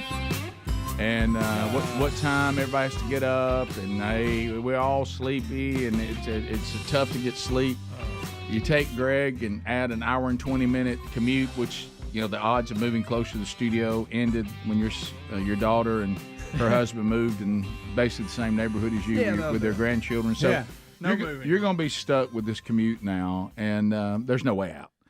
And I know it's been hard on you. I do. I know it beats on you and it bangs on you. And we actually have some footage I fell asleep. of the number of times you slept during the last segment. Hit me, man. I didn't even know it. Yeah, it was killing Rick. If I couldn't get out of it. And I kept hearing Rick's voice echo off. Yeah, look.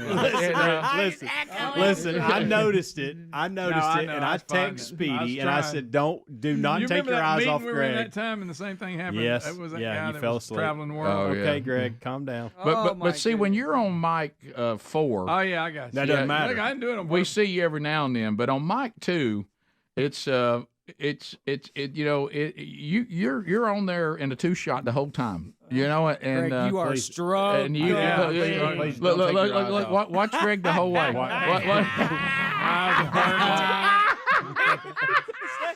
He's asleep. He's asleep. Please look. Watch right here.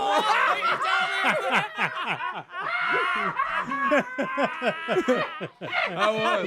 He's asleep. Hey, I counted 6 asleep. Golly. 6 asleep. One time your nose hit the mic. Yeah. And hey, you were fighting it so badly. Look, Greg, you were fighting it so. I wasn't crazy about doing the Pride Story either. Oh, you're friends. It's constant. It's constant. Yeah, I got fighting it, man. Yeah. Nice. Oh my gosh. Please look. He is out. He is out right there. He's so much fun. Hey, Rick, you know what I say about that last segment? Riveting. Oh, that's so good. If we'd have just kept talking about somebody's big ears, he'd have said it. I know it. I know it. Oh my goodness, Greg. Abner can't believe I didn't even know it. Oh my gosh.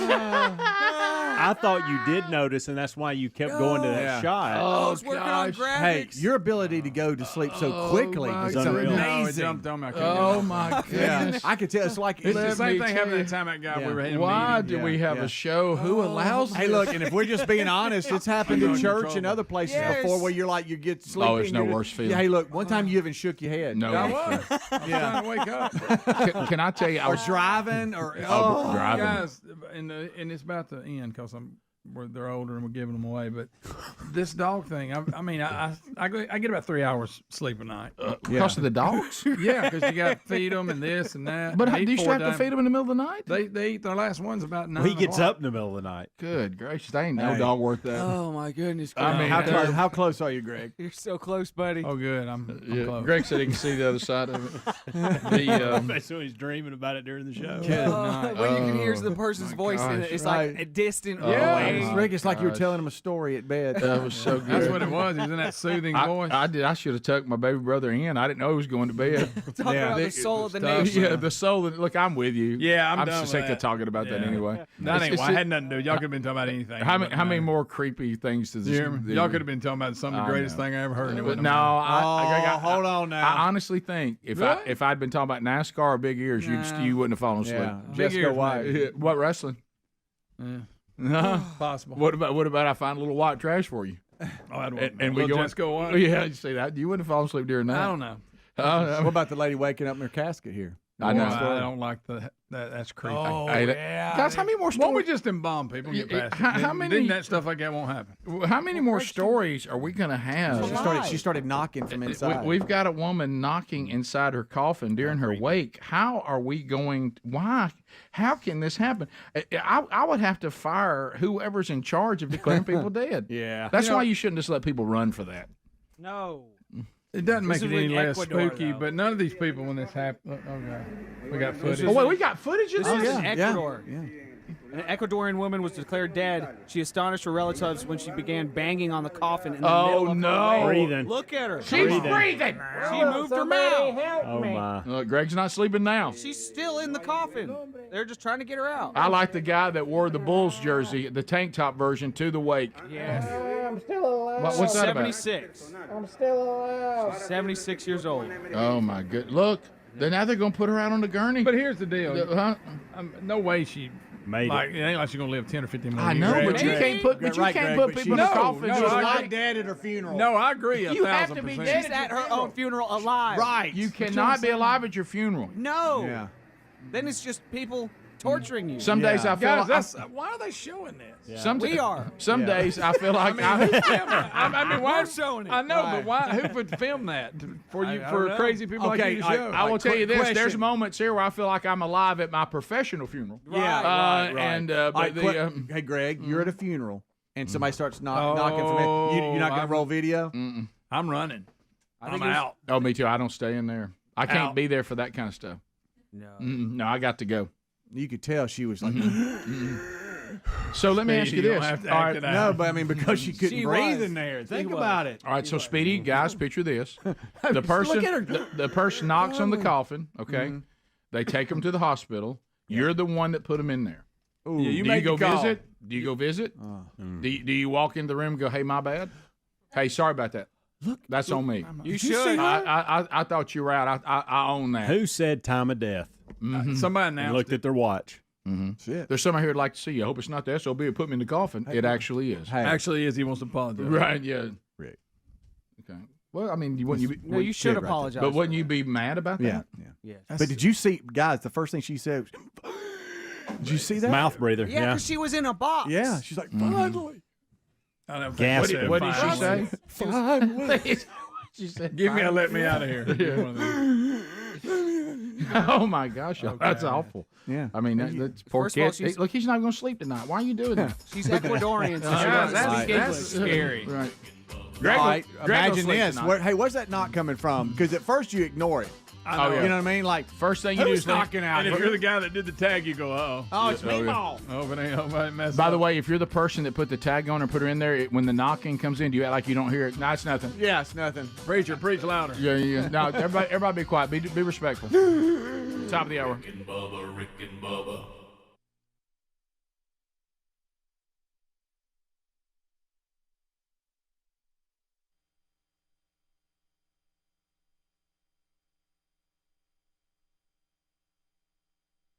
Got to be fences. There's got to be gates. He did it. But, you know, we brought this And he's up. toe up, and he's oversized to be getting in there. Yeah, we brought this up in the kickoff And nobody's hour. holding the horse. He just gets on one, takes off. And a lady from Kentucky called and said that was the one thing the staff said is that he looked the part. I mean, it didn't look like he was doing anything wrong until he gets to the gate and they tell him to get off and he won't, and he starts making a bunch of racket and noise. So I guess he would be believable on those horses that walk out with the Yeah. He wouldn't be believable as a Rick, jockey. surely those thoroughbreds are a little tougher to get to. Right. You He know. got on one of the horses that just participate.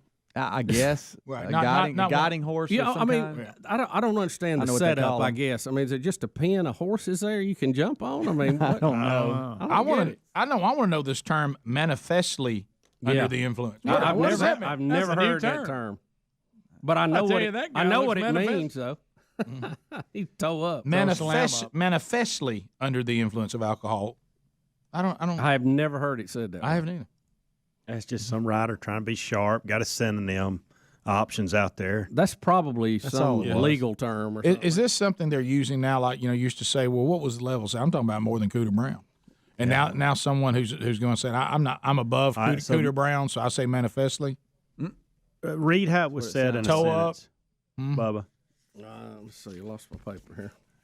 It just manifested is by one's acts or appearance demonstrate. So that would make sense. Manifestly. That Michael Wells Roddy, 24, was manifestly under the influence. I got you.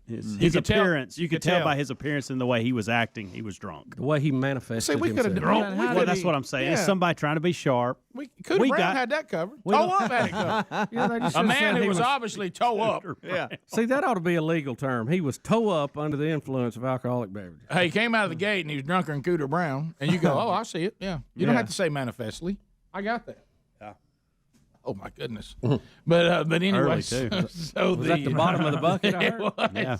Yeah. So anyway, but I'll tell you this: you shouldn't have done it, and it's awful. But boy, what a story! I mean, what a story.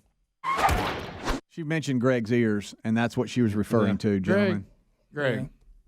Well, at least I knows in her person. Yeah. Actually, how about that, Rick Rick? has a pair of Beats. That's your brother, Rick. No, it's not, Greg. All right, I'm looking at Greg. I Little grabbed man, them out of hey, Lisa's purse, being funny, and they were warm, and I just left them on. Greg, when you're cold, I'm with you. You do whatever you got to do. Look, I was trying to be Wasn't that sharp cold? and be funny, and Wasn't I that put them cold? on, Yeah. and then I thought, you know what, these are pretty darn He's warm. not in Wisconsin watching Wasn't that the game. cold, Greg? Wasn't that cold? It was there. Wind was blowing. We have Greg in a pair of earmuffs watching his son coach high school football Friday No, night. that was just a snap. Greg, it Rick, wasn't that cold. Rick, he's the guy No, it too really that was. claims Not he can earmuff think cold. warm. Let's not forget that. Yeah. Greg, it's he not can earmuff think warm. Rick, I mean, wind was blowing hard. It You was weren't not there. You weren't ear there. for you to Did wear. I see you in Monroe, Georgia? Greg, if you're wearing those earmuffs, you got to agree with me. That's got to be desperate. It was cold. Greg, I'll It give wasn't you this. earmuff cold. I'll give you this. I was out in the wind Friday too, and it was blowing real hard. Okay, let's Friday ask night, the wind got cold. Let's ask one of the minions in the golden ticket. Does this hurt his man card here? I just want to say, Oh, here we go. y'all need to leave my Greg alone. There you go. There's a woman in the audience that has a shirt on. There's a woman in the audience. Her shirt says, "I will always love Greg." So you ain't gonna get her to turn on. No. No, what would be embarrassing if somebody could have pulled them off my head, which probably couldn't happen. There we go. Here's what's so sad. What if you had those on? You were standing between somebody trying to putt. Taylor, Coach Burgess, is the one that sent us this. Oh, don't pay him. And Helms and I got this after the game, and he said it was so bad he noticed it from the sideline, didn't he? Well, that tells you how the game was going. Yeah. Hey, has anybody put this in front of Coach? No, I'm afraid. I wish I'd had the picture while I was with him. Oh boy, it was a joke. You got little fluffy, little furry It was a joke. earmuffs on. Tucker is they look warm, Greg. They were warm. They actually got hot at one point. to Speedy's question. Tucker in Auburn. Tucker, go ahead. Hey, I'm teammates and roommates with Chandler Cox. Oh, my name's Tucker Brown. I figured y'all'd like to hear that he's a man of many talents. He has a hair cutting business called Big Cox Cut. Okay. Oh my gosh, I wasn't expecting that. It's good delivery. Please look at Bubba.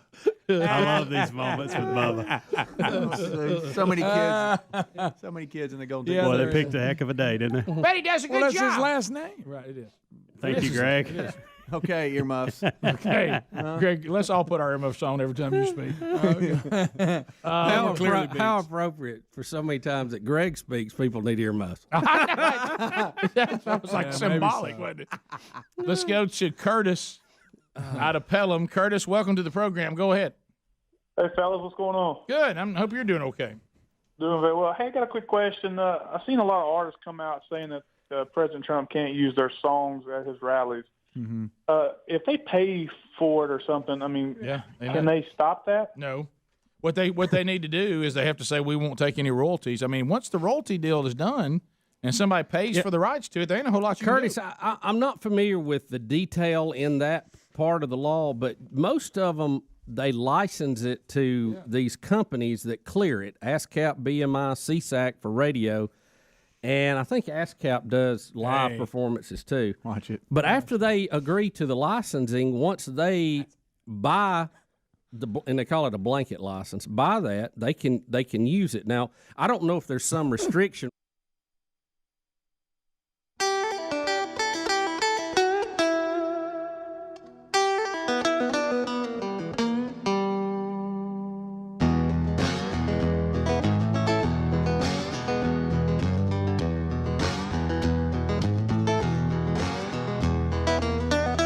is 6 minutes past the hour. Rick and Bubba Show. No Name Studio. Bleeding edge of technology. From Sweet Home, Alabama to the world. Speedy, the real Greg Burgess, Helmsy, Eddie Van Adler here, Alapuca, Cam Solo here. Rick and Bubba University students. So we'll start this hour. Montrose. Yep. Don't forget Wednesday Bible study today, noon Central, 1 o'clock Eastern on the YouTube channel. Revelation 13, we'll finish that today. It'll be archived soon after, and it'll be there on our YouTube channel or our podcast channel. You select the one that you want. All right, so Helmsy said if I liked Greg falling asleep that I can't ignore the Yankees announcer being hit by a foul ball but finishing the call. Yeah. He didn't let it bother me. And you're saying he gets hit good. He gets hit good. And he doesn't realize it's coming as close to him as it is, and it ends up wearing him out in the face. In the face? In the face. And his reaction was, you'll see it. Okay, all right, here we go. I can get to see now it. Now the 3-2 swung on, a pop foul back here. Oh! It really hit me. I didn't know it was coming back that far. So once again, it'll be a 3-2. And Holmes ready to deal. A ground ball at the third. Donaldson squares, throws to first in time. Ball game over. Yankees win. The Yankees win. Is that his? That's his signature ball actually hit me. It kind of glanced off my forehead. So I took one for the team. Okay, John. My star of the game is Kyle Higashioka. Who is this? I have no idea. Is that a real person? Are you okay, John? Yes. Okay, I am okay. Just a glancing blow. Just a glancing blow. Hey, don't make fun of Sterling. I didn't know he did that. Yes. Yes, hey, look at me. Yes, you do. Everybody knows. You know that. And I think we covered that. His home run call is pretty special, too. Hey, Special? It is. We have covered him. Because I don't like that. Well, I mean, special like that. Do we mean like special needs? No, Rick. No. You made me. I'm not going that far with it. Okay. What I'm saying That's is, y'all would make fun of it too. Okay. Well, that's what I'm saying. I think we've covered that before. And you made fun of it. I know. Before. That's my point. I would like for him to. He's the Yankees guy. Can we not do something sharper than that? That's it. That's there. Everybody looks forward to that in Yankees land. Well, I get so frustrated. Well, you're not. You just dabble with the Yankees. I wear my Babe Ruth jersey here every once in a while. I get it, but I don't think that's the cool. Yankees faithful love this. He's not that old guy. You remember the old guy, the PA guy? Yeah. Hey, you're gonna have to sit. You're gonna have to sit this one out. All I want you to focus on is him getting hit. That was the whole reason we did this. Right? Can I do this in a minute because I think things change. Pull up his home run call. Because I'm a big radio guy. As you know that it's where we built this Rick and Bubba empire. Right, buddy. And I want to hear it without seeing him. Because it looks like he's having a seizure. And see if I like it. I may like it better if I could just see it and not see him do it. You're right. Hear it. I agree with that. You want to close your eyes right now? Do you mind? Like Greg. I'm going to be like Greg and sleep. Just don't look around. Yeah, I'm going to close my eyes like Greg. Don't look back. And I just want to hear him. Because I think I'll look forward. Do you want the whole hit or just the end where he's like, Let me have just the end first, and then I want to watch the hit again because Speedy said I didn't give the hit enough. Okay. All right. A ground ball at the third. Donaldson squares, throws to first in time. Ball game over. Yankees win. The Yankees win. No, I still hate it. That's terrible. So that's terrible. Yeah. It's really bad when you look at him. I'll give you that. The looking is worse. I can tell Greg couldn't help but look. You were looking out the corner of your eye. I'm looking up there. The looking is worse. The looking is worse. But I got to tell you, the audio only. It was not enough. It's not cool. It needs to be cooler than that. Yeah, you're right. I mean, that's not cool. That sounds. What does the Yankees deal with their announcers all being 900? Is it? It is high. It is far. It is gone. Is that what his home run call is? I might like that. Well, but he's it's he's not doing all that. He's not doing all that. It is high. It is. Does he go? It's a high. Well, who is this? I mean, Katharine Hepburn. So we're now. Is Katharine Hepburn? Is she the Yankees person? Male was hit with a baseball. Classic us. The announcer gets hit in the forehead with a ball, and we're going. I'm glad he doesn't have big ears. Yeah, we ain't even mentioned him getting hit. I actually find that part to be more intriguing to me. He does kind of have, which I hate to brought that up. I want to see him get hit in that. All right, so it's a storied Knocks his franchise. glasses. It's a storied franchise, which is my point that I'm making. Storied franchises should have very cool calls. Well, that's true. Yeah. Okay. Now the 3-2 swung on, a pop foul back here. Ow! Ow! Ow! It really hit me. I didn't know it was coming back that far. Back here. It is high. It is far. It is gone. What about this? I mean, he knocked his glasses off his face. Yes, it did. Rick, all right, first of all, he's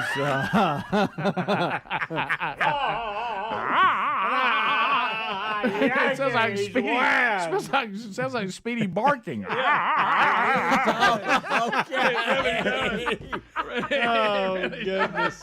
he's 84. He's 84 years old. Does that help, Rick, that he's 84 and he's been doing this for 50 years? You mean he's hanging on a little too long? It explains how it sounds. Do you like his home run call? I mean, do you have his home run call, Adler? I'd like to play it just to see if we can get Rick back liking this guy. Okay, let me try to find it. Just go John Sterling, famous home run call. What about the old codger that used to... The old codger. Yeah, That's how remember you started off. The Yankees had the guy when... I love the this. PA The PA guy. I love the PA guy. When they brought him, when they brought him, they brought his voice back for Jeter. That's what it was. In his last game, and it was phenomenal. See, stuff like that moved me. Yeah, give you chills almost. It did, but he stays cool. This guy, I love this guy's play-by-play voice. I just don't like that. Well, You know, I his think play-by-play voice, if I you think never great. saw him do this, I think it would have helped. You can't get that out of your mind. That's The possible. image is stuck. That's I know. possible. Here's just audio. Behind on the count 0-2, and the pitch is drilled to deep right field toward the wall. She's gone. Willie Calhoun hits his first home run as a Yank, and he gives the Yankees a 3-2 That's lead. fine. I need it when he does his staple. It is high. It is far. It is gone. Does he do that? Yes. Yes, he yeah. does. That's Does he go, he's known for that. Yeah. Unless I'm confusing somebody else. You may That's- be. But You may I'm pretty be. sure that's his staple when somebody Right. hits a no doubter. I mean, I feel like I'm on Golden Pond. Yeah. Some say So- he's had some bloopers too. Where he's, it's Winkies win. it comes with your eyes being crossed too. Winkies win. Good night. What are you doing? Norman, have you heard the Yankees won? So, I didn't know it came with those eyes. That's something else. You know they're gonna get stuck that way. They've been telling me this since I was 4. I didn't know you did Catherine Hefner. There are some bloopers out where he says it's a home run and it doesn't go. I've been working on. All right, let's see. There it is. There it is. Thank you. Swung on and into the air to left field. That ball is high. It is far. It is gone. It's a 2-run home That's run. fine. I I don't have a think problem it's with that. anything that don't go. We just got to drop that. Norman, talk to him down there. So it's We got him smoking now. smoking for some reason. I don't know what. I've added a cigarette. I've added a cigarette. It's Aunt Martha. You old poop. Oh my goodness! Don't let him get to you. It's All right, so he said he's had several home run calls that weren't actually home runs. what am I talking about? It's far. Wait, no, it's not. It's far. It's gone. They got it at the wall. What am I talking about? Oh, my goodness. Ow! What am I talking about, Norman? All right, we'll come back. Your phone calls are next.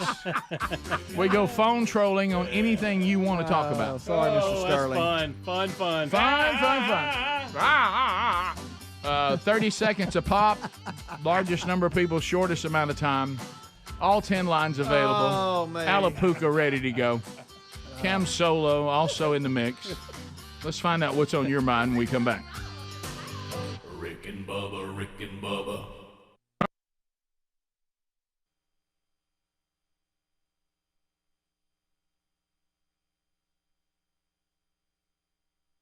Or the artist can go back in and say a particular person can't use it or not. I know a lot of them say they wish they wouldn't, but I don't know if they can. I think we've had cases. What was this?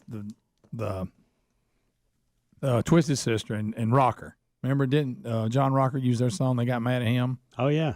Made a big deal. You talking about about the pitcher? Yeah. But I'm with Bubba. I don't know what you can do legally because I know the Stones have been trying to get him to stop using. You can't always get what you want. And he plays at every rally. You know, they have to buy a license, a kind and the of Stones are getting a royalty off of it. But I think once they make that licensing deal, It's like saying this radio station can't play it, but this one can. I know. I don't think you can do that. I don't think you can cherry pick after you agree to it. Speaking of that, went at Chattanooga where we had a big rally over the weekend. We'll talk about that at Trump rally in Chattanooga next. Rick and Bubba. I don't wear a toupee. It's my hair. All right, Chattanooga, anybody who was at the rally this past weekend, we were looking at some of the footage. It was mania. Tomorrow it is the midterm elections. Well, I know, Rick, you can't get here soon enough for everybody. I wish you'd seen me messing. That ain't been fun. I was messing with intern Graveyard a minute ago. He's like, I wonder what's going to happen tomorrow. I said, what are you talking about? What's going on tomorrow? He looked at me and said, midterm elections? I said, no, it's not tomorrow. It's a week from tomorrow. He looked at me and he said, really? And finally, I was messing with him. But for Democrats, they vote next Tuesday. Yeah, that's what only say. Republicans vote tomorrow. That's what I heard. I don't know. So we love that one every time. No. Hey, it's going to be mania. I mean, I'm looking. We got one story here. The all loving, all caring. Everyone has their own truth. Democrats. We got a political dummy hanging from a tree with a sign attacking GOP in Tennessee. And claiming that somehow. And what I love about it is that they're hanging an effigy. Something that they think represents all GOP voters, supporters, and candidates, and underneath it says "Stop the Hate." Yeah, I mean that's isn't that good? Only the emotional left could put those two things together. It's kind of like that example we had last week. I mean, that's When I saw FSU student was arrested for throwing chocolate milk, I thought it may be at the coach. Right. But then I realized it was actually at a Republican volunteer. I hate to see chocolate milk being. Yeah, let's not I waste chocolate that. milk. I think we need to move politics out of food and dinner and times of eating. I've been a proponent of that. Speaking of Tennessee, Rick, I know Trump was in Chattanooga. Oh, yeah. Was it last night? Was it Sunday night? It was this weekend. Yeah. And we got some footage of that. Was anybody at that? Yeah, How'd that I don't go? know. It was. All right, so It was Greg's favorite, Lee Greenwood. this is the crowd inside this arena. You won't see this on media outlets. Well, no, I think you're right about that, Speedy. But let me tell you, if you want to know what's happening tomorrow, the current state of the Democratic Party, and especially the celebrities in the far left and the Maxine Waters and all those, they're saying that this arena, even if they acknowledge that it is packed to there's no seats, and they're all singing "God Bless America," they will say these are the people that must be stopped. Yeah, that's a whole arena full of deplorables right there. They say all Trump has done. If you look, I'm not making this up. Just go listen to them. They will say all Trump has done is galvanize the lowlifes of our country and the people that make our country horrible. He's awakened all the people from the former racist and all the deplorables, and remember Obama said clinging to their guns and their Bibles. They're just saying, Trump has a lot of support from a bunch of backward people. Yep. That's what they say. Correct?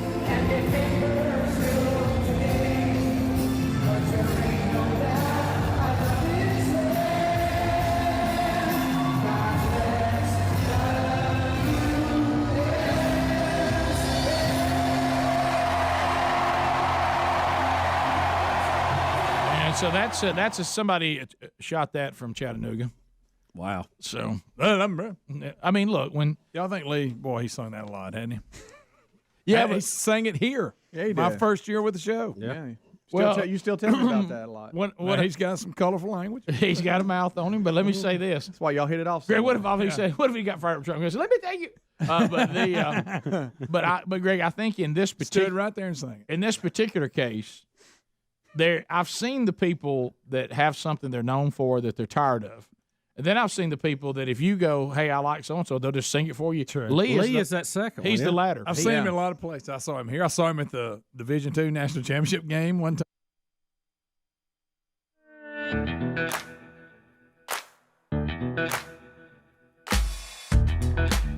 866 We Be Big, and Alapuca and Cam Solo are ready. Line them up at 866 We Be Big. Make comments, ask questions, bring information to the table. Bubba will be back with us tomorrow on the program, Lord willing.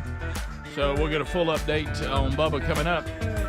Other stories will hit before the day is done, but right now you're running the program at 866 We Be Big. So handle with care. You've been made producer. Yeah. We got 10 lines, so getting in should be easy if you move now, and we got a buzzer that's going to set up the boundaries and keep those phone calls moving. And you'll get 30 seconds a pop as we move through that, unless you get a timeout from Helmsy and the indecisive Speedy. So 866 we be big. Greg, we looked out in the hall. Somebody brought you a dog pen. You remember 2x2 Rescue that we do. did charity charge? I do. Sonia King, executive director. They left me a little surprise in the hall, and it's a pen, I guess, so I can keep Tom Petty from. I was telling the story how he busted out of what we've been keeping him in. Yeah. He keeps growing. He gets bigger, and he's hard to contain. The others are pretty much standing in line, but he causes trouble. But anyway, thank you so much to they've been trying. 2x2. They've been trying to get you a pen from the very beginning, and they were going to handle everything. I don't know why you've been so difficult about it. I had not a pen, but I had something work really good right up to the last one. Well, you know what they just did at 2x2? They just did what everybody has to do.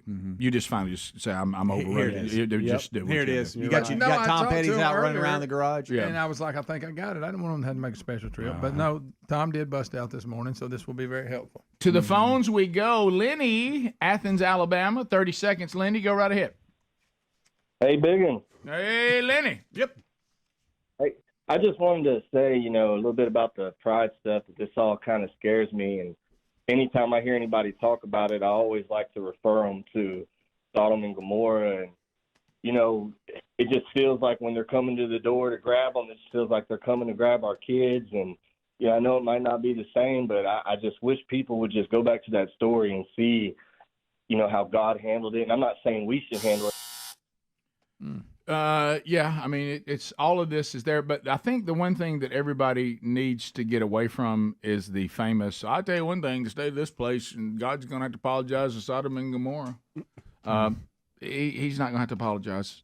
We're studying the end right now. We don't get away with this. The redeemed are going to be fine because they will not see the wrath of God. But, those that keep thumbing their nose at God, he's very gracious. He's very kind. He's slow to anger, but that doesn't mean he never does or never has.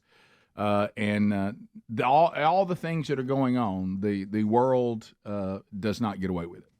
So, and you can join us for more on that later today if you want to. Jerry in Birmingham, Alabama, 104.7 WZZK. Jerry, go ahead. What's up, fellas? You, buddy.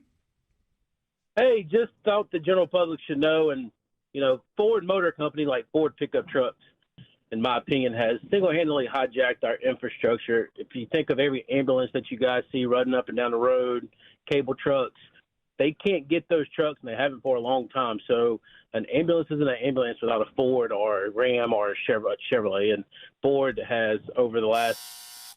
Did anybody follow that at all? Nope. He's talking about the makes and models of Yep. ambulances? Yep. And unfortunately, I think with this group of guys, and it's no offense to you, sir, and thank you so much for listening to the program, not a topic that draws our attention a whole lot. I didn't even follow anything you said there. All I know is I'm a Hendrick driver, Rick the Ram 1500. Yeah, and I don't know about the Chevy. I was interested. Were you? Yes. But he didn't mention vans. Well, a lot of people convert these ambulances because the infrastructure in them is really good. Mm-hmm. That's what y'all you want to should talk have about vans? Not really. Oh, okay. Mike in Huntsville, 100.3 The River. Mike, go ahead. Oh, yes. How you doing, man? This is first time caller. Okay, thanks for calling. I got a question for you. Did y'all see that preacher, that 50-year-old preacher that was dancing with his wife on YouTube? I want to know what y'all think about it. 50-year-old preacher dancing with his wife on YouTube? Can you be more specific? Yeah. What were they doing? What kind of it went viral. And he was like dancing all behind the reels. Oh, no. And they was complaining about he was a preacher. Oh, and he no. should be dancing like that. It got a little nasty? Yeah, man. What the? A little bit of the forbidden dance? And there it is. Uh-oh, we got it. Watch out. Oh, whoa! Hey, Pastor. Hey, Pastor. Rick, seen a lot of preachers in my day. Never seen one like We that. we got kids up in here. My goodness. He had his hat on. And, Whoa, gracious. my goodness. What campus of Hillsong is he the pastor? oh, that's so good. I'm here all week. Wow. I'm here all week. I know Bubba's coming back tomorrow. He'll be a little crutch for me, but right now I'm still going. She might have dropped something, though. Well, she dropped something. Hey, she certainly did. Rick, that wasn't down there in Warrior, was it? Oh my, yeah. I think if his congregation and others are upset with his behavior, I think they're in their right. You know, I'll be honest with you. I expected it not to be that bad. No, some reason I pictured like a wow, Mike. I don't know. Thanks, Mike. Thanks for that call. The pastor having his arm up in the air Right. brought it. Right. Yeah, that was something. There's so many things I want to say. I'll A tell lot of you growth in this room right now. Yep. Jeremy in Mississippi. Jeremy, go right ahead. Going viral.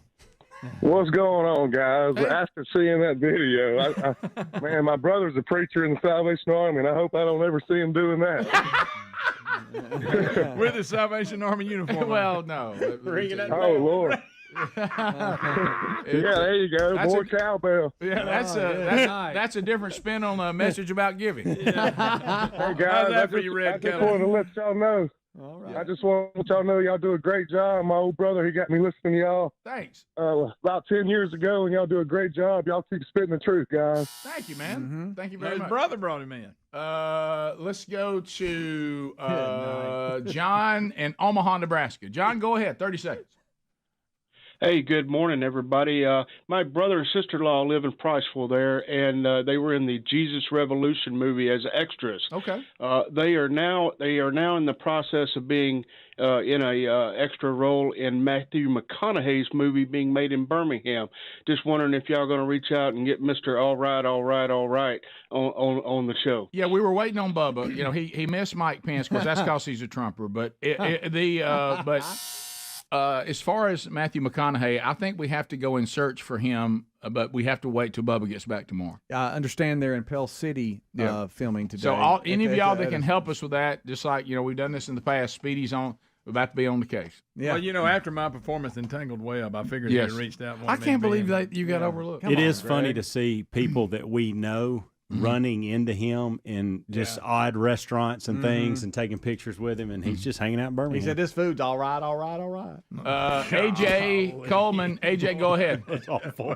Hey, Biggins. Hey, buddy. Have y'all seen the blasphemous preacher at a Warrior that looks like Chris Angel? We talked about that yet at length. Yeah, we sure have. We've actually spent several segments. We got in that wormhole on the video too. Yeah, you must have missed that. But we broke all that down. That's an. I'll go check the archives. Yeah. Listen to the last couple of days of the show. Yeah. Monday we really unpacked it. I think it was Monday or Tuesday. We continue. Let's go to Doc, Russellville, Alabama. Doc, go ahead. Hey, I was just going to make that comment. Y'all was talking about the woman in the casket. I said, well, at least she wasn't being cremated. I'll hang up and listen to your comment. Yes. I don't know why that was funny. It's hot in here. We got to get my dad up and about. Okay. Thanks for calling, Dad. I just wonder about if she would have been, cremated. I'm going to hang up and listen to your comment on that road tide. Yep, that'd been hot feet there. That'd have been tough. You better hope they're putting you in their foot first. Oh, that's hot. It's hot in here. Gives a whole new version of that song. She's going in, she'll be like, there he goes again. We'll be back. More stories that are out there today. 866 We Be Big. More Rick and Bubba right after this. Rick and Bubba. Yeah, so I'm there. No, Greg, I saw him. Bubba and I did an event one time at Fort McClellan. Remember that? Oh yeah, yeah. I was at that. We've seen him in New Jersey. Yeah, they're shutting the fort down. But Greg, I was watching. I don't know what I was watching. I don't remember what it was, but it had some CMT something, I think, and they had him walking, and somebody brought up him and started interviewing him. He calls over the Gatlin brothers and says that they sang the background on the original recording. And all of a sudden, they all just start singing. Yeah. So I'm just telling you, Lee Greenwood, if you want him to sing, I think what he's saying is, well, without that, would I even be relevant anymore? No, it's a great song. Let me ask you this. I wonder what it costs to get him to come sing it. What's it going to hit you? Not as much as it cost when it first came out, but it's probably still okay. Yeah. Does it? Do y'all like it? He's turned it into a franchise. Oh, yeah. It's still it's a great idea. Makes the hair on the back it of my is. neck I mean, it's an up. excellent song. Yeah. Did he write it? I don't know. Or Seeing that crowd, too. I mean, that fires you up. Yeah, it is. Well, tomorrow's a big day. It is. Tomorrow is the track we're on now. You try to give the Trump administration everything they need to stay on track, or if you're against it, and you think the track we're on is something you hate, tomorrow's the day to stop it. It's going to be one or the other. So, or not, if not stop it, at least make it more difficult. Or you can proudly stand up. Stand up! So how do you think it'll shake out tomorrow? I don't know. Let's ask Grace, who was there. Grace, were you at this event? Yes, I was. I took on and I left here about 8 o'clock yesterday morning and went. And what was it like in there? It was so awesome. I think the best part too is just being outside, waiting in line with everyone. So that was really neat. You just meet people from everywhere.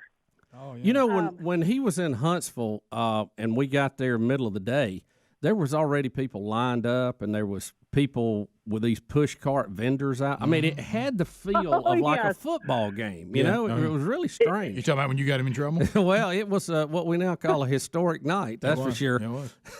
Ma'am, did you get to meet Lee Greenwood? No, we didn't get to meet Lee Greenwood. We were already in like the second tier. They had it blocked off in all different types of forms of lines.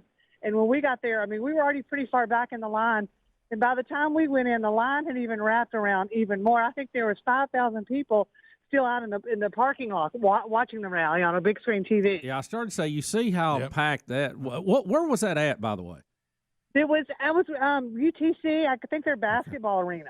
Yeah. Okay. And usually there's as many or more people outside. I mean, it's quite an event, and I'm sure he delivered. He likes to talk to a live crowd.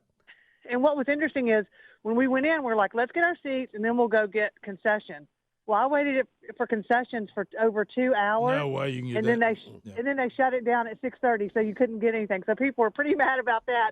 But I think next time if I go to one, I'll just go a little more prepared. Yeah. Take some water. I'll say this: we've seen other presidents speak. It's a whole nother level. I don't think he really turns it up.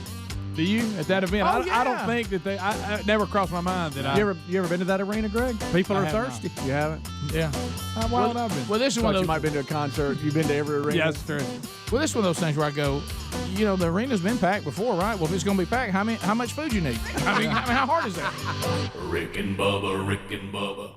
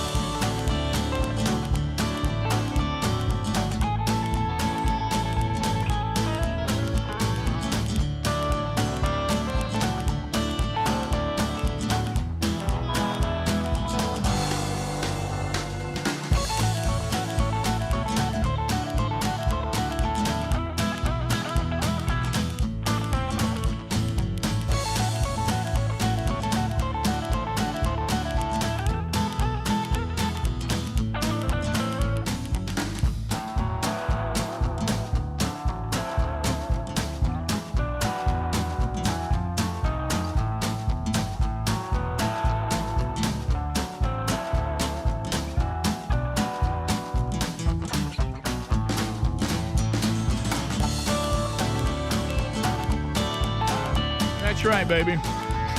Bubba back with us tomorrow. We'll get a full update. Thank you for being with us today. Gridiron Men's Conference coming up this weekend. Looking forward to seeing all of you men there that are coming from all over the country, all over Rick and Bubba land, to the Rocket City, Huntsville, Alabama, the Propes Arena. Tickets are still available. Mike Pence will be there. Robert Jeffress will be there. David Jeremiah be there. Charles Billingsley, Phil Waldrop, Mike Whitson, and I'll be closing out the weekend on Saturday. So looking forward to being with all of you, but I'll be out there gripping and grinning at the Man Church table outside in the lobby. Come by and say hello. Looking forward to seeing you no matter where you'll be coming from. And also, you can find details, by the way, at gridironmen.org. Coming up also this weekend on Sunday in Birmingham, Alabama, from themanchurch.com, Brian Gunn, one of our teachers, will be there. Been talking to Brian. This is my home church in Birmingham, Valleydale Church. Would you like to come to our men's breakfast on Father's Day morning? You can. We'll start rolling out the food about 7:45. Brian Gunn will bring our message, and if you're not already in a small group somewhere and you'd like to join our curriculum, these curriculum come from themanchurch.com. We'll plug you into one of those small groups. Monday night, the 19th of June, I'll be traveling down to Prattville, Alabama. Spirit Walk Ministries, that's Bones, that's his church. He's teaching the curriculum, or one of them, from themanchurch.com, and I'll be there for their first ever men's gathering for the Man Church strategy. Looking forward to seeing all of you on Monday. Coming up on June 25th, Lake, Mississippi, First Baptist Church. They'll be kicking off the men's discipleship strategy from themanchurch.com. I'll be doing their first man church and first men's event. Churches gathering from all around. Look forward to being with you. And then in Columbus, Mississippi, that same day on the 25th, Tony Cooper, from a new member of the team at themanchurch.com, speaking at the next Man Church. They've been doing our strategy for a few years now at First Baptist Columbus, Mississippi. You can find all these by going to themanchurch.com and just click on the events. And if a church is doing a Man Church, they are also doing our curriculum, so you can plug into the entire strategy. All right, a couple of things. We've talked a lot about having biological males playing sports against biological females, that we believe that could be highly dangerous, and it certainly will be the end of women's sports, because men and women are equal in value but distinctly different. And when it comes to size and strength and speed and muscle mass, believe it or not, however you think human beings got here, the male is created differently than the female. And they're not interchangeable, no matter how much you may want to pretend they are.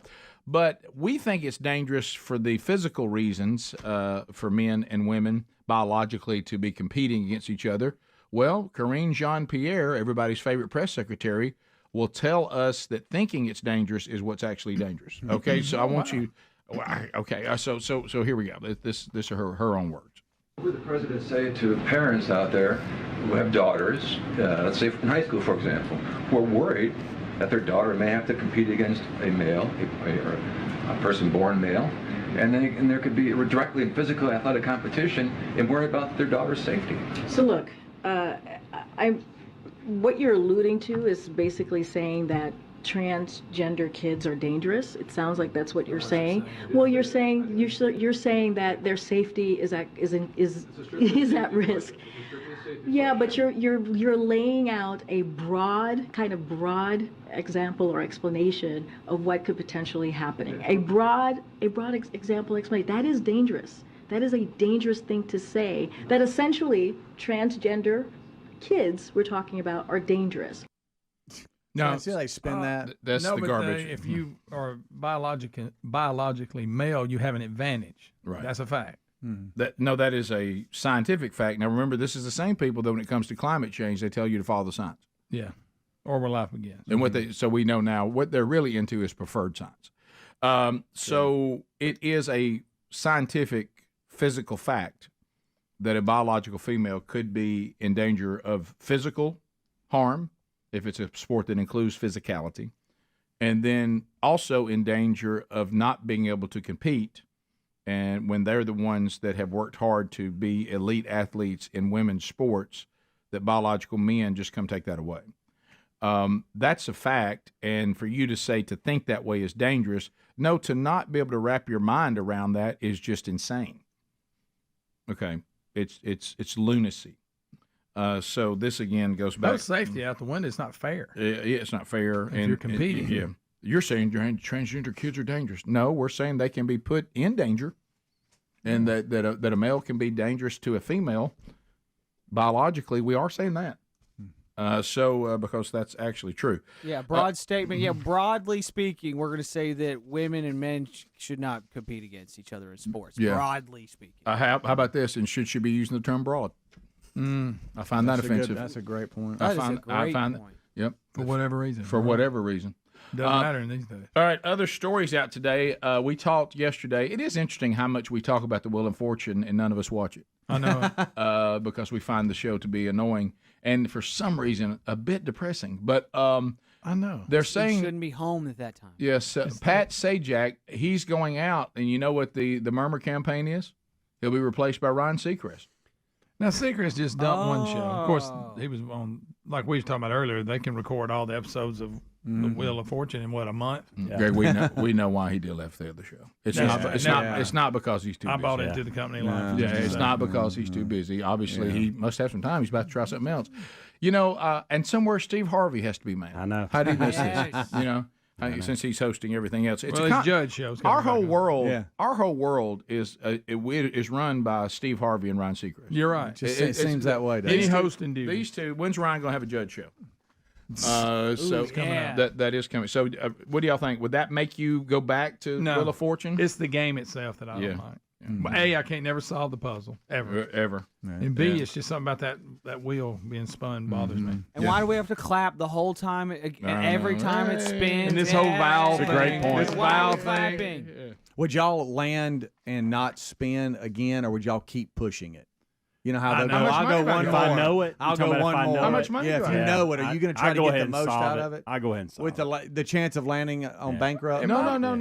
If I know the puzzle, puzzle, I'm stacking the cash. But which goes back to bankrupt buying a out there. vowel. I know. If I know the vowel that goes there, why would I buy it? Just in my head. I know. I mental hate note. that. Maybe I'm you wasting need money that. on it. Maybe My you need mental note, confirmation. I'm gonna stack that paper. They obviously didn't know it. Right. Also, believe it or guess not, the right vowel. we're living in the time. We're living in the time of the whistleblower. Rick, don't say what you want to say right now. Okay, don't. That's better, Rick. Pentagon whistleblower says the Vatican is aware of the existence of non-human intelligences and have helped the U.S. retrieve a downed UFO from Italian dictator Mussolini at the end of World War II. What the? The Vatican knew we had a UFO. I don't know why we got them involved, but they're involved. And they downed in Italy. Yes, and they took it away from Mussolini, who I guess meant harm having the technology. Maybe. Wow. That the Vatican knows that we have non-human. Well, we got a lot of alien confirmations this is it. coming out lately. We got a lot. Of course, you know where this is headed. I got you. Of course, this story today really intrigues me, and I won't say what I want to say because it's growth. All right. And I hope I don't say it in the Bible study today. That means you are. I know. Will I insinuate it? Probably. Yeah. Yeah. No, I'm just going to present the evidence today that's right out of Scripture and let your mind come to some conclusions. They may not be right, but I can see why you would. So, Do y'all wish y'all could be a whistleblower? No. Not really. No. Too much pressure. Depending on who I'm telling on. A lot of people. Everybody calling me all the time. Yeah. I wouldn't want to be one. Try and charge me with stuff. And plus, I was raised up being told people don't Target like on your tattletales. They don't. That's true, Rick. You got a target on your back. I don't want to hang my britches on a nail. Hang them high, hang them low, hang them in a picture show. Hey, if you tell me something's down home, I'll take it. That's right. Graveyard. Y'all wouldn't believe the things I know. All kinds of secrets in that head. Oh yeah. Oh, I could tear down some folks so fast. Rick, I could. Don't just say things. Well, I'm not going to because they asked me not to. Right. But you could. But I could. But I'm not going to. And I'm not one of those people like if I get upset, I'll go, I could. I don't do that either. Oh, that's good. I'm glad you're not doing that. I'm not one of those. Yeah.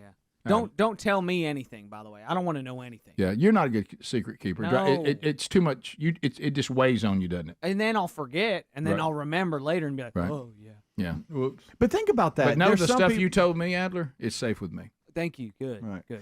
Put it in the vault. Yes. But think about the people that you encounter, or you've gone through Walmart and seen, or somewhere else, and they know things because they have their job and their clearance. They're walking around going, well, Yeah, they don't realize what's they going have on. no idea. Oh yeah, Some Men in people- Black. yeah. Some people overshare secrets too. Like, They will. like, think about this. Do I know anything remotely close to that level about you? So don't share that with me. Like, think about that. Are you oversharing secret people? Can I also Secret say this people. too? I'd like to also address this. Let's be careful oversharing in our testimony. Yes. Yes. Oh, wow. We got it. You had a rough time. you We just- get it. We got it. Yeah. You can just Details, tell. wow. You can just tell us that you went through a period of time where all sins were on the table. Yeah. That covers Now it sounds like you're bragging. Yeah, that and you're painting. At one point, you're making people here in the room feel like that they have no stories. Yeah, right. You know, it's right. I've had that feeling. You know, being someone who's been able to lead Bible studies and things where I kind of went, I don't think I told that. Right. we got it. Right. Yeah. We had it. Yeah. We were filling in the blanks. You had no more. We're We there. got it. Right.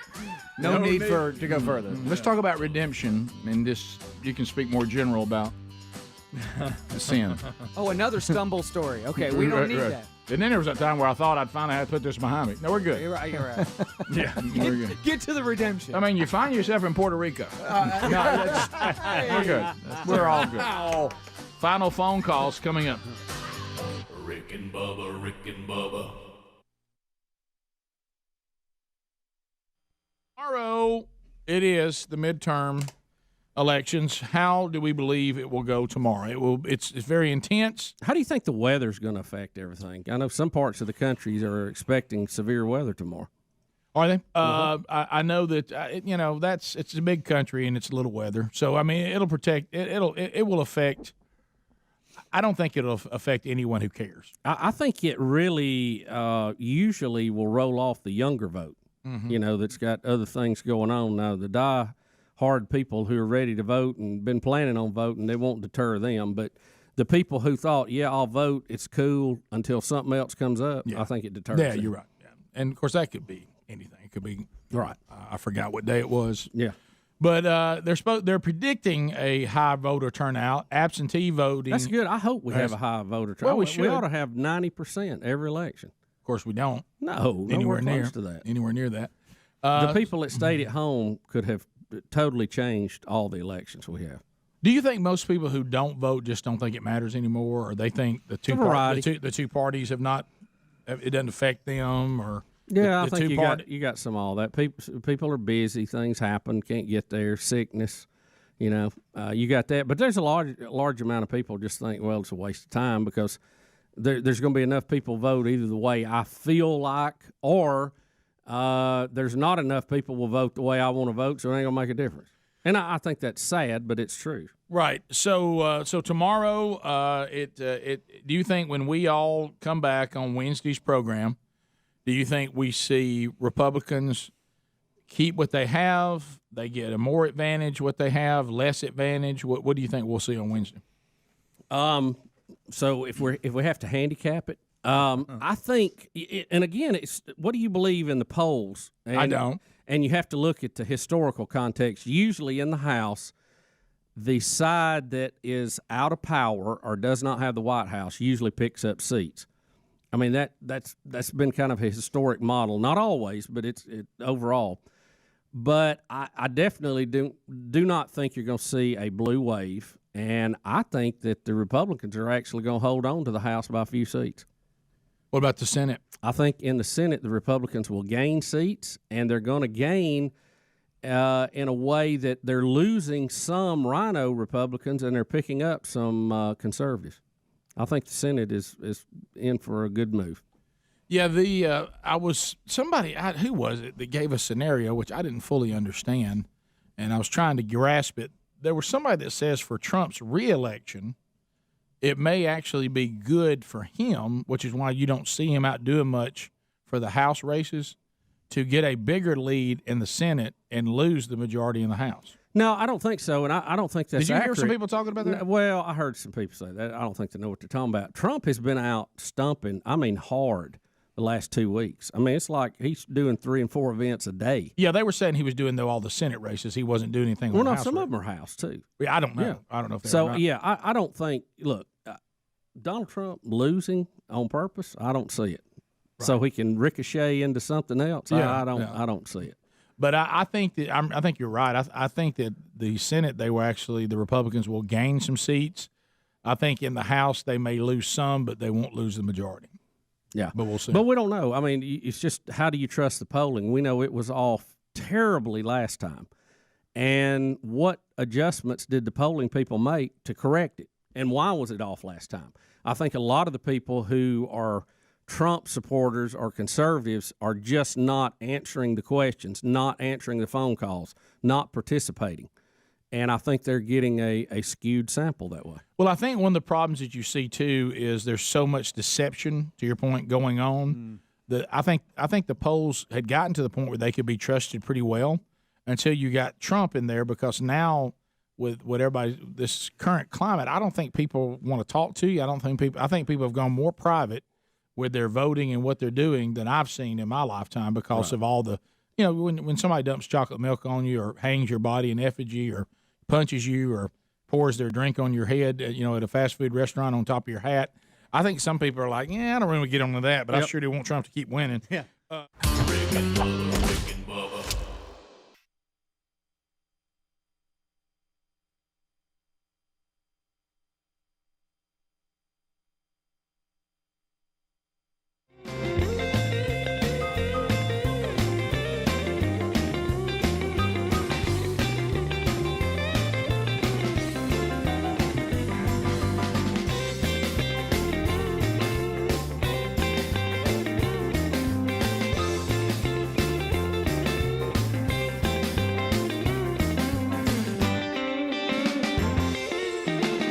Yep, under promise, over deliver. Been doing it for 29 years and 6 months. All right, so let's get a couple things done. Should have Bubba back tomorrow, and we'll get an update on everything that's involving Bubba and his health.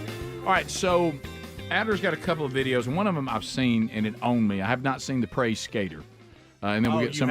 No, and then we'll get your phone calls in. But I have seen the other one, which I want to unpack a little bit before we get to it. But the first one I haven't seen. This is a praise skater. Praise skater. Oh, hey, this somebody skating for the Lord. Everybody's got to have a praise skater. Okay, all right. Let's have a look at that. I've met somebody that actually. Okay, is this a guy? Yeah. I don't know if it's on stage during the worship. Is this during the worship service? That's the praise team singing, and he's skating off to the side. I wish I was Greg. I've never seen Greg, a praise skater. This in Warrior, Alabama. Yeah, great. I'm kidding. Y'all, a praise skater. Who came up with that? Does he go into? Would he go into the pastor's office and says, "The Lord spoke to me last night"? I'm going to praise. You know what he was. I found myself in the throne room.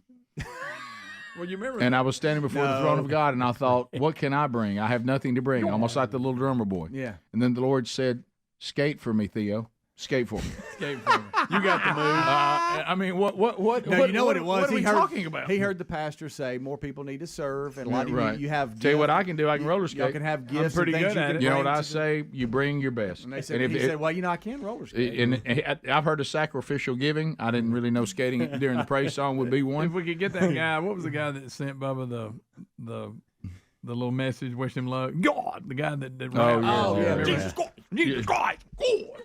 All right, now this next one. A lot of churches, which I disagree with, a lot of churches have gone away from the time of response. Of course, you see it right there in Acts chapter 2. I'm not sure why we went away with it. The first time the Holy Spirit inspired message was ever given, and people's hearts were cut, and they asked what they're supposed to do, and Peter said to repent and rise and come up and be baptized in the name of the Father and the Son and the Holy Spirit.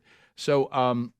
I don't know why we would stop doing that, but part of the reasons churches stopped doing it is, if they were honest, they've lost confidence in the gospel, and they're embarrassed that they're going to be standing up there and no one's going to respond, and it makes them uncomfortable and they can't handle it. God forbid they actually do something that makes them uncomfortable for Christ. But you can see how it's gotten to the point where pastors don't expect a response. This is my favorite. Greg, please watch this pastor. He hadn't had a response in who knows how long. Would they scare him? Yes. Oh, yeah. Watch this, Greg. Watch. I was kidding. He actually does scare him. It's been so long somebody's come forward. He's thinking about where he's going to eat. Spooked him. I was kidding. Hey! Wait, somebody came out. Wait, somebody came forward. I had no confidence in that message whatsoever. That is funny. He's thinking, let's Sad. say Applebee's. I guess if we went, because there'll be some people come up and want to talk to me a little bit about the hedges, and then after I'm done with that, where's Granny? 866 We Be Big. Richard in Starkville, Mississippi. Listen to us on 96.1. Richard, how you doing? I'm doing all right. Hey, this is mainly for Speedy. It's kind of like a question from the audience. I'd like to know what is his favorite thing to eat, since he likes smelling his own wing. Smelling his own wind. Remember that yesterday? What are y'all talking That was for the kickoff hour. All right, Rick, you know the question. First of all, hey, it's your baby brother. This one right here. What are y'all It's that one right there. I asked. What happens when I'm not here? Rick, I asked the question yesterday. It was a QFTA question from the audience. I asked, "What is your favorite smell?" And we all went freshly cut grass or brownies being made in the oven, something like that. And Greg said Speedy likes to smell his own wind. He just said it. Just said it. Can I be honest with you? Because that guy's phone broke really up. the only reason I'm involved is my name was said. He's the one that said I it. don't know what you're talking about. Yeah. But you wanted to know the why, and that's the why. Well, here's the good news. I'm actually True or false? That is horrible. It's horrible. It's a horrible thing. But based on what I thought the guy said, I actually feel better. Okay. I think wonderful. Because I thought he said something else. Yeah, you did. And Oh, I'm really? actually. Yeah, I mean, it's weird to be thankful for such an that absurd too. comment. Oh, yeah. But I'm really That'd more be really Okay. hard to do. Yeah. If I hadn't have known what he was talking about, Right. I understand what you're It saying. would require cut some him off stretching. real quick. It really would. Well, he ran out of like air, I think. He did. Well, people get nervous when they. John in Prattville. John, welcome to Rick and Bubba. Go ahead. Morning, guys. Hey, buddy. I was just calling. Y'all was talking about the Wheel of Fortune, and I seen an article this morning that said Whoopi Goldberg wanted to take over. Straight up. Oh, Rick, careful here. Are you setting up a joke? No, for real. Okay, so straight. Okay. Maybe. You know, if I had to go to the View every day, I'd be looking for another gig. Yeah, that's true. Heck, I'd throw my name in the hat. Terry and Gadsden, Z93. Terry, we would go ahead. probably like her in that capacity. I'd like Hey, her to Terry. shut up. Yeah, hey, I know we ain't talked about flat tax in a long time, but we was talking about 10% flat tax, which I would love to pay. Oh, yeah. But what about the business? Something that they don't gross, their profit is not 10% more than what they gross.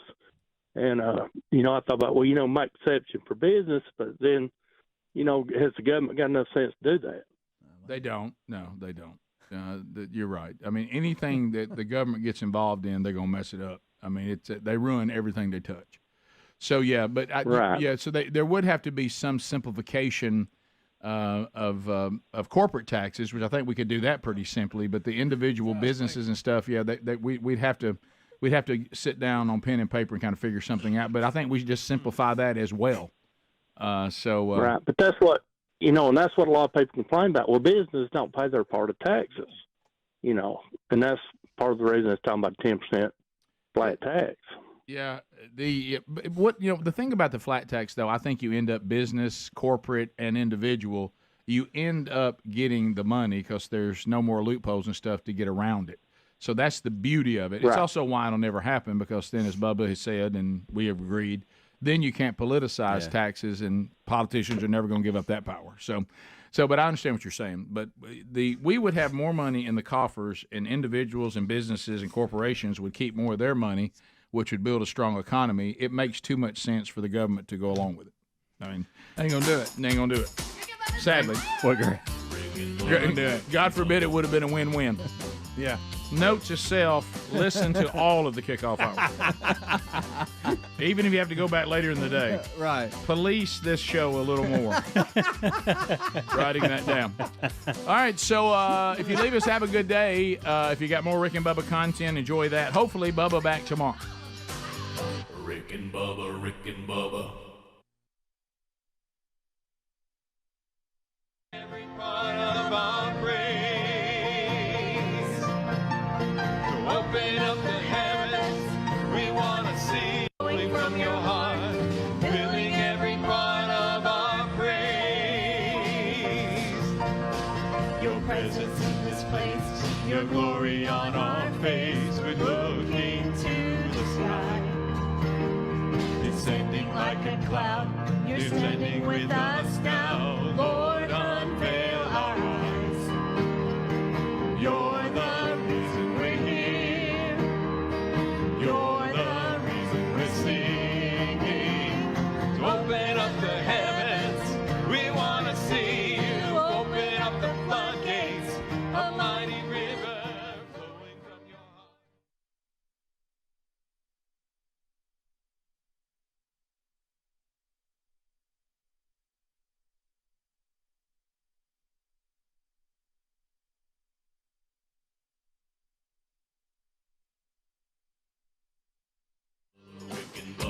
This is the Rick and Bubba Show. Watch more at blazetv.com/Rick and Bubba.